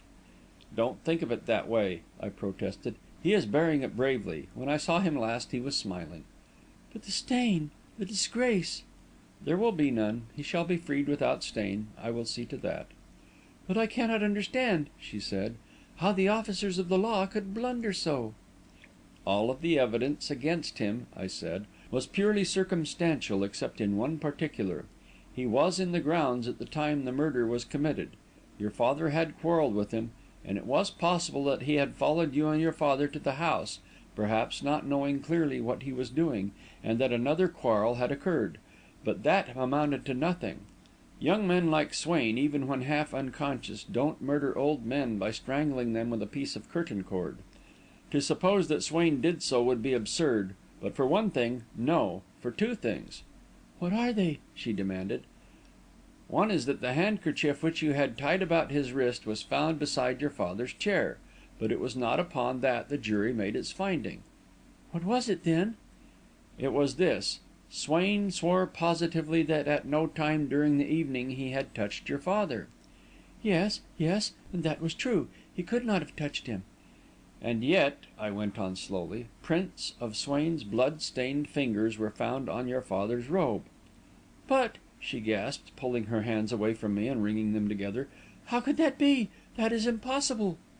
"I should think so, too," I agreed, "if I had not seen the prints with my own eyes." "You are sure they were his? You are sure?" "I am afraid there can be no doubt of it," and I told her how Sylvester had proved it. She listened motionless, mute, scarce breathing, searching my face with distended eyes. Then suddenly her face changed. She rose from her chair, flew across the room, opened a bookcase, and pulled out a bulky volume bound in vellum. She turned the pages rapidly, giving each of them only a glance. Suddenly she stopped and stared at a page, her face livid. "What is it?" I asked, and hastened to her. "It is the book of finger prints," she gasped. "A great many. Oh, a great many. My father had collected and studied them for years. He believed I do not know what he believed." She paused, struggling for breath. "Well," I said, "what then?" "Mr. Swain's was among them," she went on in the merest whisper. "They were here. page 230. See, there is an index, Swain F, page 230. She pointed at the entry with a shaking finger. "Well," I said again, striving to understand, "what of it?" "Look," she whispered, holding the book toward me. "That page is no longer there. It has been torn out." Then, with a convulsive shudder, she closed the book, thrust it back into its place, and ran noiselessly to the door leading to the hall. She swept back the curtain and looked out. "Oh, is it you, Annie?" she said, and I saw the Irish maid standing just outside. "I was about to call you. Please tell Henry to bring those tables and chairs in from the lawn." "Yes, ma'am," said the girl, and turned away. Miss Vaughan stood looking after her for a moment, then dropped the curtain and turned back again into the room. I saw she had mastered her emotion, but her face was still dead white. As for me, my brain was whirling. What if Swain's finger prints were missing from the book? What connection could that have with the blood stains on the robe? What was the meaning of Miss Vaughan's emotion? Who was it she had expected to find listening at the door? I could only stare at her, and she smiled slightly as she saw my look. "What is it you suspect?" I stammered. "I don't see." "Neither do I," she broke in. "But I am trying to see, I am trying to see," and she wrung her hands together. "The disappearance of the prints seems plain enough to me," said Hinman, coming forward. "Mr. Vaughan no doubt tore them out himself when he took his violent dislike to Swain. The act could be characteristic of a certain form of mania.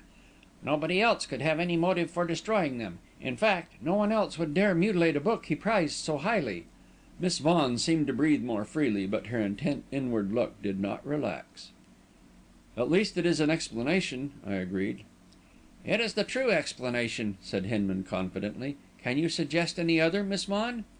"No," she said slowly, "no," and walked once or twice up and down the room. Then she seemed to put the subject away from her. "At any rate, it is of no importance. I wish to speak to you about my father's funeral, Dr. Hinman," she went on in another tone. "It is to be to morrow?" "Yes, at 11 o'clock. I have made such arrangements as I could without consulting you, but there are some things you will have to tell me." "What are they?" "Do you desire a minister?" "No, he would not have wished it. If there is any priest, it will be his own." "You mean the yogi?" "Yes." "Are there any relatives to inform?" "No." "Where shall the body be buried?" "It must not be buried. It must be given to the flames. That was his wish." "Very well. I will arrange for cremation. Will you wish to accompany it?" "No, no!" she cried, with a gesture of repugnance. "That is all, then, I believe," said Hinman slowly. "And now I must be going. I beg you not to overtax yourself." "I shall not," she promised, and he bowed and left us. The afternoon was fading into evening, and the shadows were deepening in the room. I glanced about me with a little feeling of apprehension.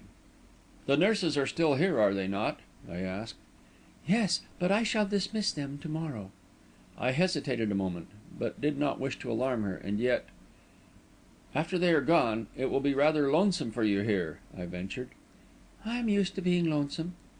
"My partner's wife, Mrs. Royce, would be very glad if you would come to her," I said. "I have a letter from her," and I gave it to her. She stood considering it with a little pucker of perplexity between her brows. She did not attempt to open it. "She is very kind," she murmured, and her tone surprised and disappointed me. "May I see you to morrow?" "If you wish." "I shall come some time during the afternoon," I said, and took up my hat. "There is nothing else I can do for you?" "No, I believe not." She was plainly preoccupied, and answered almost at random, with a coldness in sharp contrast to the warmth of her previous manner. "Then I will say good bye." "Good bye, Mr. Lester, and thank you." She went with me to the door, and stood for a moment looking after me. Then she turned back into the house, and I went down the avenue with a chill in my heart. Chapter 17.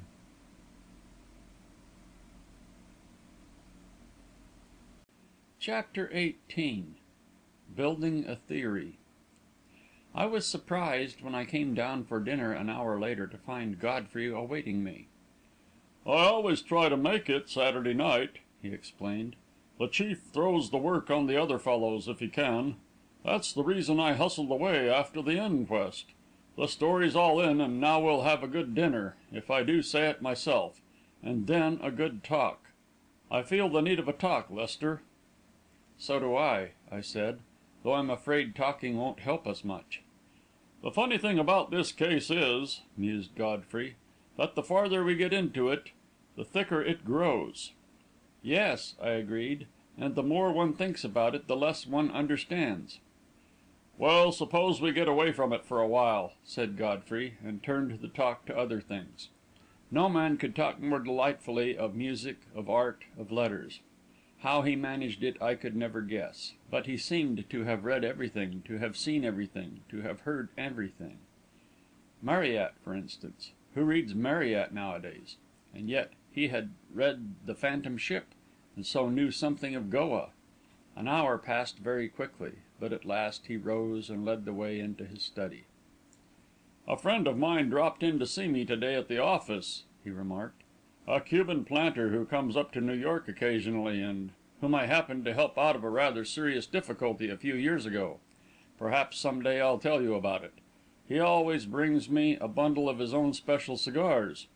I didn't see him to day, but he left the cigars, and I want you to try one. Perhaps it will give you an inspiration." He went to his desk, opened a tin-foiled package that lay there, and carefully extracted 2 long cigars of a rich and glowing brown. "Perhaps you've heard of the special cigars that are made for Pierpont Morgan?" he went on, as he handed one to me, after carefully replacing the wrappings of the bundle. "Well, I smoked one of Morgan's cigars once. It was good, mighty good, but it wasn't in the same class with these. Light up." I did. Never before had I drawn between my lips a breath so satisfying, so rich, so smooth, so full of flavour. I exhaled the fragrant smoke slowly. "Godfrey," I said, "I never knew what tobacco was before. Are these cigars purchasable? I'm only a poor lawyer, but even one a month would be a thing to look forward to and dream about." But Godfrey shook his head. "I've felt like that," he said, "but they're not to be had for money. And now about Swain." "Let's postpone it a little longer," I begged. "I don't want my mind distracted." Godfrey laughed, but fell silent, and for the next half hour no sound was heard. "Now," I said, at last, "I'm ready to listen, so fire ahead whatever you want to." "I haven't much to tell," he began. "Nothing new about the case, but I stopped at the Tombs, before I started back, to make sure that Swain had everything he wanted. They'd given him an upper cell, and sent over to the Marathon and got him his things, and I arranged to have his meals sent in to him from Moquin's." "I ought to have thought of that," I said contritely. "I'm much obliged to you, Godfrey. Did you see him?" "Only for a minute. He seemed fairly cheerful. He'd had them bring some of his law books to him, and remarked that he'd have plenty of time to study. I like the way he's taking it. He gave me a message for you." "What was it?" "That you are not to forget your promise." I smoked on for a few moments in silence. "I promised him I'd get Miss Vaughan away from that house," I said at last. "I had Mrs. Royce write her a note inviting her to stay with her. I gave it to her this afternoon." "What did she say?" "She didn't say anything, but I could see the idea didn't impress her, and I had thought all along that she would jump at it." Godfrey gave a little grunt, whether of surprise or satisfaction I could not tell. "Why didn't you put her on the stand to day, Lester?" he asked. "Afraid of upsetting her?" "I wouldn't have stopped for that, if her evidence would have helped Swain, but it would only have put him deeper in the hole." "In what way?" "Well, in the first place, she says that as she and her father returned to the house, she heard footsteps behind them and thought it was Swain following them, because that would be a natural thing for him to do. And in the second place, she saw that blood-stained handkerchief on the floor beside her father's chair when she came to the room and found him dead." "So," said Godfrey slowly, "it couldn't have been dropped there by Swain when he stooped to pick her up." "No. Besides, we know perfectly well that it wasn't about his wrist when he came back over the wall. Goldberger knows it, too, and will be asked about it next time." "It might have been pushed up his sleeve. We weren't absolutely certain, but this new evidence settles it." I assented miserably, and Godfrey smoked on thoughtfully, but my cigar had lost some of its flavour. "How did Miss Vaughan come to find the body?" he asked at last, and I told him the story as she had told it to me. He thought it over for some moments, then he leaned forward and laid his hand on my knee. "Now, Lester," he said, "let's review this thing. It can't be as dark as it seems. There's light somewhere. Here is the case, bared of all inessentials. Swain crosses the wall about 11 o'clock, cutting his wrist as he does so. Miss Vaughan meets him about 11:30, and after a time finds that his wrist is bleeding, and ties her handkerchief about it. They agree to have her father examined for lunacy, arrange a meeting for the next night, and are about to separate, when her father rushes in upon them, savagely berates Swain, and takes his daughter away. That must have been about 12 o'clock. Swain, according to his story, sits there for 10 or 15 minutes, finally sees the cobra, or thinks he does, and makes a dash for safety, striking his head sharply against a tree. He tumbles over the wall in a half-dazed condition. The handkerchief is no longer about his wrist. That, you will remember, was about 12:20. Almost at once we heard Miss Vaughan's screams. After that, Swain isn't out of our sight for more than a minute, too short a time anyway for anything to have happened we don't know about. Meanwhile, Miss Vaughan has returned with her father to the house, hearing steps behind her, and taking it for granted that it is Swain following at a distance. She goes to her room, stays there 15 minutes or so, and comes downstairs again to find her father dead. Now let us see what had happened. You were right in saying that her father must have been strangled immediately after she left him, otherwise he would still have been twitching in such a way that she must have noticed it. No doubt he dropped into the chair exhausted by his fit of rage. The murderer entered through the garden door, stopped to cut off the end of the curtain cord, and made a noose of it. That would have taken at least a minute, and then strangled his victim. Then he heard her coming down the stairs, and escaped through the garden door again, just as she entered at the other. She saw the curtain still shaking. Then she fainted. Now what are the clues to the murderer? A string tied with a peculiar knot, the blood-stained handkerchief, and the fingerprints on the dead man's robe. Godfrey paused for a moment. Freed of its inessentials in this way, the case was beautifully clear and beautifully baffling. It was a paved way, smooth and wide, and without obstruction of any kind, but it ended in a cul-de-sac. "One thing is certain," Godfrey went on at last. "The murder was committed by somebody, either by Swain or by one of the Hindus or by some unknown. Let us weigh the evidence for and against each of them. Against Swain it may be urged that he was on the ground, that he had time to do it, and some provocation, though the provocation, as we know it, seems to be inadequate, provided Swain was in his right mind. A handkerchief which was tied about his wrist is found beside the body, and his fingerprints are found upon it. Miss Vaughan believed he was following them. He admits that he thought of doing so. In his favour, it may be urged that a man like Swain doesn't commit murder, though, as a matter of fact, this is a dangerous generalisation, for all sorts of men commit murder, but if he should do so, it would be only under great provocation and in the heat of anger, certainly not in cold blood with a noose. And finally, if the motion of the curtain Miss Vaughan noticed was made by the murderer, it couldn't possibly have been Swain, because he was with us at that moment. You will see that there is a mass of evidence against him, and practically the whole defence is that such a crime would be impossible to one of his temperament. You know yourself how flimsy such a defence is. Against the Hindus, on the other hand, practically the only basis for suspicion is that such a crime might be temperamentally possible to them. They may have been on the ground, and the method of the murder savours strongly of the Thuggee, though don't forget that Swain admitted he could have tied that knot. Besides, if it was the Thug who followed them, he wouldn't have made any noise, and most certainly he couldn't have left the prints of Swain's fingers on the body. But if Swain is right in his assertion that he saw the snake in the arbour, it is probable that the Thug wasn't far away. Against an unknown it may be urged that neither Swain nor the Hindus could have committed the crime, but I don't see how an unknown could either, unless he happened to be one of the 3 or 4 people in the world with fingerprints like Swain's, and that is too far-fetched to be believable. But this I am sure of, Lester," and Godfrey leaned forward again. "The murder was committed either by Swain or by someone anxious to implicate Swain. We agree that it wasn't Swain. Very well, then. The person who committed the murder made a noise in following Miss Vaughan and her father, so that she should think it was Swain who was following them. He picked up the blood-stained handkerchief which Swain had dropped, perhaps, when he fled from the arbour, and placed it beside the body. and in some way inconceivable to me he pressed the prints of Swain's fingers on the dead man's robe. Now, to do that, he must have known that Swain was injured. The blood-stained handkerchief would tell him that.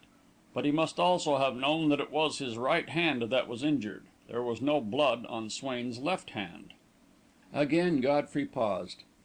I was following his reasoning with such absorbed attention that I could feel my brain crinkle with the effort. "Now listen," said Godfrey, and I could have smiled at the uselessness of the admonition, as if I were not already listening with all my faculties.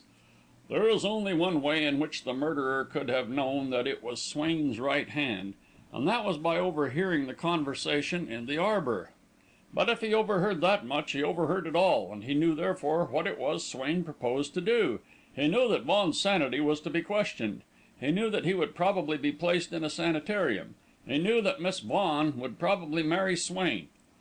Presuming that it was Silva, he knew that, unless something was done to stop it, a very few days would place both Vaughan and his daughter beyond his reach." "That is true," I admitted, "but Vaughan was beyond his reach a good deal more certainly dead than he would have been in a sanitarium. Besides, it isn't at all certain that he would have been sent to a sanitarium." "That's an objection, surely," Godfrey agreed. "But I must find out if Vaughan is really beyond his reach dead." I stared at him. "You don't mean—" "I don't know what I mean, Lester. I can feel a sort of dim meaning at the back of my mind, but I can't get it out into the light." "Besides," I went on, "if the yogi did it, how did he get back into the house before we got there?" "He peeped in at the door, saw the coast was clear, and went back through the library. Remember, Miss Vaughan was unconscious. That doesn't bother me. And another thing, Lester. How did Miss Vaughan's father come to burst in on her and Swain like that? How did he know they were in the arbour? It was dark, and he couldn't have seen either of them." "He might have been walking about the grounds and overheard them." "I don't believe it. I believe somebody told him they were there. And only one person could have told him. That is Silva. No, there's only one point I can't get past. That's the fingerprints." And then I remembered. "Godfrey," I cried, "there's one thing I forgot to tell you. You heard Swain remark that Vaughan was a collector of fingerprints?" "Yes." "And that he had a set of Swain's?" "Yes." "Well, when I told Miss Vaughan about the prints on her father's robe, she ran to a bookcase and got out a book. It had Vaughan's collection in it, all bound together. But the page on which Swain's were had been torn out." Godfrey sat for a moment, staring at me spellbound, and then he began pacing up and down the study, like a tiger in its cage, up and down, up and down. "I'm bound to add," I went on finally, "that Hinman suggested a very plausible reason for their disappearance." "What was it?" "He said they were probably destroyed by Vaughan himself because of his dislike for Swain. He said that would be characteristic of Vaughan's form of insanity." Godfrey took another turn up and down. Then he stopped in front of my chair.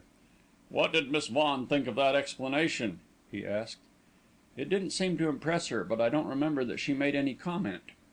He stood a moment longer, staring down at me, and I could feel the intense concentration of his mind. Then he ran his fingers impatiently through his hair. "I can't get it, Lester," he said. "I can't get it, but I will get it. It's there, just out of reach." He shrugged his shoulders and glanced at his watch. "I'm getting dippy," he added in another tone. "Let's go out and get a breath of air." I followed him out into the yard. I knew where he was going, among the trees and up the ladder. Silently we took our places on the limb. Silently we stared out into the darkness. And there, presently, the strange star glowed and burned steel blue, and floated slowly down, and burst above a white-robed figure, standing as though carved in marble, its arms extended, its head thrown back. "That fellow is certainly an artist," Godfrey muttered, as he led the way back to the house. Chapter XIX.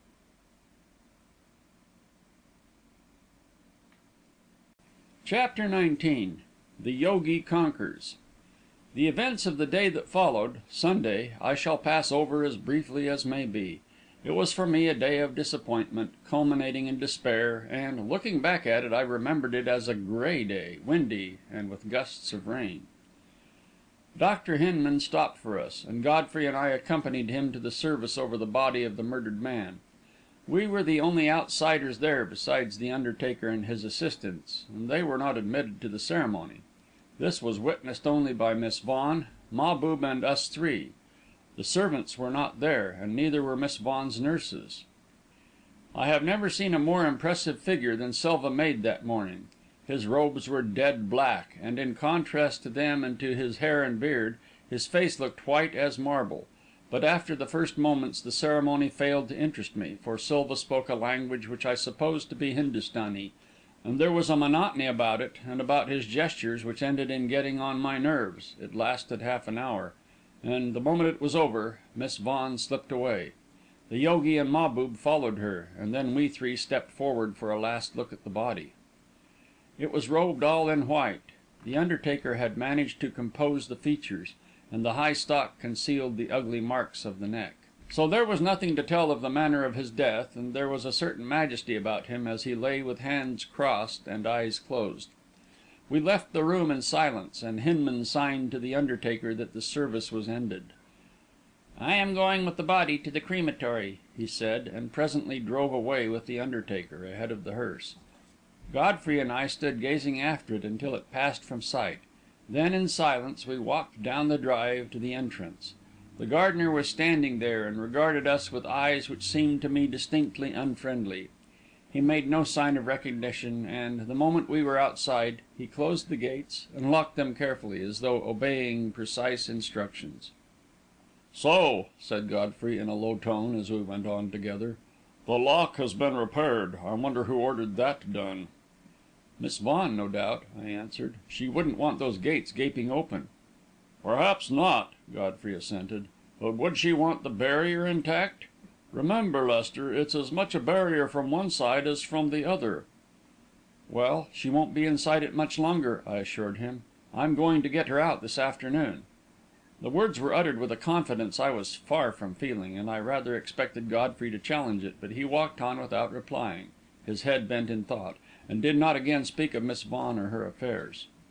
He drove into the city shortly after lunch, and it was about the middle of the afternoon when I presented myself again at the gates of Elmhurst and rang the bell. I waited 5 minutes, and rang again. Finally the gardener came shuffling down the drive and asked me what I wanted. I told him I had an appointment with his mistress, but instead of admitting me, he took my card and shuffled away with it.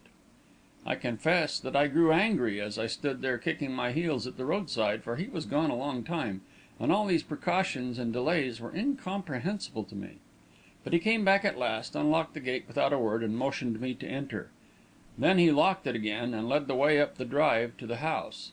The housemaid met us at the door of the library, as though she had been stationed there. "If you will wait here, sir," she said, "Miss Vaughan will see you."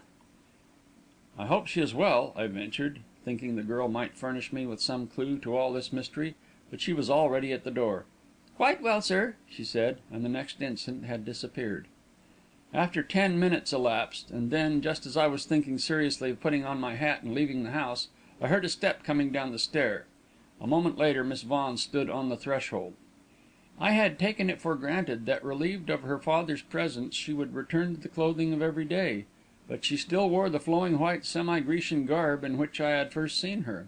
I could not but admit that it added grace and beauty to her figure, as well as a certain impressiveness impossible to petticoats, and yet I felt a sense of disappointment. For her retention of the costume could only mean that her father's influence was still dominant. "You wish to see me?" she asked, and again I was surprised, for I had supposed she would apologize for the delay to which I had been subjected. Instead, she spoke almost as to a stranger. "I had an appointment for this afternoon," I reminded her, striving to keep my vexation from my voice. "Oh, yes," and she came a few steps into the room, but her face lost none of its coldness. "I had forgotten. It is not to speak of business?" "No," I said. "It is to speak of your going to friends of Mr. Swain and me, for a time, at least." "You will thank your friends for me," she answered calmly, "but I have decided to remain here." But, I stammered, taken aback at the finality of her tone, "do you think it wise?" "Yes, far wiser than going to people I do not know, and who do not know me." "And safe," I persisted. "Do you think it safe?" "Safe?" she echoed, looking at me in astonishment. "Certainly. What have I to fear?" I had to confess that I myself did not know very clearly what she had to fear, so I temporised. "Are you keeping the nurses?" "No, I do not need them. They left an hour ago." "But the servants," I said in panic. "They are here? They are going to stay?" Again she looked at me. "Your questions seem most extraordinary to me, Mr. Lester. Of course the servants will stay." "And the Hindus?" I blurted out. "Yes, and the Hindus, as you call them. This is their home. It was my father's wish." I gave it up. Her manner indicated that all this was no concern of mine, and that my interference was a mere impertinence. But I tried one parting shot. "Mr. Swain is very anxious that you should not stay here," I said. "He will be deeply grieved when he learns of your decision." To this she made no answer, and finding nothing more to say, sore at heart, and not a little angry and resentful, I started to leave the room. "There is one thing more," I said, turning back at the threshold. "I shall have to go into the city to morrow, but I shall come out again in the evening. Would it be convenient to have our business conference after dinner?" "Yes," she agreed. "That will do very well." "At 8 o'clock, then?" "I shall expect you at that time," she assented, and with that I took my leave. It was in a most depressed state of mind that I made my way back to Godfrey's, and I sat down on the porch and smoked a pipe of bitter meditation. For I felt that, somehow, Miss Vaughan was slipping away from me; that there had been a barrier between us to day which had not been there before, a barrier of coldness and reserve which I could not penetrate. Some hostile influence had been at work. In death, even more than in life, perhaps, her father's will weighed upon her. I could imagine how a feeling of remorse might grow and deepen, and urge her toward foolish and useless sacrifice. And just then Mrs. Hargis came out and told me that someone wanted me on the phone. It was Swain. "They let me come out here to the office to phone to you," he said, as he heard my exclamation of surprise. "Simmonds happened in and told them it would be all right. He's here now." "And they're treating you all right?" "They're treating me like the star boarder," he laughed, and then his voice grew suddenly serious. "Have you seen Miss Vaughan?" "Yes," I answered, for I knew, of course, that the question was coming. "Well?" "Miss Vaughan refuses to go to Royce's, Swain." There was a moment's silence. "Then where will she go?" "She won't go anywhere." "You don't mean," he cried, panic in his voice, "that she's going to stay out there?" "Yes. She laughed when I mentioned danger. There's one consolation: the servants will stay." "Did you tell her how anxious I was for her?" "Yes, I did my best, Swain." "And it made no difference?" "No, it made no difference. The fact is, Swain, I fancy she's a little remorseful about her father. His death has unnerved her, and there was the funeral to day, and as a sort of atonement she's trying to do what she imagines he would wish her to do." "He wished her to become a priestess," said Swain, his voice ghastly. "Oh, well, she won't go that far," I assured him cheerfully. "And no doubt in a few days, when the first impression of the tragedy has worn off, she will be ready to go to the Royces. I'll keep suggesting it, and I'm going to have Mrs. Royce call on her." "Thank you, Mr. Lester," he said, but his voice was still shaking. This sort of knocks me out. I hadn't foreseen it. I'll have to think it over, but there's one thing you can do." "What is it?" "Watch the house," he cried. "Watch the house, and be ready if she screams again." "All right," I said soothingly. "I'll do that. But tell me, Swain, what is it you fear?" "I fear Silva," said Swain, in a voice husky with emotion. "It isn't remorse for her father. It's Silva who's working on her. I feel it some way. I'm sure of it. God knows what he'll try, any villainy. You must watch the house, Mr. Lester. Day and night you must watch the house." "All right," I said again, strangely impressed by his words. "You may count on me." "Thank you," he said. "Remember, we've only you. Good bye." Swain's words gave me plenty to think over, and left me so troubled and uneasy that I made a trip to the top of the ladder to take a look over Elmhurst. But everything appeared as usual. Perhaps Swain was right. Perhaps it was Silva who was using every minute to increase his influence. But what could I do? So long as he committed no overt act, there was no excuse for interference, and Miss Vaughan would undoubtedly resent it. As Swain had said, there was nothing that I could do but watch. 2 hours later, just as I was getting up from a dinner to which, in my perturbed condition, I had done small justice, I heard a ring at the bell, and presently Mrs. Hargis entered to tell me that there was a gentleman asking for me. I went out to meet him, and was astonished to find that it was Simmonds. "I don't wonder you're surprised," he said as we sat down. "Fact is, I'm surprised myself, for I don't know exactly what I'm to do out here. But Swain, after he got back to his cell, was like a crazy man. He was sure something dreadful was going to happen to Miss Vaughan if she stayed in the house with those Hindus. In the end, he got me kind of scared, too, and made me promise to come out and help you keep watch. I went down to the Record office and had a talk with Godfrey before I started. I half expected him to laugh at me, but he seemed to think I'd better come. The fact is," concluded Simmonds, shifting his cigar to the other side of his mouth, "he was so serious about it that I brought 2 men along. One of them's patrolling the road in front of the house, and the other the road along the side. I've arranged for 2 others to relieve them at midnight. Now, what's it all about, anyway?" "Well," I said, "in the first place, neither Godfrey nor I believes that Swain strangled that man." "I can't hardly believe it myself," agreed Simmonds, "for he seems a nice young feller, but it's a clear case. There's the motive, he was on the ground, and there's the finger prints. How can you explain them away?" "I can't explain them away. But, just the same, Godfrey believes the murder was committed by one of those Hindus." "He intimated something of the sort to me," said Simmonds, "but there's no evidence against them." "No," I conceded. "That's what we've got to find." "Where are we going to look for it?" "There's only one place to look for it, and that's in the house where the murder was committed. I only wish we could get Miss Vaughan out of it. That would give us a freer hand." "What's the matter with the fool girl, anyway?" demanded Simmonds. "I should think she'd jump at a chance to get away." "So should I. But she isn't reasonable just now. I can't make her out. Perhaps she'll come round in a day or two, but meanwhile, if she should happen to need help, I don't see how your men out on the road, on the other side of a 12-foot wall, could do any good." Simmonds rubbed his chin thoughtfully. "What would you suggest?" he asked at last. "Why not put them in the grounds as soon as it is dark, and let them conceal themselves near the house? They can get over the wall on this side. We've got ladders. Besides," I added, "it would be a great mistake to give Silva any reason to suspect he's being watched. He'd see the men out on the road sooner or later, but they could keep out of sight among the shrubbery." Simmonds considered this for a moment. "I don't know but what you're right," he agreed at last. "We'll arrange it that way, then." And he went away presently to call in his men.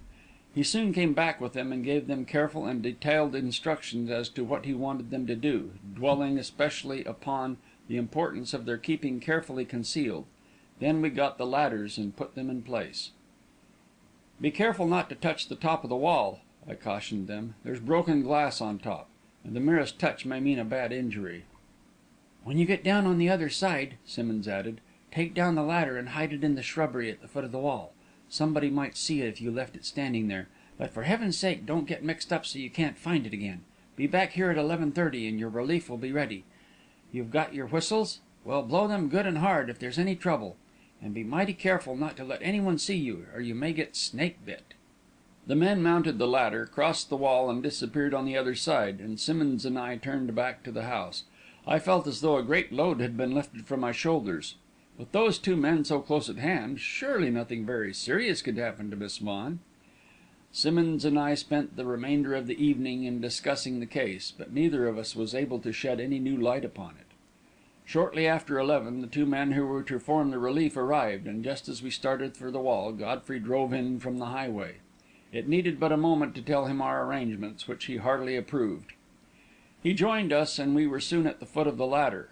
While we waited, Simmonds gave the new men the same minute instructions he had given the others, and presently we heard a slight scraping against the wall, and the men who had been on duty recrossed it. They had nothing of especial interest to report. The yogi and Miss Vaughan had taken a stroll through the grounds early in the evening, and my heart sank as the detective added that they seemed to be talking earnestly together. Then they had re-entered the house, and Miss Vaughan had remained in the library looking at a book, while her companion passed on out of sight. At the end of an hour, she had closed the book, shut and locked the outer door, and turned out the light. Another light had appeared shortly afterwards in a room upstairs. It, too, had been extinguished half an hour later, and the detectives presumed that she had gone to bed. After that, the house had remained in complete darkness. The servants had spent the evening sitting on a porch at the rear of the house, talking together, but had gone in early, presumably to bed. When the men had finished their report, Simmonds dismissed them, and the 2 who were to take up the watch crossed the wall and passed from sight. "And now, Simmonds," said Godfrey, "come along and I'll show you what started me to watching that house and caused me to get Lester out here." Simmonds followed him up the ladder without a word, and I came along behind. We were soon on the limb. "Of course," Godfrey added, when we were in place, It is just possible that nothing will happen, but I think the show will come off as usual. Look straight over the trees, Simmonds. Ah!" High in the heavens, that strange star sprang suddenly into being, glowed, brightened, burned steel blue, then slowly and slowly it floated down, straight down, hovered, burst into 1,000 sparks. And scarcely able to believe my eyes, I saw standing there against the night 2 white-robed figures, with arms extended and faces raised, and then they vanished again into the darkness. For an instant we sat there silent, still staring. Then Godfrey drew a deep breath. "I feared so," he said. "Miss Vaughan has become a convert." And he led the way down the ladder. Chapter XX.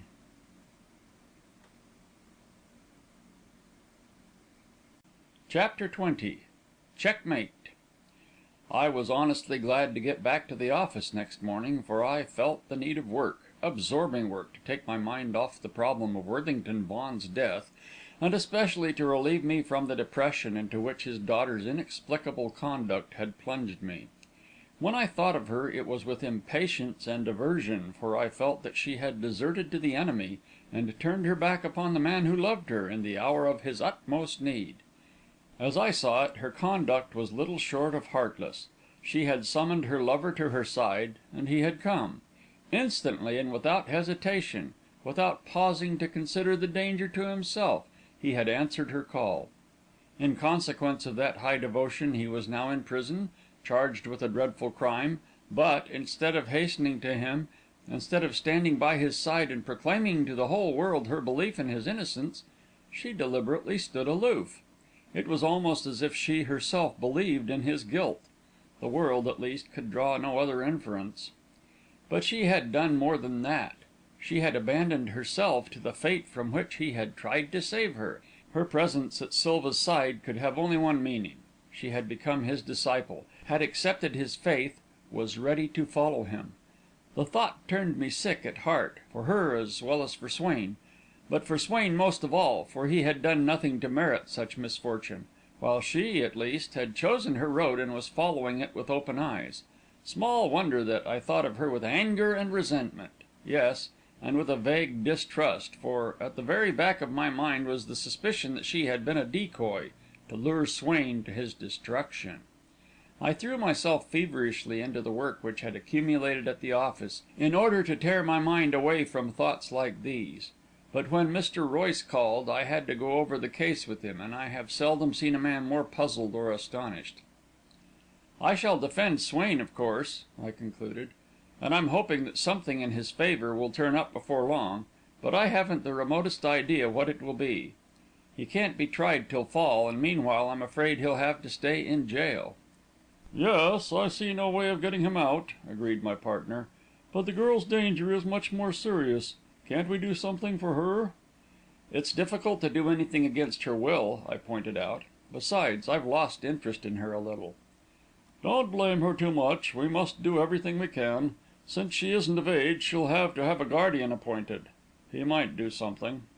"I had thought of that. I'll suggest to her to night that she let me arrange for a guardian. But if we wait for a court to take action, I'm afraid we'll be too late. Swain seems to think that the danger is very pressing." "At least we can make one more effort," said Royce. "I'll have my wife drive out to see her this afternoon. Perhaps she can do something," and he went to the phone to make the arrangements. I turned back to my work, but found myself unable to take it up, for my conscience told me that I ought to see Swain, make sure that he was comfortable, and do what I could to relieve his anxiety. It was not a pleasant task, for I should have to admit my failure, but at last I put my work aside, made my way reluctantly to the Tombs, and asked to see him. They had given him a well lighted cell on the upper tier, and some of his own things had been brought in to soften its bareness, but my first glance at Swain told me that he was in a bad way. "Is she all right?" was his first question, and his eyes seemed to burn into me. "Yes," I answered, a little testily. "She's all right. That is, if you mean Miss Vaughan. For heaven's sake, Swain, be a little sensible. What's the use of working yourself up into a state like this? Did you sleep any last night?" "No," said Swain, after thinking a minute. "No, I believe not." "How about breakfast?" "I don't seem to remember about breakfast," he answered, after another moment's thought. I stepped to the door, called the guard, and putting a bill into his hand, asked him to send up the prison barber and to have a good meal sent in the course of half an hour. When the barber arrived, I had him take Swain in hand, give him a shave and shampoo and general freshening up. Then I saw that he got into clean things, and then the breakfast arrived, and I made him sit down and eat. He obeyed passively, and I could see the food did him good. When he had finished his coffee, I handed him a cigar. "Now, Swain," I began, sitting down opposite him, "I'm going to talk to you seriously. In the first place, Miss Vaughan is in no danger. Simmonds had 2 men in the grounds watching the house all last night, ready to interfere at the least sign of anything wrong. That watch will be kept up as long as Miss Vaughan remains there." "That's good," he said. "I didn't know that. But just the same, she mustn't remain there. Even with the men on guard, you may be too late." "Just what is it you're afraid of?" I asked him curiously. "Do you think her life's in danger?" "Worse than that," said Swain thickly, his face suddenly livid. "Oh, worse than that." I confess that I caught something of his horror, but I shook myself impatiently. "I can't believe that," I said. "But in any case, our men will be at hand. At the least outcry they will burst into the house, and remember, the 3 servants are there." "They cut no figure. If they didn't hear those screams the other night, do you think they will hear any others? You must get her away from there, Mr. Lester," he went on rapidly. "If she won't come of her own accord, you must use force." "But, my dear Swain," I objected, "I can't do that. Do you want me to kidnap her?" "Just that, if it's necessary." "Then I'd soon be occupying a cell here, too. I don't see what good that would do." "It would save her," he asserted doggedly. "It would save her. That's the only thing to consider." But I rose to my feet in sudden impatience. What consideration was she showing for him, or for me, or for anyone? "You're talking foolishly," I said. "You'd much better be thinking of your own danger. It's much more real than hers." I had an impulse to add that, since she had chosen her path, it was folly to waste pity upon her, but I managed to check the words. "Has any new light on the case occurred to you?" "No," he answered listlessly. "I haven't thought about it. When do you see her again, Mr. Lester?" "I'm seeing her to night." "Will you give her a note from me?" "Yes," I agreed. His face lighted again at that, and he cleared a corner of his table and sat down to write the note. It was evidently difficult to compose, for he tore up 2 drafts before he got one to suit him. But at last it was done, and he folded it, rummaged an envelope out of a pile of papers on a chair, slipped the note into it, and handed it to me. "There," he said, and his face was bright with hope. "I think that will settle it." I was far from sharing his certainty, but I put the envelope in my pocket, assured myself that there was nothing more I could do for him, and returned to the office. Just as I was getting ready to leave, Mr. Royce came in, a chagrined look on his face. "Mrs. Royce just telephoned me," he said. "She drove out there, as I asked her to, but Miss Vaughan refused to see her." I had expected it, but the certainty that we had failed again did not add to my cheerfulness. "Swain wants us to kidnap her," I said, with a twisted smile. "I'm not sure but that he's right," said my partner, and went thoughtfully away. I went to my rooms, changed, had dinner at a quiet restaurant, and then took the elevated for the long trip to the Bronx. It was after 8 o'clock when I pulled the bell beside the tall gates to Elmhurst. The gardener was evidently expecting me, for he appeared almost at once, and admitted me. Without waiting for him, I walked up the drive toward the house. The lights were on in the library, and I stepped up to the open door.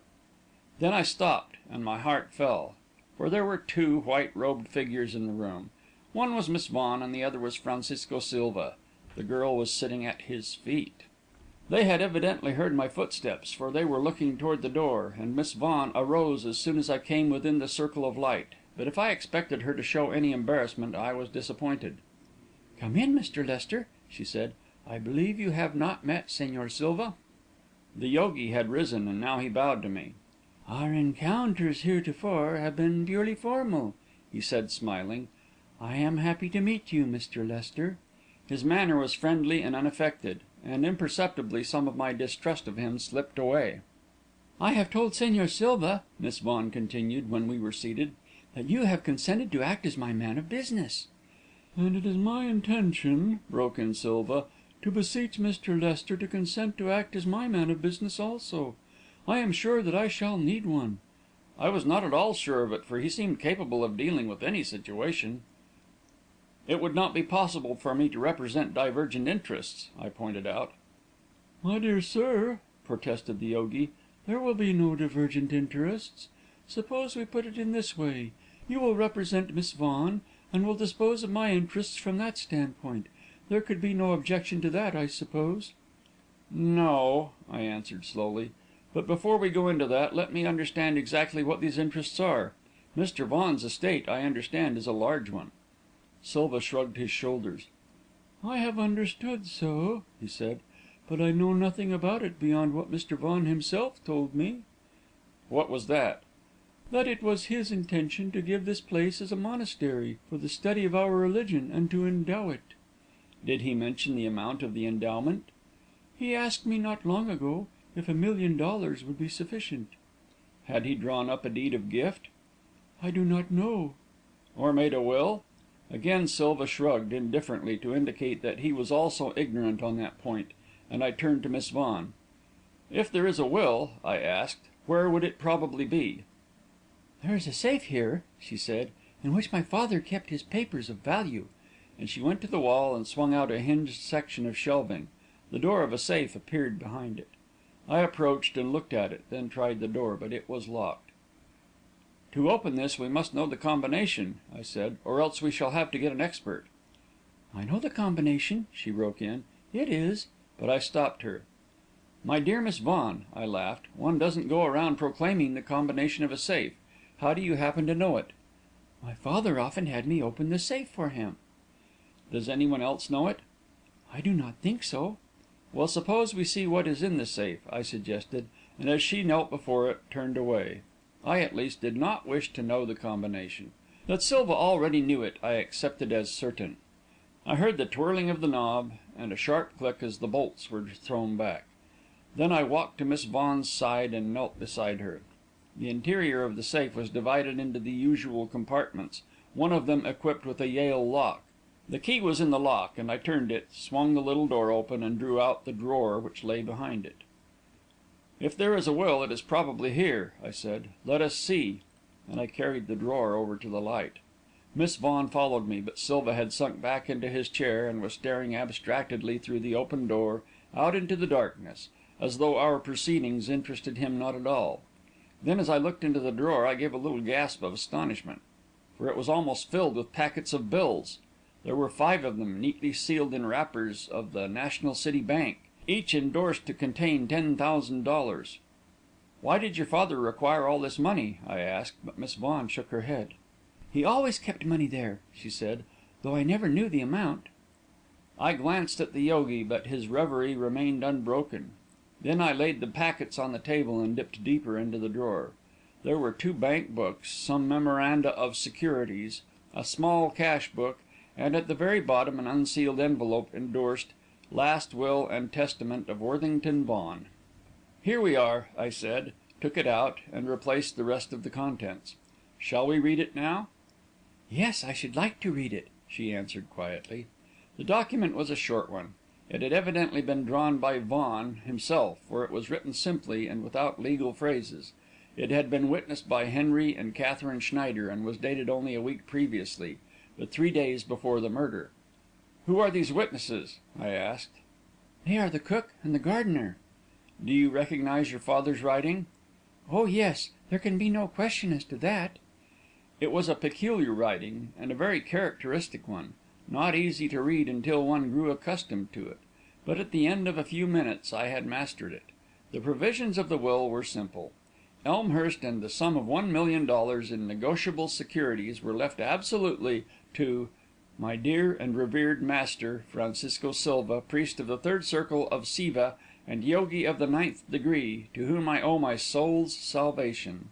The bequest to be used for the purpose of founding a monastery for the study of the doctrines of Saivism, and as an asylum for all true believers.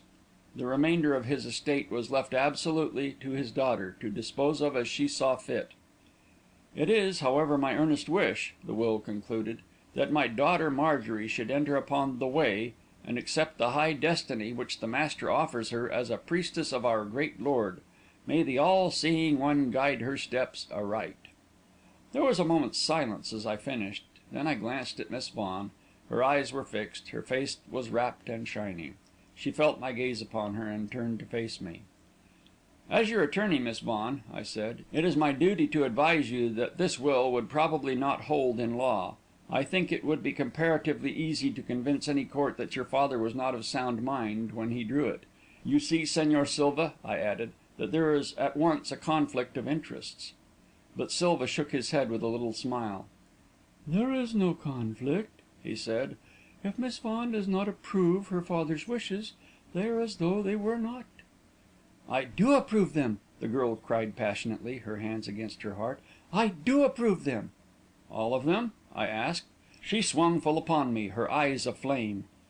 "Yes, all of them!" she cried.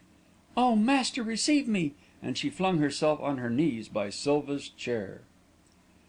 Chapter XXI.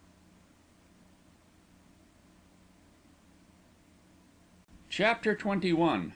The Vision in the Crystal. Silva laid a hand tenderly upon the bowed head, as though in benediction, but I could have sworn there was unholy triumph in his eyes. I caught but a glimpse of it, for he veiled them instantly and bowed his head, and his lips moved as if in prayer.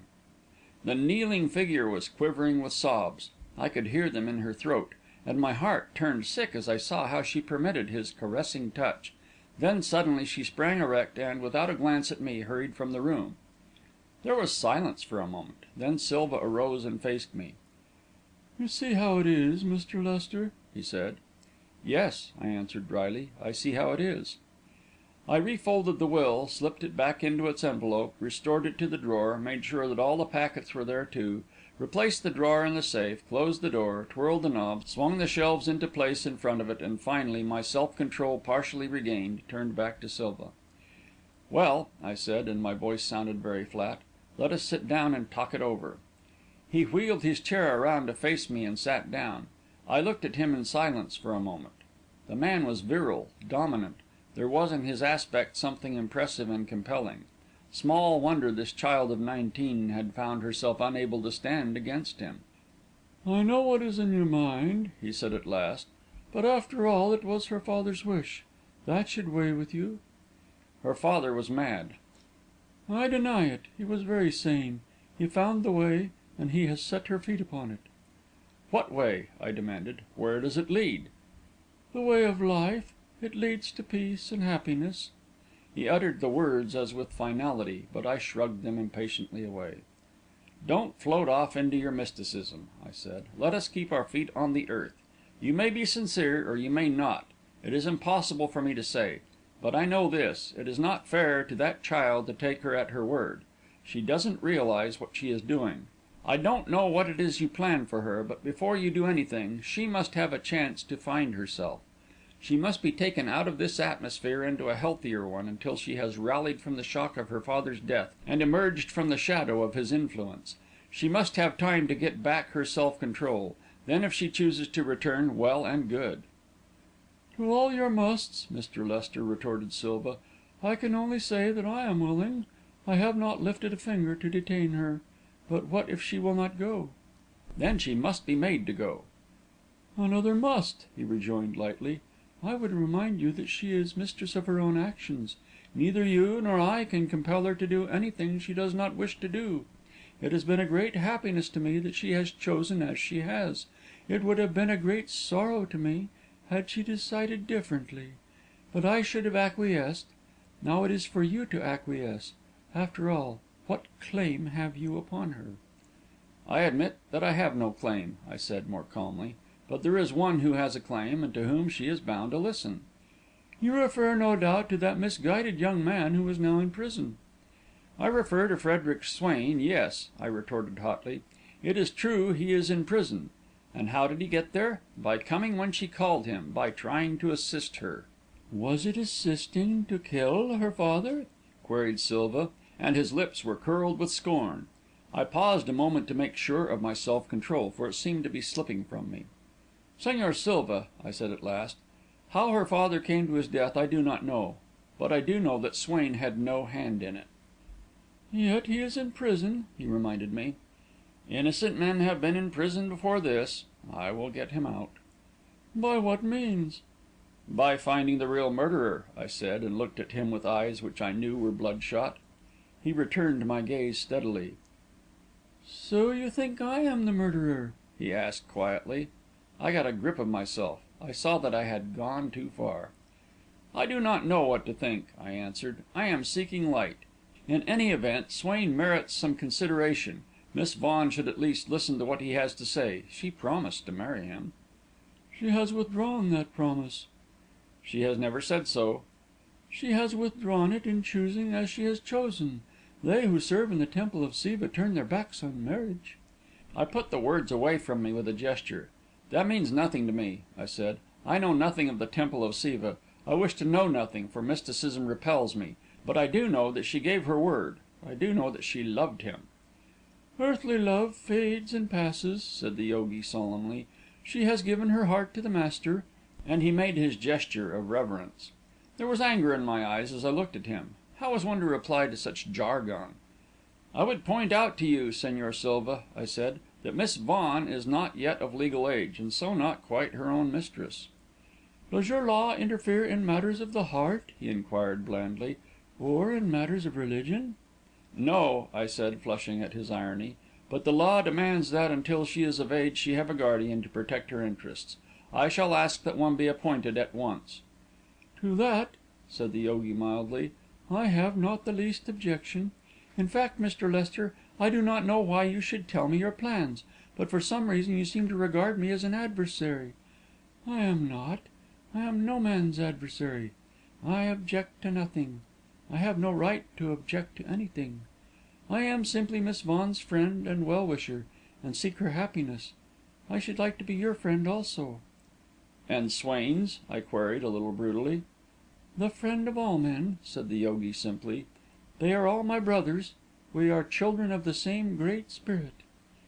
I was silent for a moment. Then I took Swain's letter from my pocket.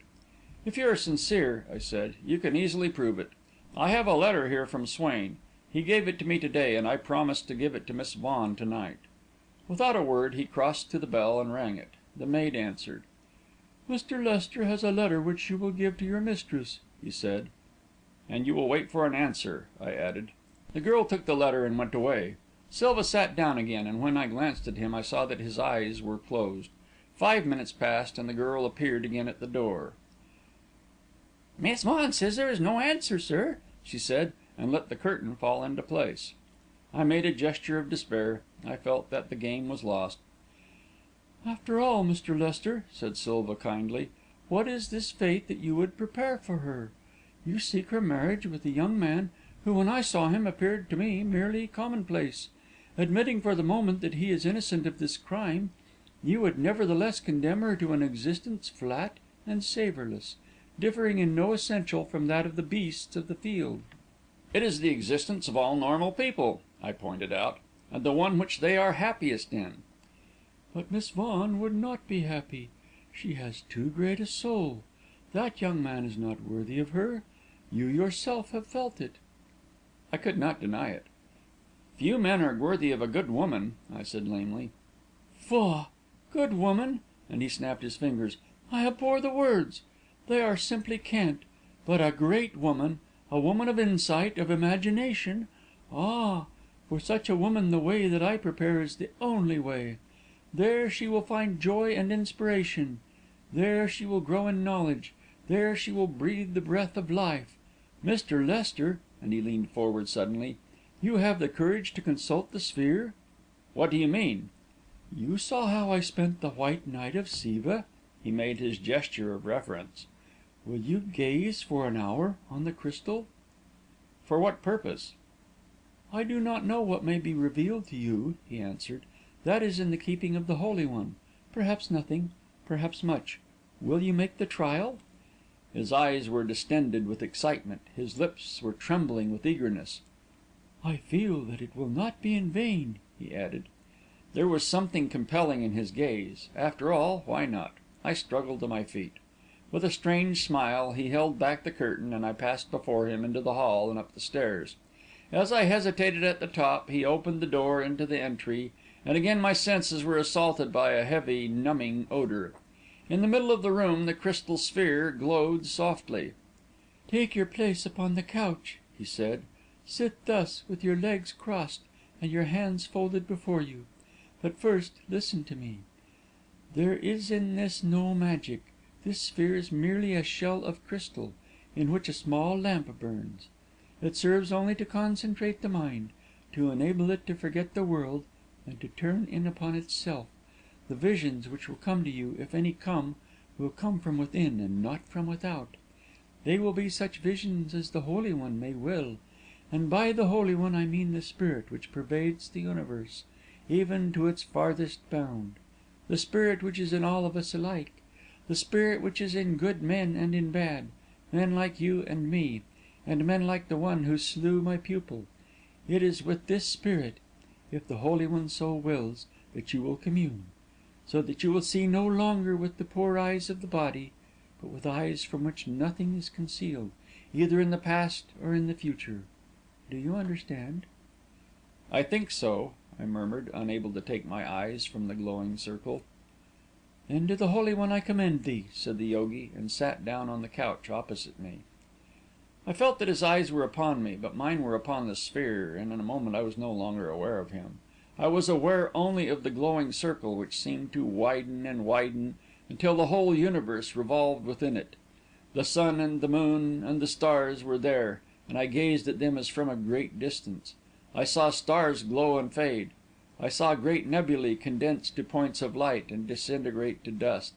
Then, slowly, slowly, but growing clearer and more clear, until I was looking down upon its seas and continents, and suddenly, as it turned before me, I recognized the earth.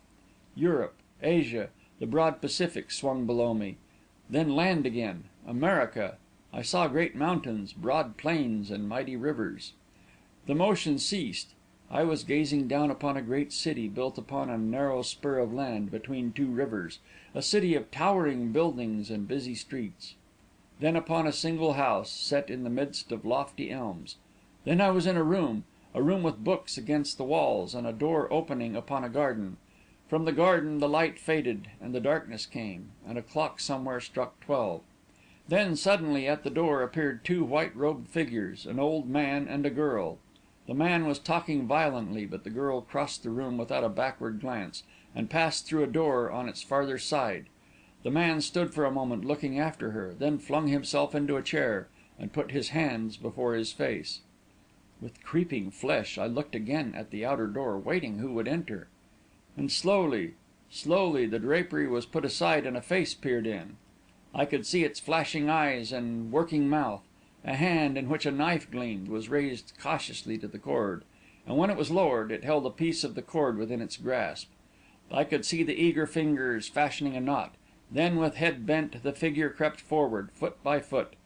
It was at the chair back, and even as the old man, conscious at last of the intruder, raised his head, the cord was cast about his throat and drawn tight. There was a moment's struggle, and I saw that the hand which held the cord was red with blood. From the wrist, a stained handkerchief fell softly to the floor. And then the assassin turned to steal away, but as he went he cast one awful glance over his shoulder. The light fell full upon his face, and I saw that it was Swain's. I opened my eyes to find myself extended full length on the divan, with Silva standing over me, a tiny glass of yellow liquid in his hand. "Drink this," he said, and I swallowed it obediently. It had a pungent, unpleasant taste, but I could feel it running through my veins, and it cleared my mind and steadied my nerves as though by magic. I sat up and looked at the crystal. The other lights in the room had been switched on, and the sphere lay cold and lifeless. I passed my hand before my eyes and looked at it again. Then my eyes caught Silva's. He was smiling softly. "The visions came," he said. "Your eyes tell me that the visions came. Is it not so?" "Yes," I answered. "Strange visions, Señor Silva. I wish I knew their origin." "Their origin is in the universal spirit," he said quietly. "Even yet you do not believe." "No," and I looked again at the crystal.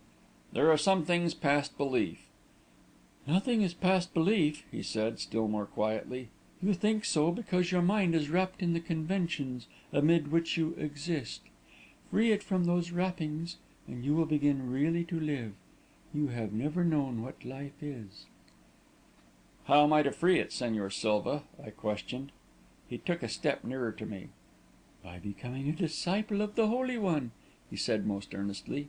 But I was myself again, and I rose to my feet and shook my head with a smile. "No," I said, "you will get no convert here. I must be going." "I will open the gate for you," he said in another tone, and led the way down the stairs, through the library, and out upon the gravelled walk. After the drugged atmosphere of his room, the pure night air was like a refreshing bath, and I drew in long breaths of it.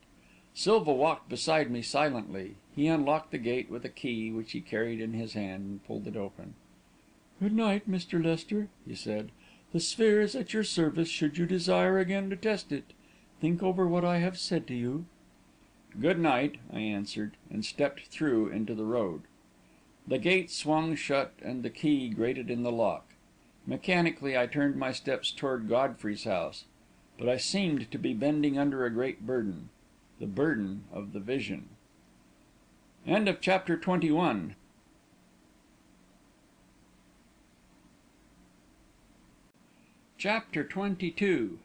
The Summons. I was confused and shaken. I had no idea of the hour. I did not know whether that vision had lasted a minute or 1,000 years. But when I blundered up the path to Godfrey's house, I found him and Simmonds sitting on the porch together. "I had Godfrey bring me out," said Simmonds, as he shook hands, "because I wanted another look at those midnight fireworks. Did you come up on the elevated?" "Yes," I answered, and I felt Godfrey turn suddenly in his chair at the sound of my voice, and scrutinize my face. "I had dinner in town, and came up afterwards." "What time was that?" asked Godfrey quietly. "I got up here about 8 o'clock. I had an engagement with Miss Vaughan." "You have been with her since?" "With her and Silva," and I dropped into a chair, and mopped my face with my handkerchief. "The experience was almost too much for me," I added, and told them all that had occurred. They listened, Godfrey motionless and intent, and Simmonds with a murmur of astonishment now and then.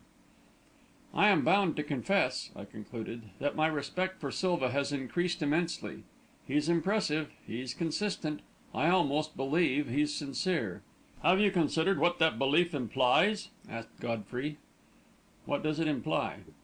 "If Silva is sincere," said Godfrey slowly, "if he is really what he pretends to be, a mystic, a priest of Siva, intent only on making converts to what he believes to be the true religion, then our whole theory falls to the ground, and Swain is guilty of murder."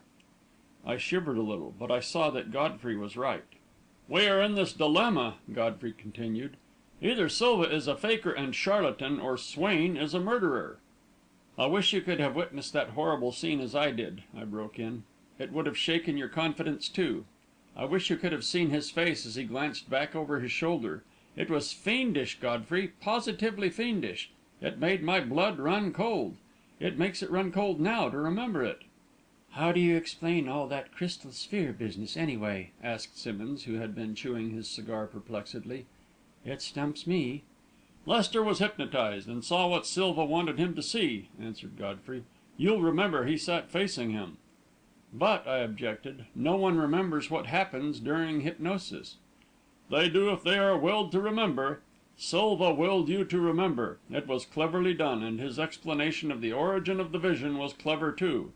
Moreover, it had some truth in it, for the secret of crystal gazing is that it awakens the subjective consciousness, or Great Spirit, as Silva called it.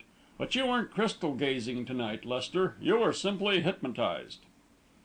"You may be right," I admitted. "I remember how his eyes stared at me. But it was wonderful. I'm more impressed with him than ever." "It isn't the fact that he hypnotized you that bothers me," said Godfrey, after a moment. "It's the fact that he has also hypnotized Miss Vaughan." The word startled me. "You think that's the reason of her behaviour?" I asked, quickly. "What other reason can there be?" Godfrey demanded. "Here we have a girl who thinks herself in danger, and summons to her aid the man who loves her and whom, presumably, she loves. And 2 days later, when he has been imprisoned for a crime of which she declares it is absurd to suspect him, instead of hastening to him or trying to carry out his wishes, she turns her back on him and deliberately walks into the danger from which, up to that moment, she had shrunk with loathing." Contrast her behaviour of Saturday, when she declared her faith in Swain and begged your assistance, with her behaviour of yesterday and to day, when she throws you and Swain aside and announces that she is going to follow Silva, to become a priestess of Siva. Do you know what that means, Lester? To become a priestess of Siva?" "No," I answered slowly, "I don't know. Silva said that it was a great destiny, yes, and that it meant turning one's back on marriage." "That is right," said Godfrey, in an indescribable tone. "There is no marriage. There are only revolting, abominable, unspeakable rites and ceremonies. I ran across Professor Sutro, the Orientalist, to day, and had a talk with him about it. He says the worship of Siva is merely the worship of the reproductive principle, as it runs through all creation, and that the details of this worship are inconceivably disgusting. That is the sort of destiny Miss Vaughan has chosen." My hands were clammy with the horror of it. "We must save her," I said hoarsely. "Of course she doesn't know, doesn't suspect. We must get her away from Silva." "Undoubtedly we must do something," Godfrey agreed. "I don't know how we can get her away from Silva, but we might get Silva away from her. Couldn't you arrest him on suspicion and keep him locked up for 2 or 3 days, Simmonds?" "I might," Simmonds grunted. "And while he's away, you can work with her, Lester. Take Mrs. Royce to see her. Give her a hint of what Sivaism really is, or get Mrs. Royce to. If that doesn't have any effect, we can try stronger measures. But I believe if we can get her away from Silva's influence for a few days, she will be all right again." "I hope so," I agreed, "but I'm not at all certain. She didn't behave like a hypnotized person, Godfrey. She seemed to be acting of her own free will. I couldn't see that Silva was trying to influence her in any way. She said she was trying to carry out her father's wishes, and it certainly was his wish. The will proves that. If anybody is hypnotizing her, I should say it was he." "Well, I can't arrest him," said Simmonds with a grin. "Her father's wishes may have had some weight with her at the outset," admitted Godfrey, "but they couldn't have driven her to the length to which she has gone. And about the will. If Vaughan had not been killed, if he had been found insane, the will would have been at once invalidated. Don't you get the glimmer of a motive for his murder there, Lester?"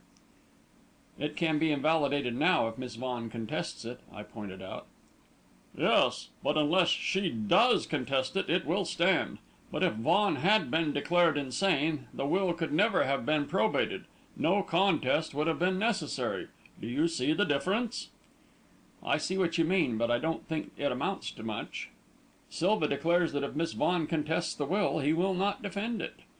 "But he knows perfectly well that she will not contest it. The surest way to prevent a contest is by adopting just such an attitude. Besides, if we don't save her, he'll get her share too.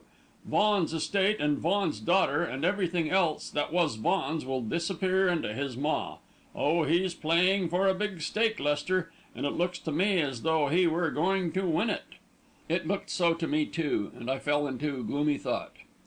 "You've got your men watching the house, I suppose?" I asked at last, turning to Simmonds. "Yes, and we managed to score one little point to day." "What was that?" "I found out that Annie Coogan, the housemaid over there, had a cousin on the force, so I got him out here and he managed to have a talk with her. He didn't find out anything," he added, "that is, anything we don't know, but she promised to leave the door of her bedroom open at night, and if anything happened, to show a light at her window." "Splendid," I said. "And of course she'll keep her eyes open in the daytime?" "Sure she will. She's a bright girl. The only thing I'm afraid of is that the Hindu will get on to her and fire her. But she's been warned to be mighty careful. If they don't suspect her, maybe she'll have something to tell us in a day or two." "Perhaps she will," I agreed, and I drew a breath of relief. Surely, with all these guardians inside the house and out, Miss Vaughan was safe. The least outcry would bring swift assistance. Besides, I could not bring myself to believe that Silva was such a brute as Godfrey seemed to think him. I had been attracted by him, not repelled, and I have always believed in the accuracy of these instinctive feelings. And Godfrey himself, I reflected, did not seem to be very clear in the matter. If Silva was merely a faker and a charlatan, there was no reason why he should wish to induct Miss Vaughan into the mysteries of a religion which he wore only as a cloak, to be dropped as soon as his plans were accomplished. On the other hand, if he was sincere and really wished to convert the girl, it was only reasonable to suppose that he was sincere in other things as well. "It reduces itself to this," I said finally to Godfrey. If Silva is a charlatan, there is no reason why he should hypnotise Miss Vaughan; but if he really wishes to make a priestess of her, then by the same token he is sincere and not a charlatan at all." Godfrey nodded. "There's a twist there which I can't seem to get straight," he admitted. "We'll have to watch Silva a little longer to find out what his game really is. Of course, it's just possible that he'd be glad to get rid of the girl, but that she really is obsessed by the idea of carrying out her father's wish. If that's the case, Silva is rather up a tree." "That's where we'd better be getting," broke in Simmonds, who had taken out his watch and held it up to the light. "It's nearly 12 o'clock, and I don't want to miss the fireworks. Besides, you fellows don't gain anything by all this jawing. You've been at it for an hour, and you're more tangled up now than when you started. My motto with a case of this kind is just to sit quiet and watch it, and pretty soon the rat thinks the coast is clear and pokes out his head, and you nab him." "There's a good deal in that," agreed Godfrey, with a little laugh. "I admit that our arguing doesn't seem to lead anywhere. Come along," and he led the way out among the trees. "Now take these fireworks," went on Simmonds, in a low tone, when we were sitting side by side on a limb. "I don't understand what they mean, but they must mean something. Am I laying awake nights worrying about them? Not me. I'm just going to keep on watching till I find out what the meaning is. I know you're a great fellow for theory and deduction and all that sort of thing, Godfrey, and I know you've pulled off some mighty clever stunts, but after all, there's nothing like patience." "Yes, it's dogged as does it," agreed Godfrey. "Patience is a great thing. I only wish I had more of it." "It would be a good thing," assented Simmonds candidly, when we fell silent, gazing out into the darkness. "Surely," said Godfrey at last, "it must be 12 o'clock." Simmonds got out his watch and flashed upon it a ray from his electric torch. "Yes," he said, "it's 4 minutes after." I felt Godfrey's hand stiffen on my arm. "Then there's something wrong," he whispered. "You remember, Lester, what happened the other time that light failed to appear? A man was murdered." The darkness into which I stared seemed suddenly to grow threatening and sinister, full of vague terrors. Even Simmonds grew uneasy, and I could feel his arm twitching. Godfrey put his foot on the ladder and began to descend. Simmonds and I followed him silently. "I'm going over the wall," he said, when we were on the ground. "Something's wrong, and we've got to find out what it is." "How will we get down?" asked Simmonds. "There's no ladder there." Godfrey considered a moment. "We can stand on top of the wall," he said at last, "and lift this ladder over. It won't be easy, but it can be done. Go ahead, Lester, and be careful of the glass." I mounted the ladder, felt cautiously along the top of the wall, and found a place where I could put my feet. Simmonds followed me, and then came Godfrey. His was the difficult part, to draw up the ladder and lower it again. As for me, it was all I could do to keep from falling. I felt absurdly as though I were standing on a tremulous tight rope, high in the air, but Godfrey managed it somehow, and started down. And at that instant there shrilled through the night the high, piercing note of a police whistle. It rose and fell, rose and fell, rose and fell, and then came poignant silence. The sound stabbed through me. Without hesitation or thought of peril, I let myself go and plunged downward into the darkness. End of Chapter 22.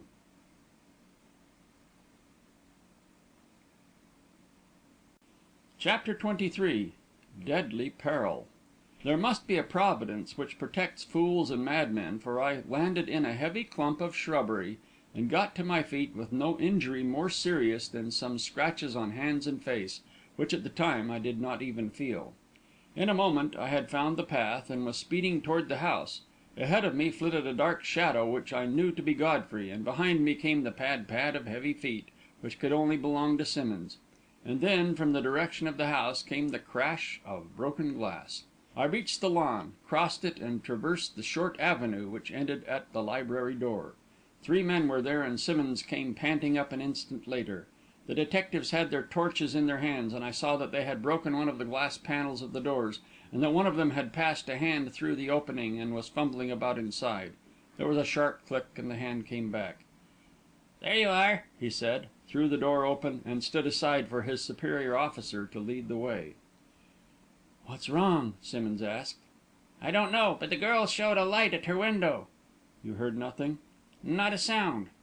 Simmonds hesitated. No doubt the same thought occurred to him as to me, for the lawyer Tartarin in me suggested that we scarcely had warrant to break our way into a sleeping house in the middle of the night.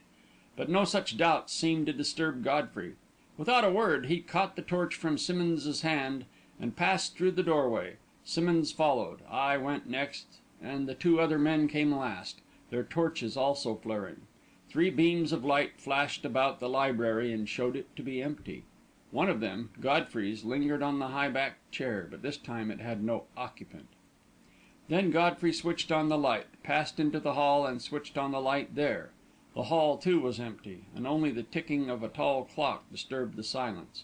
I was faltering and ready to turn back, but, to my amazement, Godfrey crossed the hall at a bound and sprang up the stair, 3 steps at a time. "Make all the noise you can," he shouted over his shoulder, and the clatter of our feet seemed enough to wake the dead. The upper hall was also empty, and then my heart gave a sudden leap, for the circle of light from Godfrey's torch had come to rest upon a white robed figure, which had stolen half way down the stair from the upper story. It was the maid, holding her nightdress about her, and her face was as white as her gown. Godfrey sprang to her side. "What is it?" he asked. "What is wrong?" "I heard a cry," gasped the girl, "down there somewhere, and a scuffle in the dark. A woman's cry. It was choked off short." Godfrey leaped down among us, and as the light of a torch flashed across it, I saw his face was livid. "Who's got an extra gun?" he demanded, and one of the detectives pressed one into his hand. "Ready now, men," he added, crossed the hall, threw open the outer door into Silva's room, and flung back the drapery beyond. My heart was in my throat as I peered over Godfrey's shoulder at what lay within, and then a gasp of amazement from my companions mingled with my own. For the crystal sphere was glowing softly, and seated cross-legged on the divan, his hands folded, his eyes fixed in meditation, was Silva. We all stood for a moment staring at him. Then Godfrey passed his hand dazedly before his eyes. "You 2 men stay on guard here," he said. "One of you keep your torch on this fellow, and the other keep his torch on the floor. There's a cobra around somewhere." An arc of light swept shakingly across the floor as one of the men turned his torch toward it, but I saw no sign of Toto. "Lester, you and Simmonds come with me," Godfrey added, stepping back into the hall, and tapped at the door of Miss Vaughan's bedroom. There was no response, and he tapped again. Then he tried the door, found it unlocked, and opened it. He sent a ray of light skimming about the room. Then he found the switch, turned on the lights, and entered. The room was empty, as were the dressing room and bathroom adjoining. The covers of the bed had been turned back, ready for its occupant, but the bed was undisturbed. Godfrey glanced about the room again, a sort of frenzied concentration in his gaze, and then went out, leaving the lights burning. It took but a moment or two to look through the other suites. They were all empty. "If Miss Vaughan was anywhere about, and unharmed," said Godfrey, "the noise we made would have brought her out to investigate. There's only one place she can be," and he led the way resolutely back to the door of Silva's room. The yogi had not moved. Godfrey contemplated him for a moment, with his torch full on the bearded face. Then he crossed the threshold, his torch sweeping the floor in front of him. "Let's see what the thug is up to," he said, crossing the room, drew back the drapery, and opened the door into the little closet where we had seen Mahbub once before. There was a burst of acrid smoke into the room, and Godfrey stepped back with a stifled exclamation. "Come here, you fellows!" he cried, and Simmonds and I sprang to his side. For a moment I could see nothing. The rolling clouds of smoke blinded and choked me. I could feel the tears running down my cheeks, and my throat burned as though it had been scalded. Then the smoke lifted a little, and I caught a glimpse of what lay within the room. In the middle of the floor stood an open brazier, with a thin yellow flame hovering above it, now bright, now dim as the smoke whirled about it. Before the brazier sat Mahbub, his legs crossed with feet uppermost, his hands pressed palm to palm before his face. "But he'll suffocate!" I gasped, and indeed I did not see why any human being could breathe in such an atmosphere. And then, as the smoke whirled aside again, I saw the snake. Its head was waving slowly to and fro, its horrible hood distended, its yellow, lidless eyes fixed upon us. Simmonds saw it too, and retreated a step. "We'd better keep out of there," he gasped, "till that little pet's put away in his basket." But Godfrey seized his arm and dragged him back to the threshold of the door. "Look, Simmonds!" he cried, rubbing his dripping eyes fiercely. "There against the wall. Is there something there, or is it just the smoke?" I looked too, but at first saw nothing, for a cloud of smoke rolled down and blotted out the light from Godfrey's torch. Then it swirled aside, and against the farther wall I fancied I saw something, a shape, a huddled shape, grotesque, horrible, somehow. I heard Godfrey's startled cry, saw his hand swing up, saw a tongue of yellow flame leap from his revolver, and with the echo of the shot came a scream piercing, unearthly, of terror unspeakable. I saw the Thug spring into the air, his face distorted, his mouth open. I saw him tearing at something that swung from his neck, something horrible, that clung and twisted. He tore the thing loose. It was only an instant, really, but it seemed an age, and still shrieking, flung it full at us. I was paralysed with terror, incapable of movement, staring dumbly, but Godfrey swept me aside so sharply that I almost fell. And that foul shape swished past us, fell with a thud, and was lost in the darkness. Chapter 23.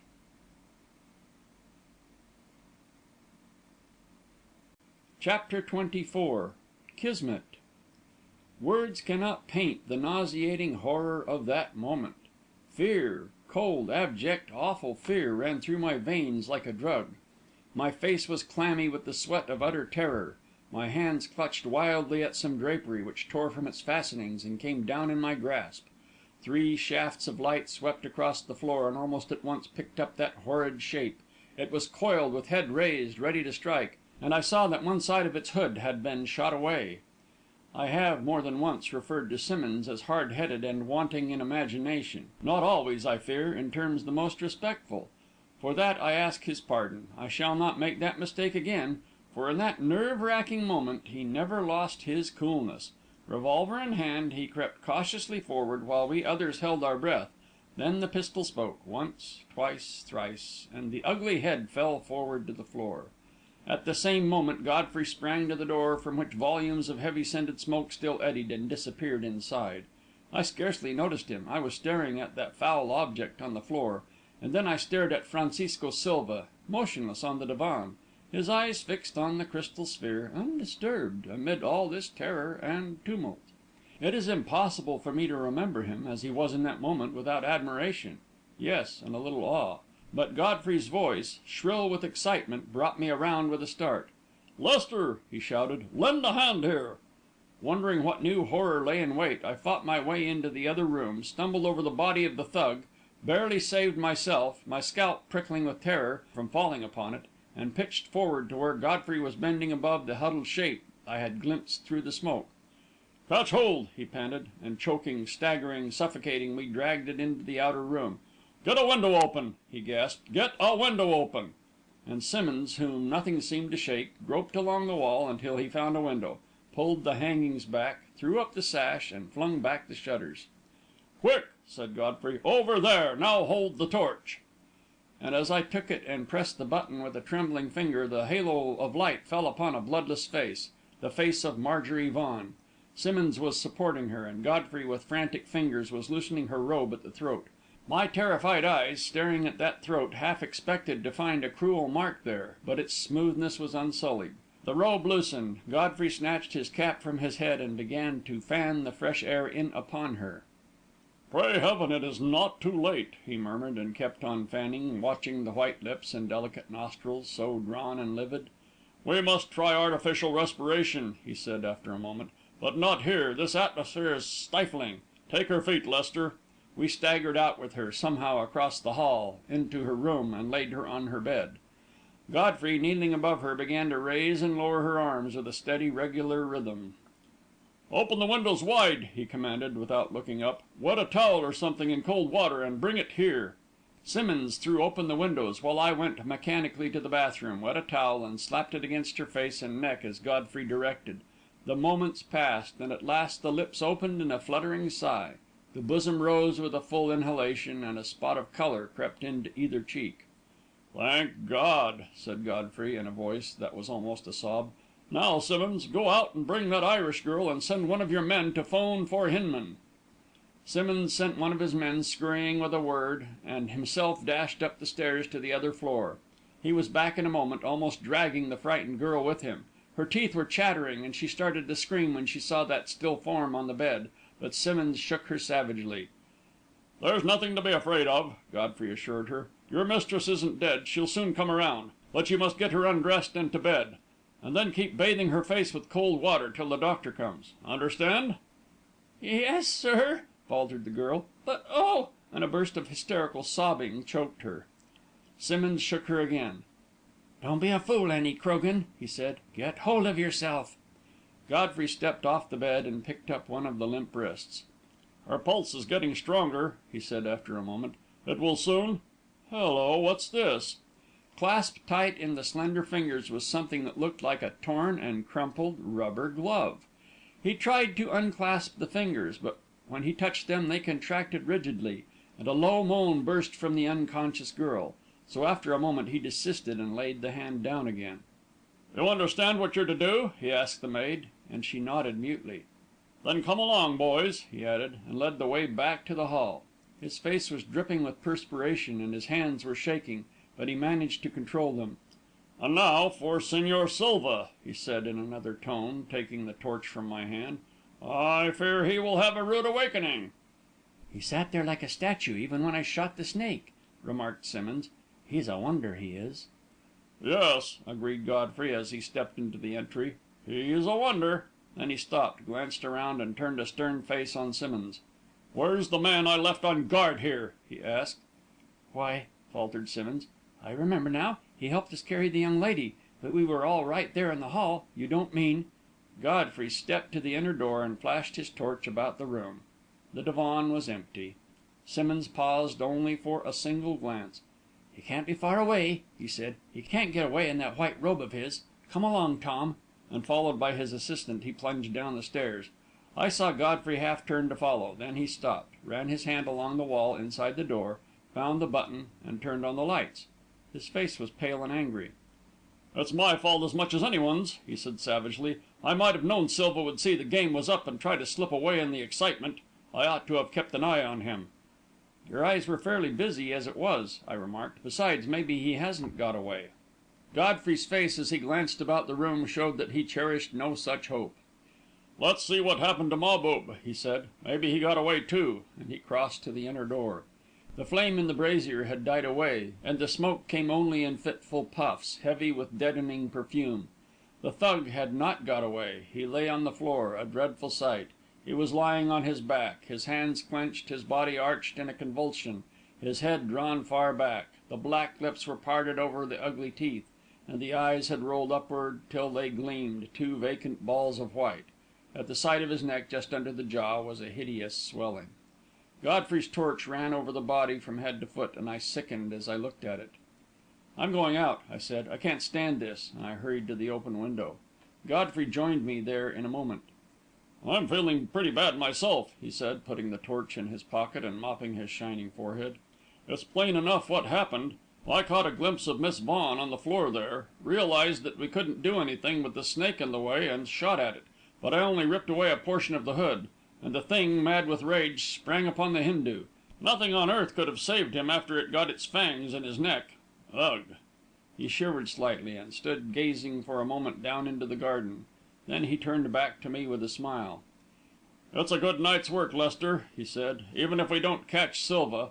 I fancy Miss Vaughan will change her mind now about becoming a priestess of Siva." "But, Godfrey," I asked, "what happened? What was she doing in there? What—" He stopped me with a hand upon my arm. "I don't know, but she'll tell us when she comes around. I only hope they'll get Silva. That would make the victory complete." He paused, for the hum of a motor car came up the drive, and an instant later we caught the glare of the acetylenes. Then a voice hailed us. "Hello there," it called. "Shall I come up?" "Is that you, Doctor?" asked Godfrey, leaning out. "Yes." "Come right up, then, to Miss Vaughan's room." We met him at the stairhead. "Oh, it's you," he said, recognizing us. "What has happened now?" "It's Miss Vaughan. She's been half suffocated. But how did you get in?" "The gates were open," Hinman answered, "so I drove right through. Is Miss Vaughan in here?" And when Godfrey nodded, he opened the door and closed it softly behind him. "Open," repeated Godfrey, staring at me. "Open! Then that is the way Silva went." "Yes, yes," I agreed. "He had the key. It was he who let me out." "And locked the gate after you?" "Yes. I heard the key turn." Without a word, Godfrey hurried down the stairs. At the foot we met Simmonds. "We've searched the grounds," he said, "but haven't found anyone. I've left my men on guard. I phoned for some more men and notified headquarters." "He's not in the grounds," said Godfrey. "He went out by the gate," and he told of Hinman's discovery. "I'll stretch a net over the whole Bronx," said Simmonds. "I don't see how a fellow dressed as he is can get away," and he hastened off to do some more telephoning. "Well, we can't do anything," said Godfrey, "so we might as well rest a while," and he passed into the library and dropped into a chair. I followed him, but as I sat down and glanced about the room, I saw something that fairly jerked me to my feet. A section of the shelving had been swung forward, and behind it the door of the safe stood open. In an instant I had flung myself on my knees before it, groped for the locked drawer, pulled it out, and hurried with it to the table. The 5 packets of money were gone. "What is it, Lester?" asked Godfrey at my side. "There was $50,000 in money in this drawer," I answered, trying to speak coherently. Godfrey took the drawer from my hands and examined its contents. "Well, it isn't there now," he said, and replaced the drawer in the safe. "Sit down, Lester," and he pressed me back into my chair and flung himself into another. "I wish I knew where Vaughan kept his whiskey," he murmured, and ran his fingers furiously through his hair. "This is getting too strenuous, even for me." He fell silent for a moment, and sat looking at the open safe. "What astonishes me," he mused, "is the nerve of the man, stopping at such a moment to work that combination. Think what that means, Lester. To work a combination, a man has to be cool and collected." "A man who could sit without stirring through that scene upstairs," I said, "has nerve enough for anything. Nothing Silva does can surprise me after all." "I wonder how he knew the combination." "I was sure he knew it. I had to stop Miss Vaughan to keep her from telling it to me." "Well, he lessened his chance of escape by just that much. Every minute he spent before that safe was a minute lost. Ah, here's Simmonds. What do you think of that, Simmonds?" he added, and pointed to the safe. "Señor Silva stopped on his way out to gather up $50,000 in cash to pay his travelling expenses." Simmonds walked over to the safe and looked at it. "50,000?" he repeated. "But Vaughan must have been a fool to keep that much money here." "Oh, I don't know. It's a fireproof safe and mighty well concealed." "I'll tell you what I think," I said. "I think he intended to give the money to Silva. He was going to give him $1 million. Left him that in his will, you know." "So Silva was only taking what belonged to him, eh?" And Godfrey laughed. "Well, I hope you'll get him, Simmonds." It was at this moment that Dr. Hinman entered, a curious, repressed excitement in his face, and his eyes shining strangely. "How is she, doctor?" Godfrey asked. "She'll be all right in the morning. She is still pretty nervous, so I gave her a sleeping draught and waited until it took effect." Godfrey looked at him more closely. "Did she tell you anything?" he asked. "Not much," said Hinman. "I wouldn't let her talk, but she told me enough to let me guess one thing. She is the bravest girl I ever knew or heard of." "What do you mean?" "I mean," cried Hinman, his eyes glowing more and more, "that she stayed in this house and faced the deadliest peril out of love for that man Swain. I mean, if he's cleared, as he's certain to be now, it will be she who clears him. I meant that, if the real murderer is brought to justice, it will be because of the evidence she stayed here to get, and did get." His voice mounted shrilly, and his face was working as though he could scarcely keep back the tears. "Wait a minute, doctor," broke in Godfrey. "Don't go too fast. What evidence?" For answer, Hinman flipped something through the air to him. Godfrey caught it, and stared at it an instant in bewilderment. Then, with a stifled exclamation, he sprang to the light, and held the object close under it. "By all the gods!" he cried, in a voice as shrill as Hinman's own. "The fingerprints!" End of Chapter 24.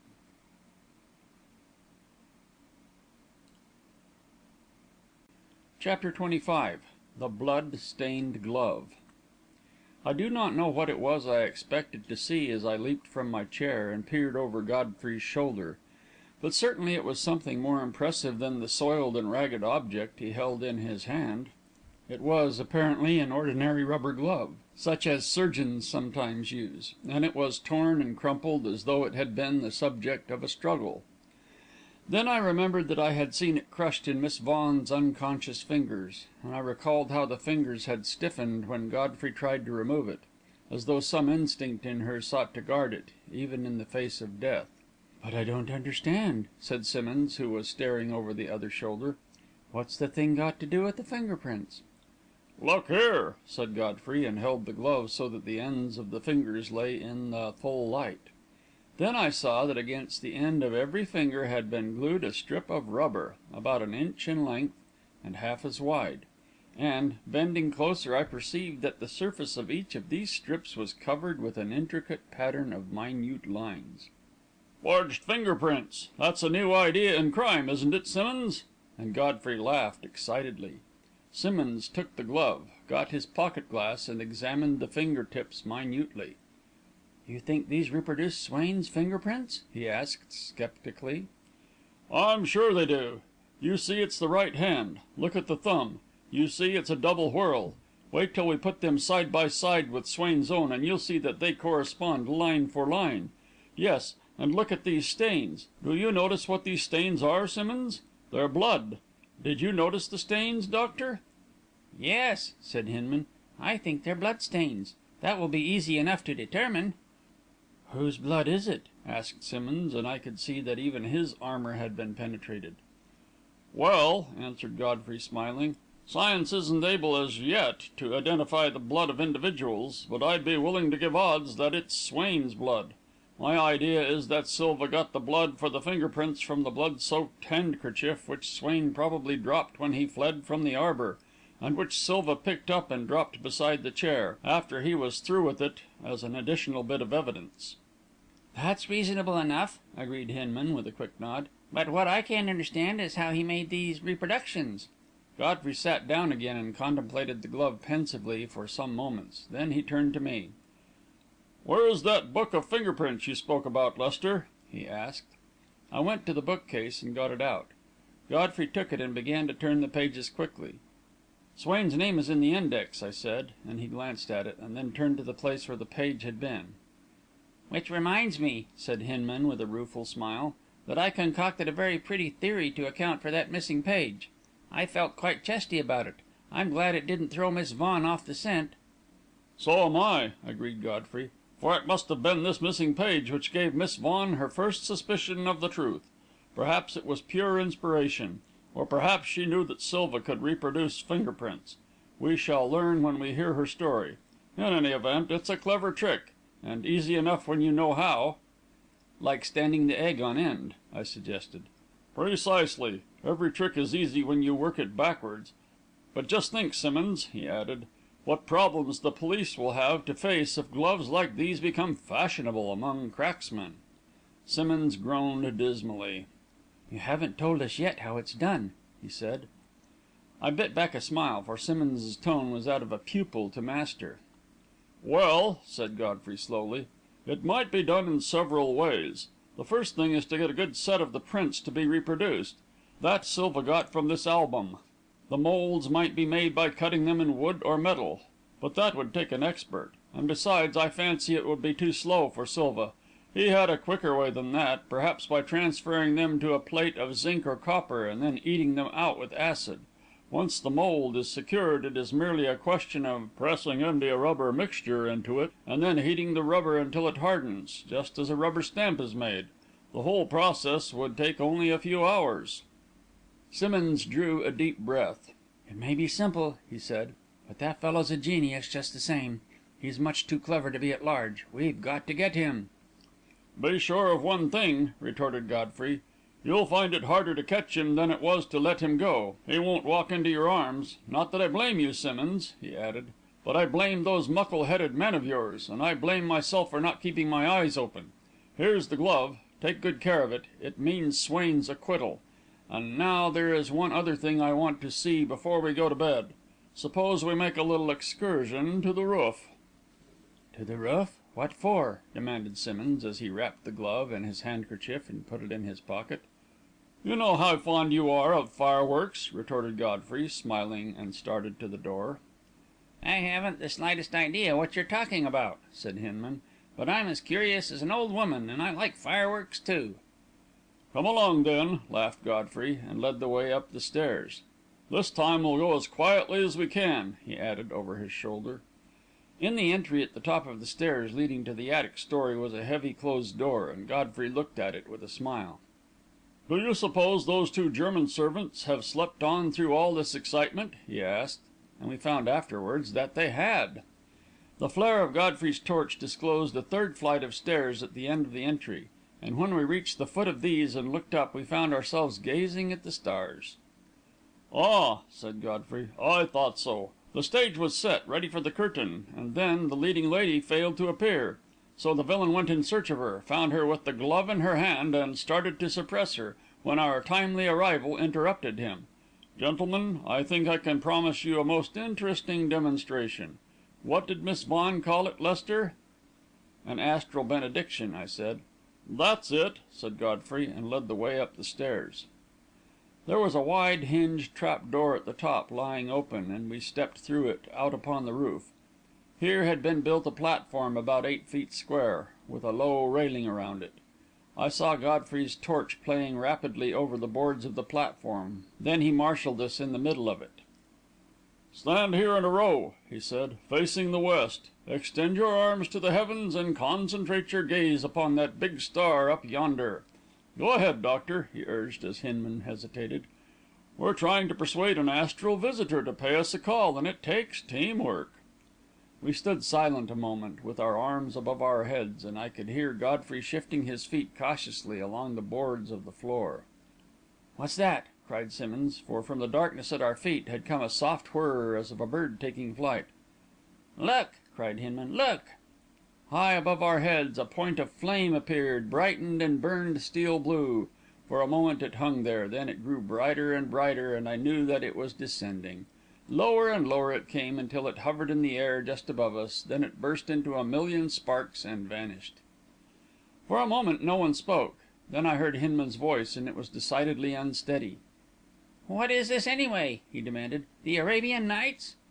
"No," said Godfrey, and in his voice was the ring of triumph. "It's merely a device of one of the cleverest fakers who ever lived.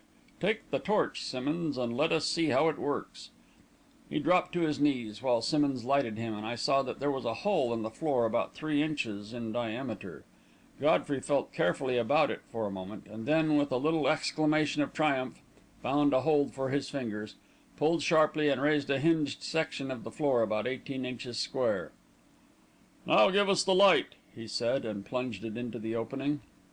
In line with the little hole was an upright metal tube about 1 foot long, ending in a small square box. Beside the tube a slender iron rod ran from the platform down into the box. "That's the lever that sets it off," remarked Godfrey, tapping the rod. "A pressure of the foot did it."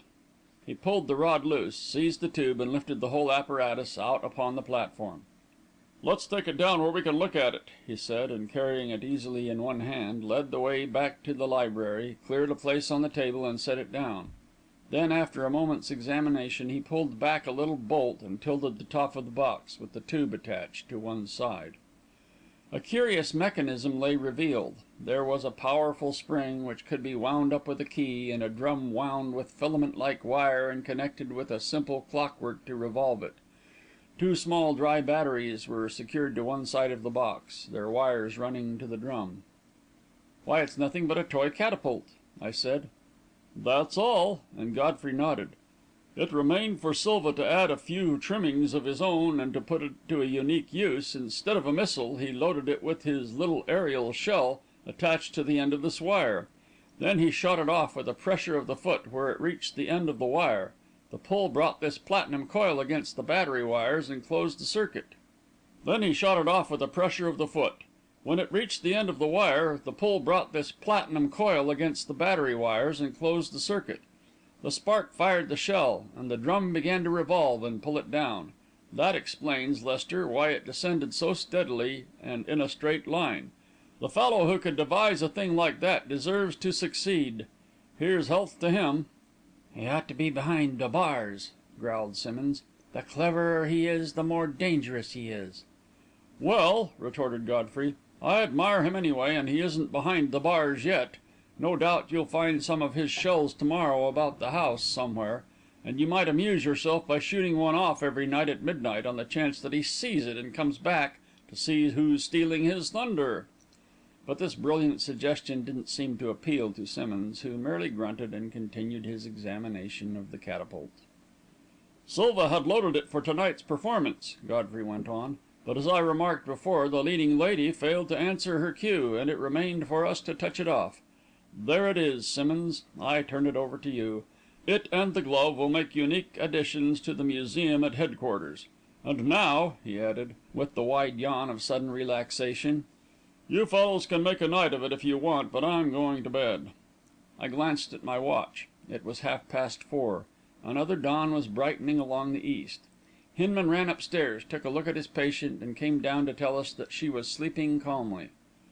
"She'll be all right in the morning," he assured us. "And while I don't want to butt in, I'd certainly like to hear her story. Adventures like this don't happen very often to a country doctor. May I come?" "Most surely," I assented warmly. "I think we were very fortunate to have had you in this case, Doctor." "So do I," echoed Godfrey, while Hinman flushed with pleasure. "And don't forget, Lester, that it was I who picked him out, with nothing better than the telephone book to guide me. That was my infallible instinct." "Suppose we say 10 o'clock, then," I suggested, smiling at Godfrey's exuberance. But then I was feeling rather exuberant myself. "I'll be here," said Hinman, "and thank you." And a moment later we heard his car chugging away down the drive. We listened to it for a moment, then Godfrey yawned again. "Come along, Lester," he said, "or I'll go to sleep on my feet. Can I give you a bed, Simmonds?" "No, thanks," said Simmonds. "I'm not ready for bed. I'm going to comb this whole neighbourhood as soon as it's light. Silva can't escape unless he just fades away into the air." "You've found no trace of him?" "I've had no reports yet," and Simmonds walked beside us down the drive to the gate. "But my men ought to be coming in pretty soon. There's a thick grove just across the road, where he may be hiding." He stopped, for a man was hastening toward us, carrying under one arm a small white bundle. Simmonds quickened his pace. "What's that you've got?" he asked. The man saluted. "I found it just now, sir, in the bushes near the gate. Looks like a dress." Simmonds unrolled it slowly. It was the robe of the White Priest of Siva. Godfrey looked at it, and then at Simmonds, whose face was a study. Then he took me by the arm and led me away. "I'm afraid Simmonds has his work cut out for him," he said, when we were out of earshot. "I thought so from the first. A fellow as clever as Silva would be certain to keep his line of retreat open. He's far away by this time." He walked on thoughtfully, a little smile on his lips. "I'm not altogether sorry," he continued. "It adds an interest to life to know that he's running around the world, and that we may encounter him again some day. He's a remarkable fellow, Lester. One of the most remarkable I ever met. He comes close to being a genius. I'd give something to hear the story of his life." That wish was destined to be gratified, for 3 years later we heard that story, or a part of it, from Silva's lips, as he lay calmly smoking a cigarette, looking in the face of death, and without flinching. Perhaps some day I shall tell that story. "But, Godfrey," I said, as we turned in at his gate, "all this scheme of lies, the star, the murder, the finger prints, what was it all about? I can't see through it, even yet." "There are still a few dark places," he agreed, "but the outlines are pretty clear, aren't they?" "Not to me. It's all a jumble." "Suppose we wait till we hear Miss Vaughan's story," he suggested. "After that, I think we can reconstruct the whole plot. There's one foundation stone that's missing," he added thoughtfully. "I wonder if Miss Vaughan uses a blotting book. It all depends upon that." "A blotting book?" I echoed. "But I don't see." He shook himself out of his thoughts with a little laugh. "Not now, Lester. It's time we were in bed. Look, there's the sun," and he led the way into the house. "I'll have you called at 9," he added, as he bade me good night at my door.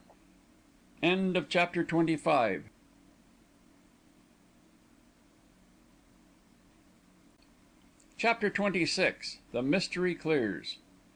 Godfrey's powers of recuperation have astonished me more than once, and never more so than when I found him at the breakfast table, as fresh and rosy as though he had had a full night's sleep. But even I felt better by the time the meal was over. It is wonderful what a cup of coffee can do for a man. "I phoned a message to Swain as soon as I was up," Godfrey said, "telling him in your name that we had the evidence to clear him, and that Miss Vaughan was safe." "I must go down to him," I said, "and start proceedings to set him free. I'll get Simmonds to go with me before Goldberger, and then before the magistrate. We ought to get an order of release at once." "You've got something to do before that," Godfrey reminded me. "We're to hear Miss Vaughan's story at 10 o'clock. I'm taking it for granted," he added with a smile, "that I'll be welcome as well as Hinman." "That doesn't need saying," I retorted, and 10 minutes later we were on the way to Elmhurst. There was a man on guard at the library door, but he allowed us to pass when we gave our names, having evidently had his instructions from Simmonds. In answer to Godfrey's question, he said that, so far as he knew, no trace had been found of Silva. We went on into the room and found that someone, Simmonds presumably, had closed the safe and swung the section of shelving back into place before it. It was not locked, however, and I opened it and went through its contents carefully, with the faint hope that the money might have been thrust into some other compartment, but I found no trace of it, and was replacing the contents when a voice at the threshold brought me to my feet. "Mr. Lester," it said, and I turned to behold a vision which made me catch my breath, a vision of young womanhood with smiling lips and radiant eyes, a vision which came quickly toward me with hands outstretched. "Miss Vaughan!" I cried, and took the hands and held them. "Can you forgive me?" she demanded. "For what?" "For treating you so badly. Oh, I could see what you thought of me, and I longed to tell you it was only make-believe, but I didn't dare. I could see your grimace of disgust when I fell on my knees beside the chair yonder." "Miss Vaughan," I broke in, "whatever my sentiments may have been, and I was an idiot not to suspect the truth, they have all changed into enthusiastic admiration. You were wiser and braver than all of us." A wave of colour swept into her cheeks. "I might add," I went on, "that I thought white robes becoming, but they were not nearly so becoming as this gown." "It is of the last century," she protested, "but anything is better than that masquerade. And when—" "I think I can get Swain free this afternoon," I answered. "I'm going to try, anyway. Mr. Godfrey 'phoned him the good news the first thing this morning. This is Mr. Godfrey, Miss Vaughan," I added, "and very eager to shake hands with you." "Very proud, too," said Godfrey, coming forward and suiting the action to the word. There was a step on the walk outside, and Dr. Hinman appeared at the door. "Well," he cried, coming in, his face beaming, "there's no need for me to ask how my patient's doing." "I'm afraid you haven't got any patient any more, doctor," I laughed. "I'm afraid not," agreed Hinman. "I'll have to go back to my office and wait for another one. But before I go, Miss Vaughan, I want to hear the story. Mr. Lester promised me I should." Miss Vaughan looked at me. "We all want to hear it," I said. "How you came to suspect, how you got the glove, everything." Her face grew sober, and a shadow flitted across it. "Suppose we sit down," she said, and just then the sentry at the door saluted, and Simmonds stepped into the room. I saw him shake his head in answer to Godfrey's questioning look, and knew that Silva had not been found. Then I brought him forward to Miss Vaughan and introduced him. "Mr. Simmonds," I explained, "has been in charge of this case, and it was he who arranged to watch the house, for fear some harm would befall you." "I know," broke in Miss Vaughan, clasping Simmonds' hand warmly. "Annie told me all about it this morning. I don't know how to thank you, Mr. Simmonds." "Oh, it wasn't me especially," protested Simmonds, red to the ears. "It was really Godfrey there, and Mr. Lester. They were worried to death." "We were rather worried," Godfrey admitted, "especially after we saw you at that midnight fireworks party." "You saw that?" she asked quickly. "But how?" "Oh, we had seen the show every night for a week. It was its failure to come off last night which first told us something was wrong." "Well," said Miss Vaughan, with a deep breath, sitting down again and motioning us to follow her example, "it seems to me that you have a story to tell too, but I'll tell mine first. Where shall I begin?" "Begin," I suggested, "at the moment when you first suspected the plot." "That was when you were telling me of Fred's arrest, when you told me of the handkerchief, and then of the fingerprints. I knew that someone was plotting against him, and then, quite suddenly, I thought of something." "You jumped up," I said, "as though you were shot, and ran to the bookcase over there and got down that album of fingerprints, and found that Swain's were missing. That seemed to upset you completely." "It did, and I will tell you why. My father, for many years, had been a collector of fingerprints. All of his friends were compelled to contribute, and whenever he made a new acquaintance, he got his prints too, if he could. He believed that one's character was revealed in one's fingerprints, and he studied them very carefully. It was a sort of hobby, but it was, for some reason, distasteful to Señor Silva. He not only refused to allow prints to be made of his fingers, but he pooh-poohed my father's theories, and they used to have some terrific arguments about it.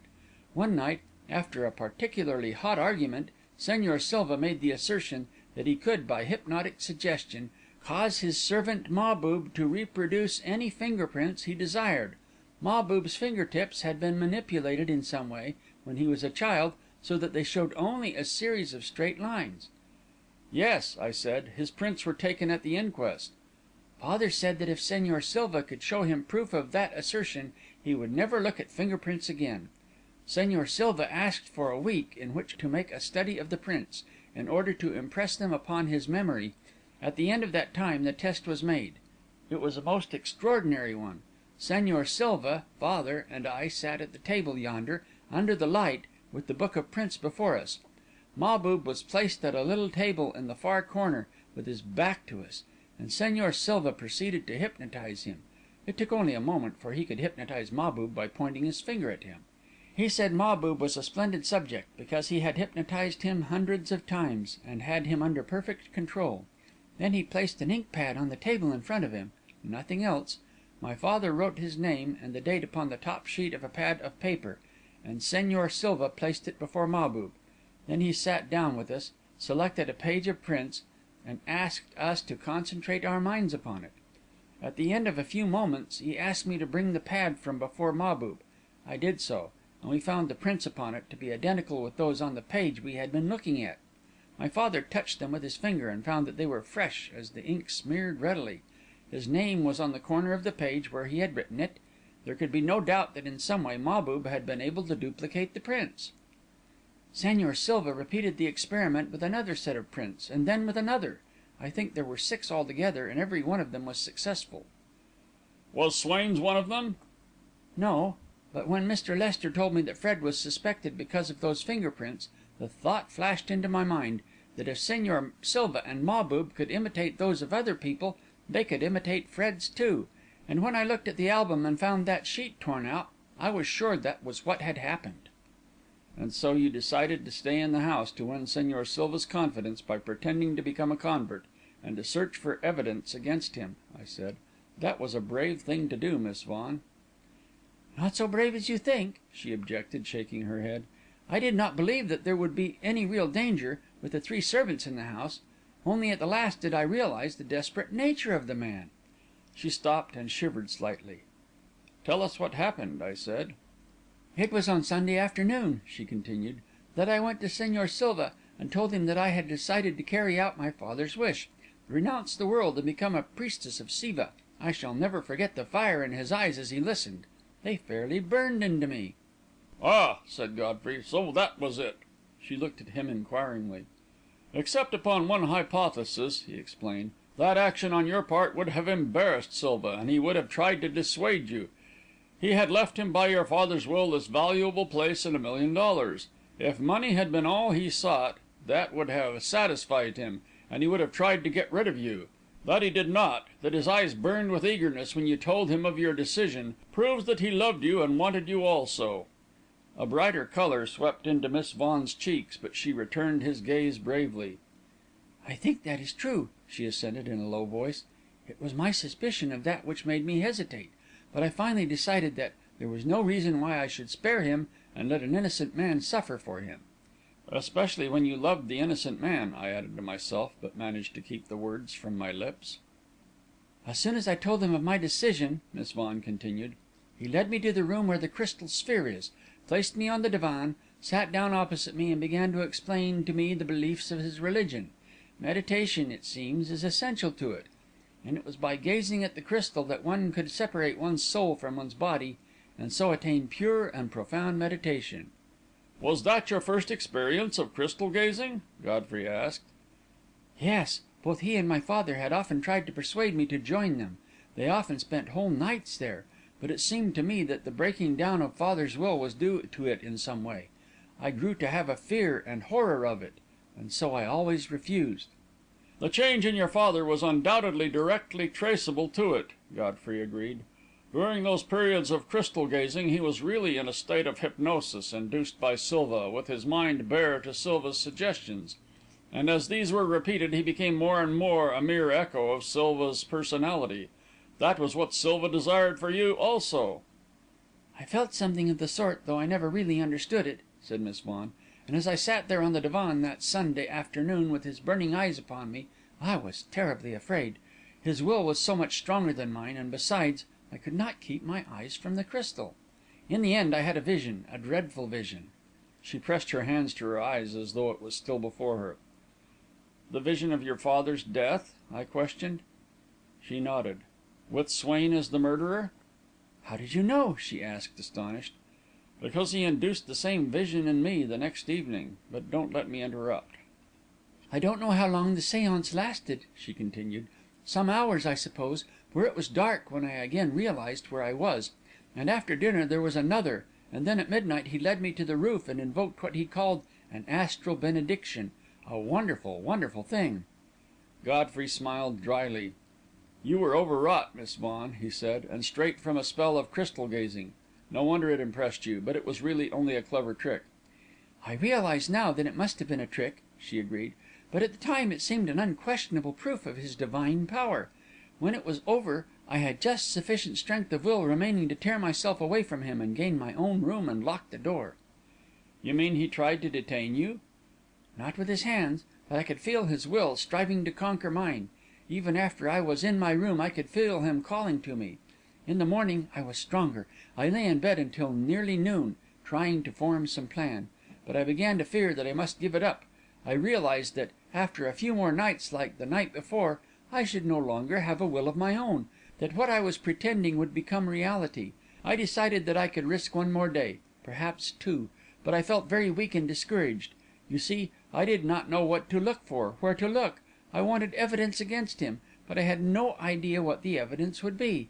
I wanted to search his room, but I had not been able to, because he was scarcely ever out of it, except when he was with me, and besides, Mahbub was always squatting in the little closet next to it. I got up at last, and after breakfast he met me here in the library.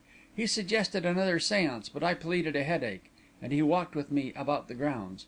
I remembered that you were to come in the evening, Mr. Lester, and I determined to leave you with him on some pretext, and search his room then. I told him you were coming, that I had asked you to take charge of my affairs, and it was then he told me of the legacy he believed my father had left him, adding that whether the legacy should stand or not was entirely in my hands. Then I began to feel his influence again, and managed to excuse myself and go indoors. Do you know what happened in the evening, Mr. Lester? As soon as I left you, I flew to his room, determined to search it at any cost. But I was scarcely inside when I heard the outer door open, and I had just time to get behind the curtains in one corner, when someone entered. Peering out, I saw that it was Mahbub. He looked about for a moment, and then sat down on the divan, folded his feet under him, and fell into a contemplation of the sphere. I scarcely dared to breathe. I was always afraid of Mahbub," she added, "far more than of Señor Silva. About Señor Silva there was at least something warm and human, but Mahbub impressed me somehow as a brother to the snake. He seemed so cold and venomous." "You knew he was dead?" I asked, as she paused. "Yes, Annie told me," and she shuddered lightly. The cobra, too, is dead," added Godfrey. "I agree with you, Miss Vaughan. There was a kinship between them, though the cobra turned against him in the end. How long did he sit there?" "I do not know, but it seemed an age to me. Finally, in despair, I had made up my mind to try to steal away, when I heard steps in the entry. Mahbub slipped from the divan and disappeared behind the curtains, and then the door opened, and Señor Silva and Mr. Lester entered.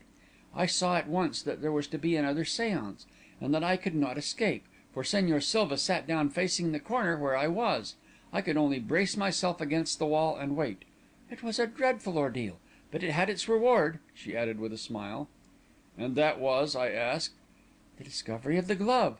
Señor Silva suddenly switched on the lights, and I knew that the séance was over, but he had some difficulty in arousing you.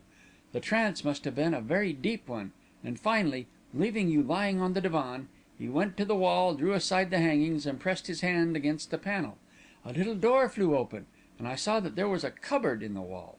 He filled the glass with some liquid, pulled the hangings into place, and went back to you and made you drink it. It seemed to do you good." "Yes," I said, "it brought me around at once. And then?" "And then, as soon as you went out together, I ran to the cupboard and looked into it. But for a moment I was confused. I saw nothing which seemed of any importance. Some bottles and decanters and glasses, a glass tray or two, a pile of rubber gloves. I couldn't understand. I picked up one of the gloves and looked at it, but it was just an ordinary glove. Then, farther back, I saw some others. Their fingertips were stained with ink, and then another lying by itself. I looked at it, saw the patches on the fingertips. I saw the stains, and then I understood. I do not know how I understood, or why. It was like a flash of lightning, revealing everything. And then, as I stood there with the glove in my hand, I heard Señor Silva returning." She paused a moment, and I could see the shiver which ran through her at the recollection. "It was not that I was afraid," she said. "It was that I seemed to be lost. I let the draperies fall, ran to the divan, and sat down before the sphere. I could think of nothing else to do. I can still see his astonished face when he entered and found me sitting there. 'I was waiting for you,' I said, trying to smile. 'You remember I was to have another lesson to night?' 'Yes,' he said, and looked at me, his eyes kindling. I was trembling inwardly, for suddenly I began to fear him. I knew that I must keep my head, that I must not yield to his will, or I would be swept away. 'I thought Mr. Lester would never go,' I said. He came to the divan and sat down close beside me and looked into my eyes. 'Did the time really seem so long?' he asked.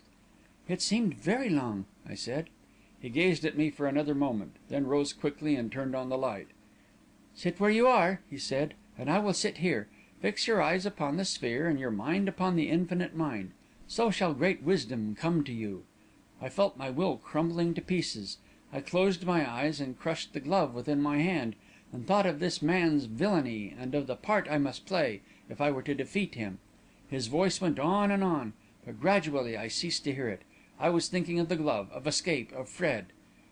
'Yea, love is strong,' I told myself, 'and it giveth to the dove the wisdom of the serpent, else how had this child come victorious from such an ordeal?' "I do not know how long I sat there," Miss Vaughan continued, "but Señor Silva rose suddenly with an exclamation of impatience, and switched on the light. 'There is something wrong,' he said, coming back and standing over me. 'Some hostile influence is at work. What is it?' 'I do not know,' I said. 'I cannot lose myself as I did last night.' 'Something holds you to earth, some chain. Perhaps it is your own wish.' 'No, no,' I protested. 'Let us try again.' He switched off the light and sat down facing me, and again I felt his will trying to enter and conquer me. And again I clasped the glove and kept my mind upon it, thinking only of escape." You can guess how we were leaning forward, listening breathless to this narrative. I fancied I could see her sitting there in the darkness, with Silva's evil influence visibly about her, but held at bay by her resolute innocence, as Christian's shield of faith turned aside the darts of Apollyon. It was, indeed, a battle of good and evil, the more terrible because it was fought, not with bodily weapons, but with spiritual ones. "At last Señor Silva rose again," Miss Vaughan continued, "and turned on the lights, and I shivered when I met his gaze. 'You are defying me,' he said, very low, 'but I will break you yet,' and he clapped his hands softly together. Mahbub appeared at the inner door, received a sharp order, and disappeared again. A moment later there was a little swirl of smoke from the door of his room, and a sharp, overpowering odour which turned me faint. And then Señor Silva, who had been pacing up and down the room, stopped suddenly and looked at me, his face distorted. 'Is that it?' he muttered. 'Can it be that?' And he strode to the curtain which hung before his secret cupboard and swept it back. I knew that I was lost. I sprang for the outer door, managed to get it open, and set a foot in the hall before he seized me. I remember that I screamed, and then his hand was at my throat, and I suppose I must have fainted," she added, with a little smile, "for the next thing I remember is looking up and seeing Dr. Hinman." I sat back in my chair with a long breath of relief. My tension during the telling of the story had been almost painful, and it was not until it was ending that I saw 2 other men had entered while Miss Vaughan was speaking. I was on my feet as soon as I saw them, for I recognised Goldberger and Sylvester. "Simmonds telephoned me this morning that I was needed out here again," Goldberger explained. "But first I want to shake hands with Miss Vaughan." "You have met Mr. Goldberger, Miss Vaughan," I said, as he came forward, "but Dr. Hinman didn't tell you that he's the cleverest coroner in Greater New York." "He doesn't really think so, Miss Vaughan," Goldberger laughed. "You ought to read some of the things he's written about me. But I want to say that I heard most of your story, and it's a wonder.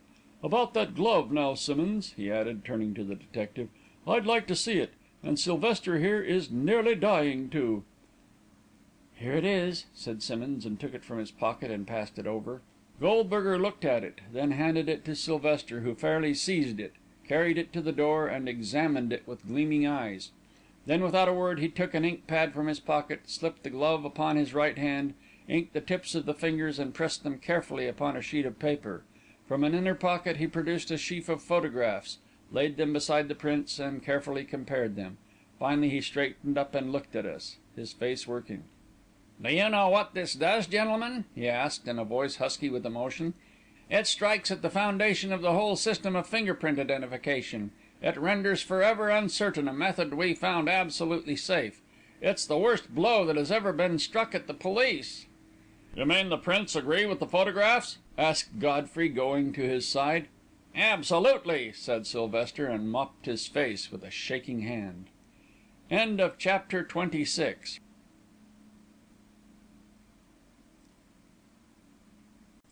Chapter 27. The End of the Case. To Sylvester, head of the Identification Bureau, it seemed that the world was tottering to its fall. But the rest of us, who had not really at the bottom of our hearts, perhaps, believed in the infallibility of the finger print system, took it more calmly. And presently we went upstairs to take a look at the contents of Silva's secret cupboard.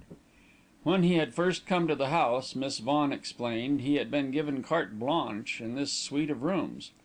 He had them remodelled, installed the circular divan and crystal sphere, selected the hangings, and had at the same time, no doubt, caused the secret cupboard to be built. Its contents were most interesting. There was a box of aerial bombs, which Godfrey turned over to Simmonds with the injunction to go and amuse himself. For Sylvester's contemplation and further confusion were the gloves with which Silva had managed his parlour mystification scheme. 6 pairs of them, and there was also the very simple apparatus with which the finger print reproductions had been made. An apparatus, as Godfrey had suggested, similar in every way to that used for making rubber stamps. There, too, were the plates of zinc upon which the impressions of the prints had been etched with acid. And, finally, there were various odds and ends of a juggler's outfit, as well as various bottles of perfumes, essences, and liquids whose properties we could not guess. Godfrey looked at the gloves carefully, as though in search of something, and at last selected one of them with a little exclamation of satisfaction. "I thought so," he said, and held it up. "Look at this glove, Sylvester. You see it has never been used. There is no ink on it. Do you know what it is? It's the print of Swain's left hand." Sylvester took it and looked at it. "It's a left hand, all right," he said. "But what makes you think it is Swain's?" "Because Silva expected to use both hands till he learned that Swain had injured one of his. But for that, the blood needed to make the prints would have come from the victim, and Silva would have worn this glove too. But Swain's injury gave Silva a happy inspiration. Wonderful man!" he added, half to himself. Goldberger and Simmonds went on into the inner room to arrange for the disposition of the body of Mahbub, but Godfrey and Miss Vaughan and I turned back together, for we did not wish to see the Thug. At her boudoir door, Godfrey paused. "The case is clear," he said, "from first to last, provided you can supply us with a final detail, Miss Vaughan." "What is that?" she asked. "Did you write that note to Swain in your own room?" "Yes." "And will you show me the table at which you wrote it?" "Certainly," and she opened the door. "Come in. I wrote it at that little desk by the window." Godfrey walked to it, picked up a blotting book which lay upon it, and turned over the leaves. "Ah," he said after a moment, "I was sure of it. Here is the final link. Have you a small hand mirror, Miss Vaughan?" She brought one from her toilet table and handed it to him in evident astonishment. "What do you see in the mirror?" he asked, and held a page of the blotting book at an angle in front of it. Miss Vaughan uttered an exclamation of surprise as she read the words reflected there. Mr. Frederick Swain, 1010 Fifth Avenue, New York City.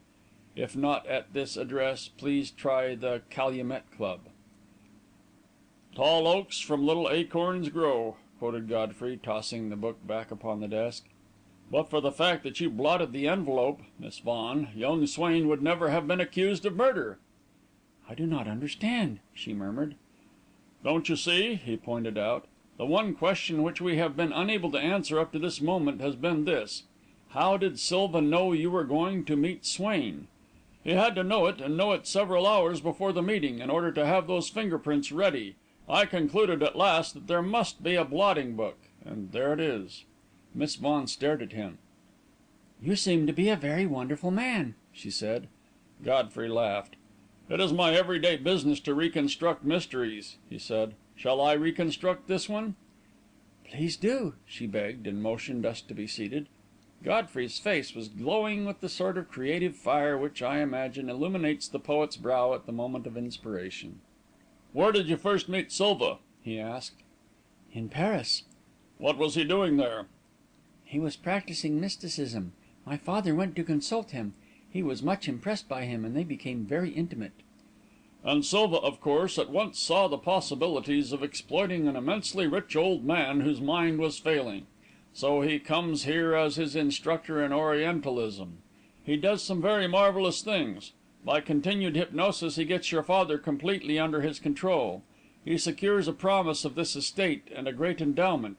He causes your father to make a will in which these bequests are specifically stated. Then he hesitates, for during his residence in this house a new desire has been added to the old ones. It had not often been his fortune to be thrown in daily contact with an innocent and beautiful girl, and he ends by falling in love with you. He knows of your love for Swain. He has caused Swain to be forbidden the house, but he finds you still indifferent. At last, by means of his own entreaties and your father's, he secures your consent to become his disciple. He knows that, if once you consent to sit with him, he will, in the end, dominate your will also. But you ask for 3 days' delay, and this he grants. During every moment of those 3 days he will keep you under surveillance. Almost at once he guesses at your plan, for you return to the house, you write a letter, and the moment you leave your room, he enters it and sees the impression on the blotter. He follows you into the grounds. He sees you throw the letter over the wall, and suspects that you are calling Swain to your aid. More than that, Lester," he added, turning to me, "he saw you in the tree, and so kept up his midnight fireworks on the off chance that you might be watching." "Yes, that explains that, too," I agreed thoughtfully. "When he realizes that you are asking your lover's aid," Godfrey continued to Miss Vaughan, "a fiendish idea springs into his mind. If Swain answers the call, if he enters the grounds, he will separate him from you, once for all, by causing him to be found guilty of killing your father. He hastens back to the house, tears the leaf from the album of finger prints, and prepares the rubber gloves. That night he follows you when you leave the house. He overhears your talk in the arbour, and he finds that there is another reason than that of jealousy why he must act at once. If your father is found to be insane, the will drawn up only 3 days before will be invalid. Silva will lose everything, not only you, but the fortune already within his grasp. He hurries to the house and tells your father of the rendezvous. Your father rushes out and brings you back, after a bitter quarrel with Swain, which Silva has, of course, foreseen. You come up to your room. Your father flings himself into his chair again. It is Silva who has followed you, who has purposely made a noise in order that you might think it was Swain, and he carries in his hand the blood-soaked handkerchief which Swain dropped when he fled from the arbour. Up to this point," Godfrey went on more slowly, "everything is clear, every detail fits every other detail perfectly. But in the next step of the tragedy one detail is uncertain. Whose hand was it drew the cord around your father's throat? I am inclined to think it was Mahbub's. If Silva had done the deed, he would probably have chosen a method less oriental. But Mahbub, even under hypnotic suggestion, would kill only in the way to which he was accustomed. Pardon me," he added quickly, as she shrank into her chair. "I have forgotten how repellent this must be to you. I have spoken brutally." "Please go on," she murmured. "It is right that I should hear it. I can bear it." "There is not much more to tell," said Godfrey gently. "Whoever it was that drew the cord, it was Silva who moistened the glove from the blood-soaked handkerchief, made the marks upon your father's robe, and then dropped the handkerchief beside his chair. Then he returned softly to his room, closed the door, put away the glove, cleansed his hands, made sure that Mahbub was in his closet, took his place upon the divan, and waited. I think we know the rest. And now, Lester," he added, turning to me, "we would better be getting to town. Remember, Swain is still in the Tombs." "You are right," I said, and rose to take my leave, but Miss Vaughan, her eyes shining, stopped me with a hand upon my sleeve. "I should like to go with you, Mr. Lester," she said. "May I?" The colour deepened in her cheeks as she met my gaze, and I understood what was in her heart. So did Godfrey. "I'll have my car around in 10 minutes," he said, and hastened away. "I have only to put on my hat," said Miss Vaughan, and I found her waiting for me in the library when I entered it, after arranging with Simmonds and Goldberger to appear with me in the Tombs Court and join me in asking for Swain's release. Godfrey's car came up the drive a moment later, and we were off. The hour that followed was a silent one. Godfrey was soon sufficiently occupied in guiding the car through the tangle of traffic. Miss Vaughan leaned back in a corner of the tonneau, lost in thought. It was just 6 days since I had seen her first, but those 6 days had left their mark upon her. Perhaps, in time, happiness would banish that shadow from her eyes, and that tremulousness from her lips. Every battle leaves its mark, even on the victor, and the battle she had fought had been a desperate one. But as I looked at her, she seemed more complete, more desirable than she had ever been. I could only hope that Swain would measure up to her. At last we drew up before the grey stone building whose barred windows and high wall marked the prison. "Here we are," I said, and helped her to alight. Godfrey greeted the doorkeeper as an old friend, and after a whispered word we were allowed to pass. A guard showed us into a bare waiting room, and Godfrey hastened away to explain our errand to the warden. "Won't you sit down?" I asked, but my companion shook her head with a frightened little smile, and paced nervously up and down, her hands against her heart. How riotously it was beating I could guess, with what hope, what fear. There was a quick step in the corridor, and she stood as if turned to stone. Then the door was flung open, and with radiant face she walked straight into the outstretched arms of the man who stood there. I heard her muffled sob as the arms closed about her, and she hid her face against his shoulder. Then a hand was laid upon my sleeve. "Come along, Lester," said Godfrey softly. "This case is ended." End of Chapter 27. End of The Gloved Hand by Burton E. Stevenson. Read by Don W. Jenkins, Rancho San Diego, California, shaggybark.blogspot.com.